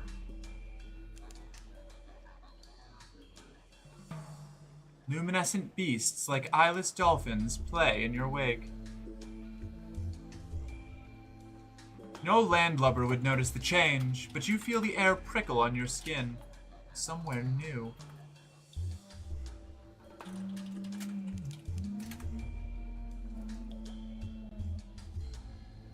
Another light ship. Odd. Weird placement for a light ship, but I'll take it. Anything here? Speak to the crew? Perhaps not. Okay. Oh, I'm so bummed. I can't believe we died. I mean, like, I can. That's the tracks. It's just, oh man. We were doing so well. We were doing so well. It's all because I let myself get too close to one of those freaky little thalamite squid things that shoot 30 damage orbs out of their face. Beware of mountains? Yeah, beware of mountains. It's fine. I'll be fine. I'll survive. I'll live. I mean, like, now, this captain will live. The last one dead. Dead and gone. Deep beneath the waves. What's this? The water is sluggish with hyphal threads. Violet vegetable bulks break the surface. Myceligaya, is the udder shroom here? What? No way. No way. What? Weird. Okay. Unusual. I'm not used to the udder shroom being around like this close. That is funky. All right. Terrible. Do not like. Do I just start bringing Blemigans everywhere? Just really ruin everybody's life? Is this the high chaos run? Oh, did you equip your new crew? I don't have new. Oh, I did not. Hello, friend. The Udder Shroom. Climb the fungal fiber ladders to its summit. Shaggy, suspicious villagers scratch a living here amidst endless clouds of spores and scurrying mobs of plant-animal hybrids. None of them ever leave. Monsters, one explains darkly. Z full of monsters. Search the shroom top. I don't know what else you can get with beginner's luck, but I know we get solace fruit from here. Trade honey. Okay, I can't do that yet, so we'll gather that later. Gather intelligence. What happens here, on top of a mushroom the size of Marlborough?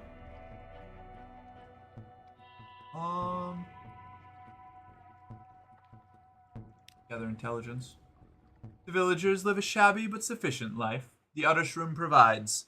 They are secretive, taciturn, incurious. Ships rarely visit. Visit the village. Do we take the begin? I'm gonna hold on to that beginner's luck thing because I want to see if other ports have anything about it. I've only ever seen it on the Udder Shroom.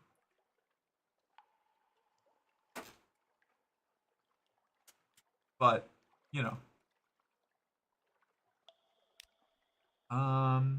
Encourage your Blemigan Gallivanter to explore.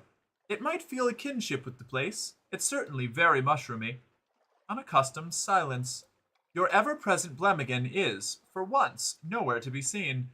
The engine room is quiet. Your maps are exactly as you left them. Not one is defaced or crumpled into a ball. Finally, you spot the tip of a tendril poking out from under a pile of unwashed clothing. Your Blemigan indicates that under no circumstances whatsoever will it be emerging. What could be so bad about the Udder Shroom? Did the other mushrooms bully it? Poor little guy. Alright. No. I do not care for the Udder Shroom. You know what we can do is, if we don't find the Salt Lions, we can at the very least, Lyric, thank you, Dragon. We can at the very least run Sapphires back to London for a small profit.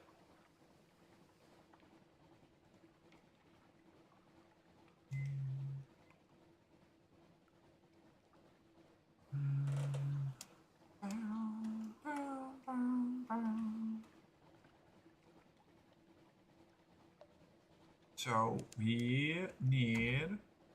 We're gonna fucking... Yeah, Sapphires are highly valued. They are. They are.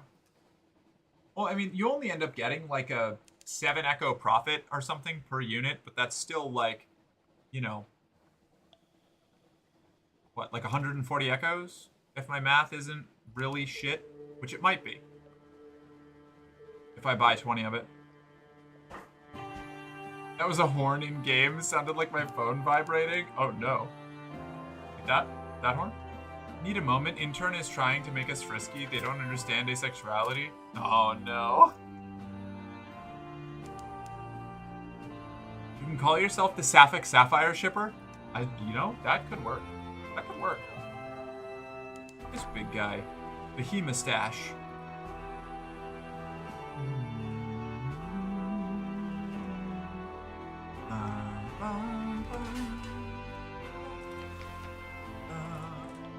The old sapphire processing plant. It sits on an inlet at the port's edge. Here, the fierce philanthropist runs an illicit but profitable business converting ships into submarines. After all, philanthropy doesn't come cheap. Have your ship converted for submarine travel. The philanthropist greets you warmly with sherry. Your money's no good here. I owe your predecessor a great debt. A few days' work, more sherry, and the adjustments are complete. Hey. Hydrate. Thank you, Hook.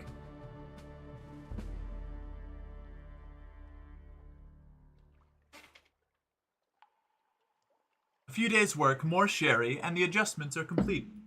Your vessel's new pipework gleams. Beneath the water, you can just make out the graceful curve of her retracted shell hull. Your ship may now transform into a submarine when at sea. Hell yeah. I'm gonna pick this guy up again. London's first Untersee colony sweats under a blanket of southern heat. To the right of the dock, the sapphire mines yawn. To the left, the governor's house stands, prim as an Elderwick mansion. Behind lies the fungal jungle, ghostly in white and violet. We will talk to a tiger at the Blue Bazaar. The Carnelian coast's padding natives are eloquent, placid, and acerbic, most of the time. Trouble abroad. The Blue Bazaar is Port Carnelian's great indoor market, arched, lofty, plush with patterned carpets where the vendors display their wares, most of all, awash with gossip. The tiger chats about the banded prince, their supposed monarch, and his palace deep in the jungle. You lever the conversation onto the state of his people. He has no complaints, he says, not even about the recent reinstatement of the travel restriction on natives, nor the report of a tiger killed at the jungle's edge. His tail flicks. We got a port report. Assist a specialized collector. A dapper gentleman lounges by a shoot of flowers, admiring butterflies with a predatory gleam in his eyes. Would you help him find the quarry of a lifetime? A man of pins and the jar. With a satisfied nod towards your ship, the incomparable Aurelian slips the butterfly into a killing jar. He explains as the vibrant orange wings beat against the glass. You've been beneath the waves, I see, and I trust you've seen tyrant moths as well. Fine creatures, but nothing compared to the regal kin, the most moth. I know where to find it, and with your ship we can see it hatch. He gazes down at the butterfly, now still. Take me down to the undercrow, and I'll show you something worth preserving forever. Okay. 20% chance to pan for sapphires in the fungal jungle? Not worth it. Too expensive to reduce our terror afterwards. Shops. Solace fruit. Don't want to buy that. Sapphire exchange. Wait, hold on. I think it's only a... It's a 4 echo profit. Damn, so we get what, 80 sapphires for running back, or 80 well, if we fully stack ourselves up, it'll be decent.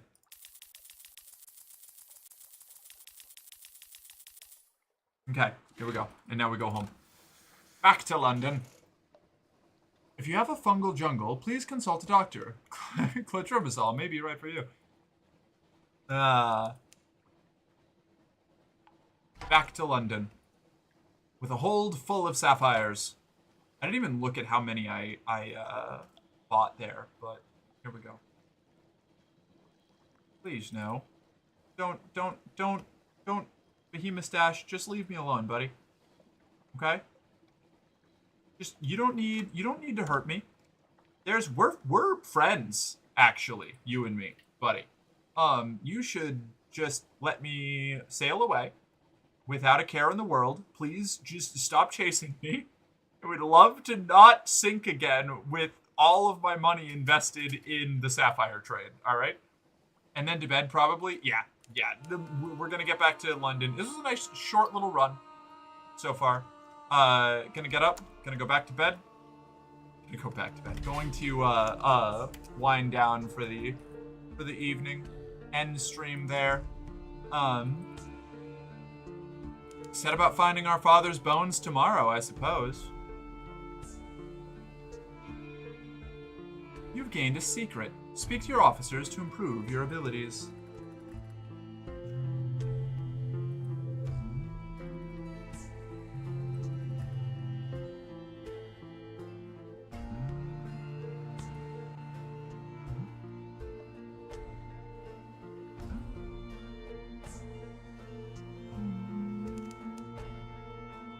Swing by the Iron Republic.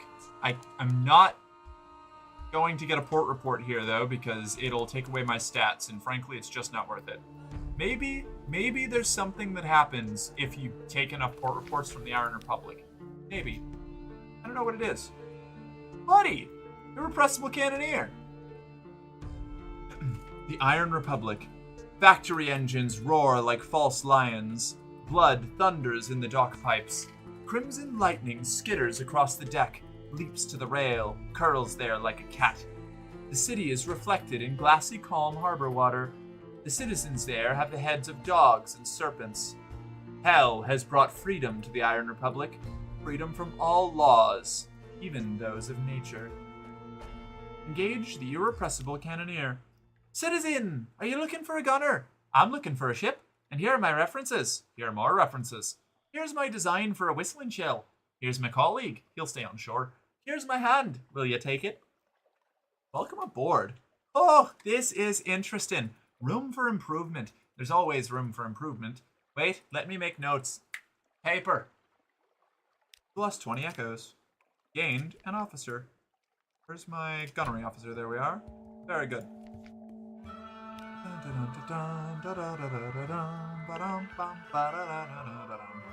The Market of Hungers, with its spires and sigils.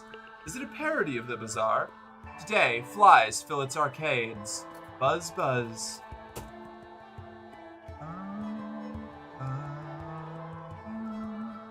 Oh, I could buy parabola linen for a 3 echo profit, but I'm not going to. I'm going to buy fuel. Two echoes cheaper. Funded Tittering Artificer's project. Ah, this is the big cannon. Actually, it's really easy to get 12 Devil Bone dice and 7 Stygian Ivory. I should do that.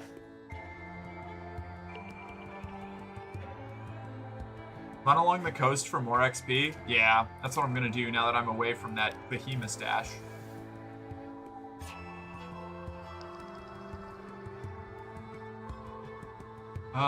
So your new captain is the old one's protege, but when she died, you became, you wrote poems inspired by the verses tattooed on your adoptive mother's back. It's a good one.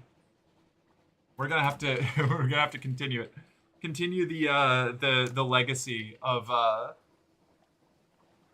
rivaling the pirate poet. Wait, did I discover that? There we go. Adam's Doom. 50 fragments gained. Already got a fair bit of secrets. We're a wee bit just a titch eccentric, you know. Fuel's cheap in hell. Yeah, it turns out you can get a lot of coal if you hang out in hell.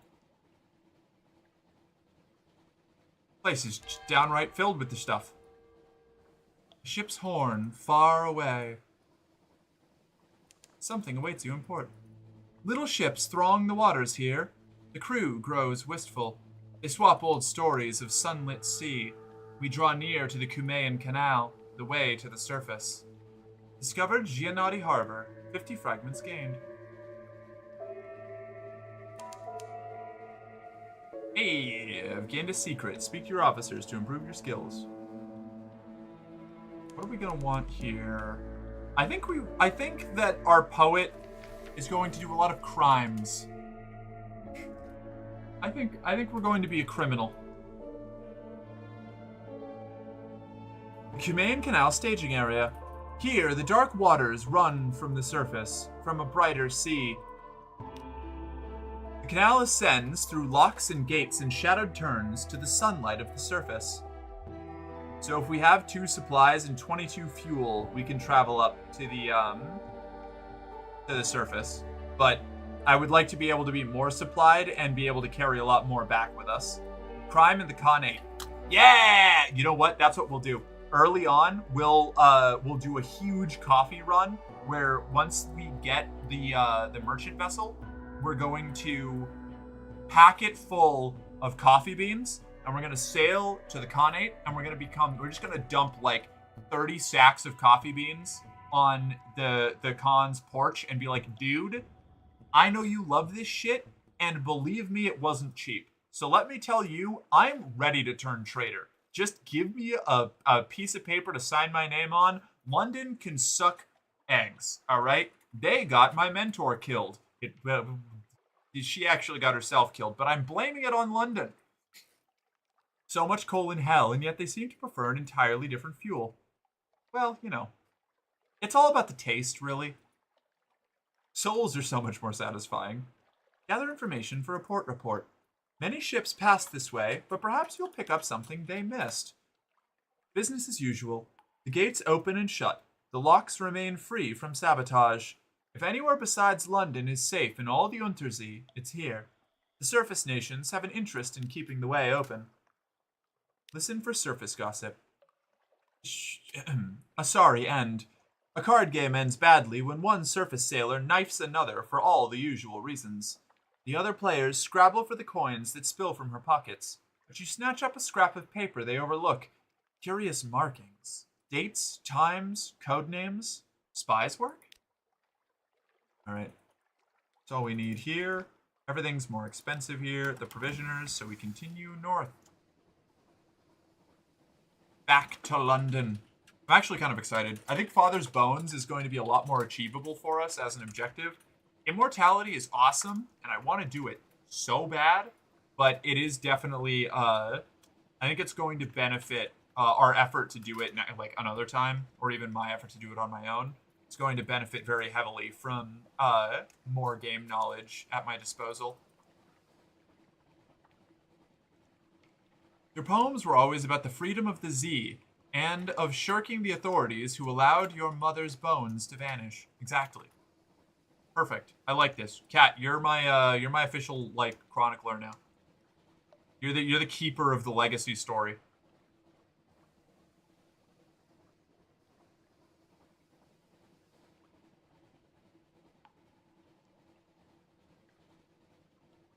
You know, there isn't really anything notable on the coast, now that I'm seeing all this. I feel like we would have had a better... Oh, the Murray Straits. Okay, there, that's something. It's good to have the coast mapped, but I don't think we need it so much. Is this the outskirts of London? And these are Shepherd's Isles, right? We've entered a fog bank. Our gunners struggle to see our foe. This little guy, the sly navigator. Competent? Probably. Trustworthy? Possibly. Discovered Mutton Island and Quaker's Haven. Oh, an auroral megalops. Ah, shit, I just ran into the dock. Like a real goofball. Fires on the hillside. Once, this simple fishing village was part of the London suburbs, before London fell and the waters rushed in.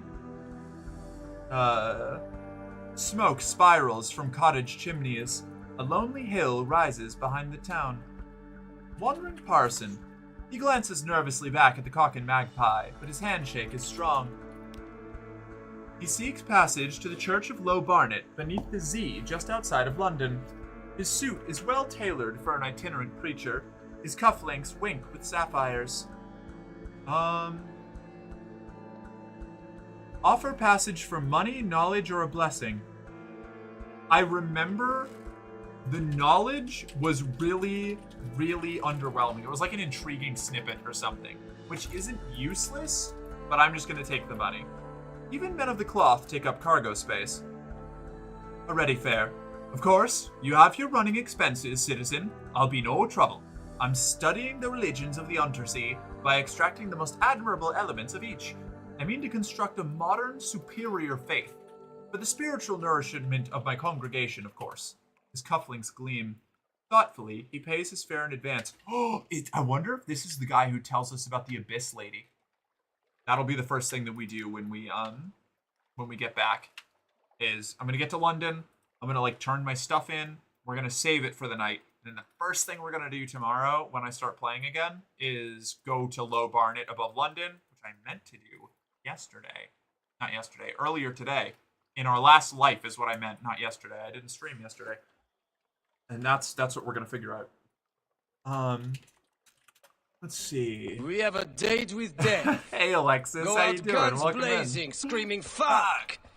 Bellies full of lead, hearts full of steel. It's good to see you. You got in right at the end. We're closing out in just a second here, but it's a pleasure to have you. I hope your stream went well. Time to stream for another hour? No, hard stop. OMG, you're still live? Yeah, for like the next 5 minutes. We're closing out in just a minute here. Let's see. Visit the hilltop above town. A straightforward challenge. There's not much wind on the Untersee, but Mutton Island suffers every gust and buffet from an inexorably local fragment of weather, and the air on the hilltop sometimes carries interesting scents. Toasting the wind.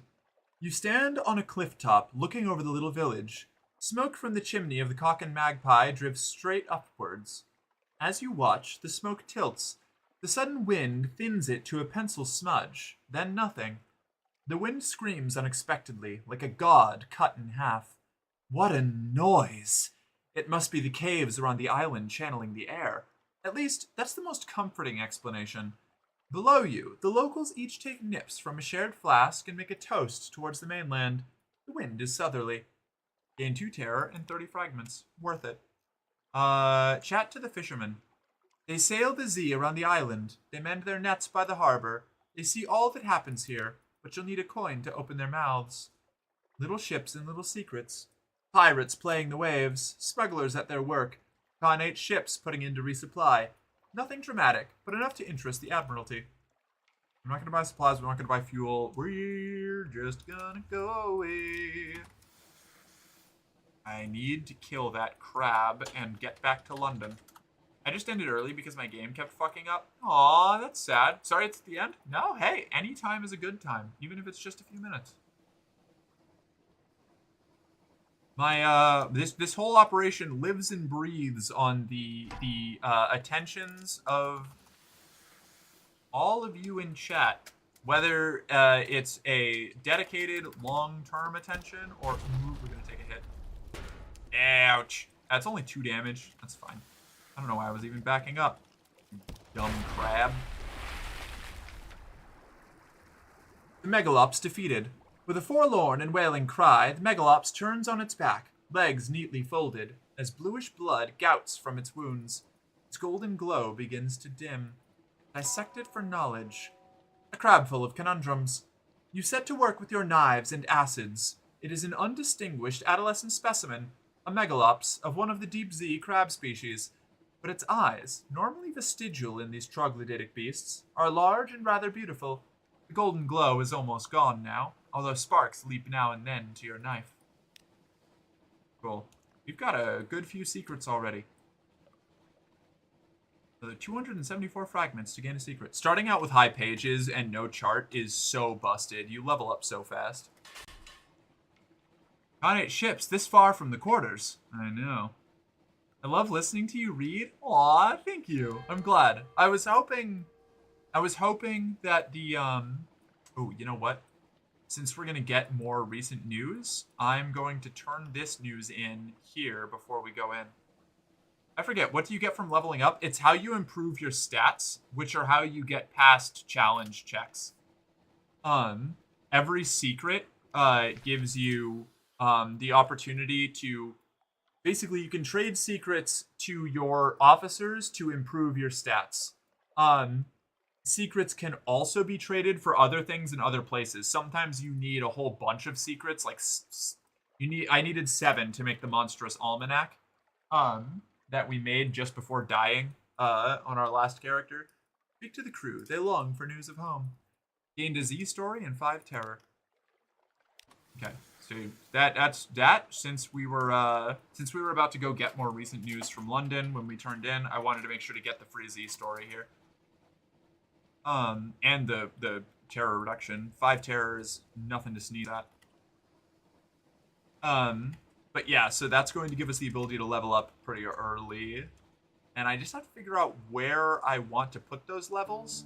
Probably I'll dump a lot of them into the Irrepressible Cannoneer early on, because damages your hull in exchange for leveling up to like 2 times for your iron, which is a really good rate. I may have grown too much corn in RimWorld. I currently have 3,000 corn. You can never have too much corn. Dedicate all of your crop growth to corn. Surely you will not regret dedicating all of your crop growth to corn. I love listening to Merc read stuff, and you're getting a new ship anyways? True, I am soon. You shrug and invite them to search your ship as thoroughly as they would like. Oh, an inspection by the Ministry of Public Decency. Some things are too illegal for the Customs Service to admit the existence of. The Ministry are here looking for those. Nothing to hide. You shrug and invite them to search your ship as thoroughly as they would like. They leave scuff marks on the newly scrubbed decks and take great pleasure in tangling the rigging. They find nothing more dangerous than moldy ship's biscuits. Collect messages from the Harbor Master. I have a free evening. A little gift from the blind bruiser. Consider a specialist surgeon. She's staying at a respectable boarding house near the docks and has made it known that she is available for work. I specialize in amputations. It's easy to acquire unwanted appendages at sea. Employ the clattery air. Her talents could be well employed on your vessel. She comes with a bag full of knives and her own personal sharpening stone. Don't touch these. Don't let anyone else touch them. No more recruits at the moment. I think I can do London. I could visit the university. I don't need to yet, though. Carouse and Wolfstack. A good night out. Sea shanties, good companionship, and the warmth of a pub fire. Okay, we didn't meet anyone yet. In the future, someday, maybe we will. We're just gonna sell all the sapphires so I don't forget to do it. Get ready to watch that number go up.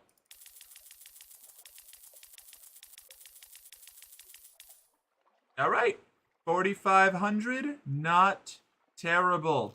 Could be worse. You do buy firkins of prisoner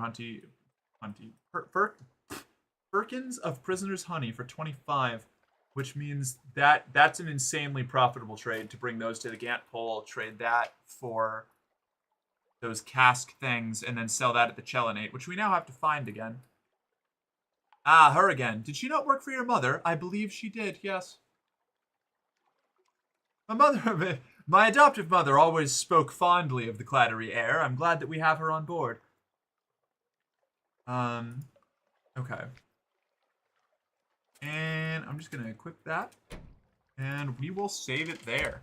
I think if I continue to do stuff, I'm never going to end, and I'm already well past the time I'm supposed to stop. So everybody, thank you all for being here. This has been Get Out of My Head, Merc. You can't. I'm in there. I've infested your brain. I live there. Some say the clattery air is your biological mother, possibly. She is a surgeon. It is possible that she discovered the secret of T-girl pregnancy, and that's how our current character came to exist. Lesbian pregnancy is viable only at sea. Oh, by the Mork, by the Mork. By the way, Mork, you're pretty. Thank you, Alexis. You're pretty too. Glad to have you here. Let's see what we've got. Let me get the raid message up. We're gonna do.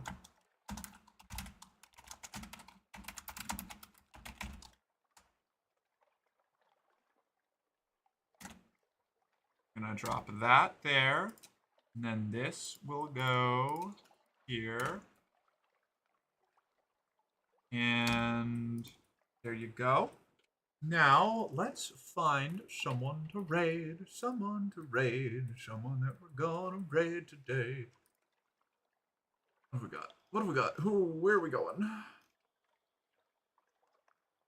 Wicked, West. Rev Eldridge. Oh, you know what? Maves is doing some Warhammer miniature painting. Let's swing by Maeve's place. Sounds like a nice chill thing to drop y'all off at, so that you can go take a sleep. Barks at you, of course. Love being here. I'm glad that you do. All right, let's get this fired up. Thank you all so much. I really appreciate everybody being here. Whether you're old or new or just here for a little one-off, sojourn, a ship passing in the starless night. I really appreciate it. You all are the reason I get to keep doing this. So thank you. I appreciate it. I'll catch you on the other side. Bye.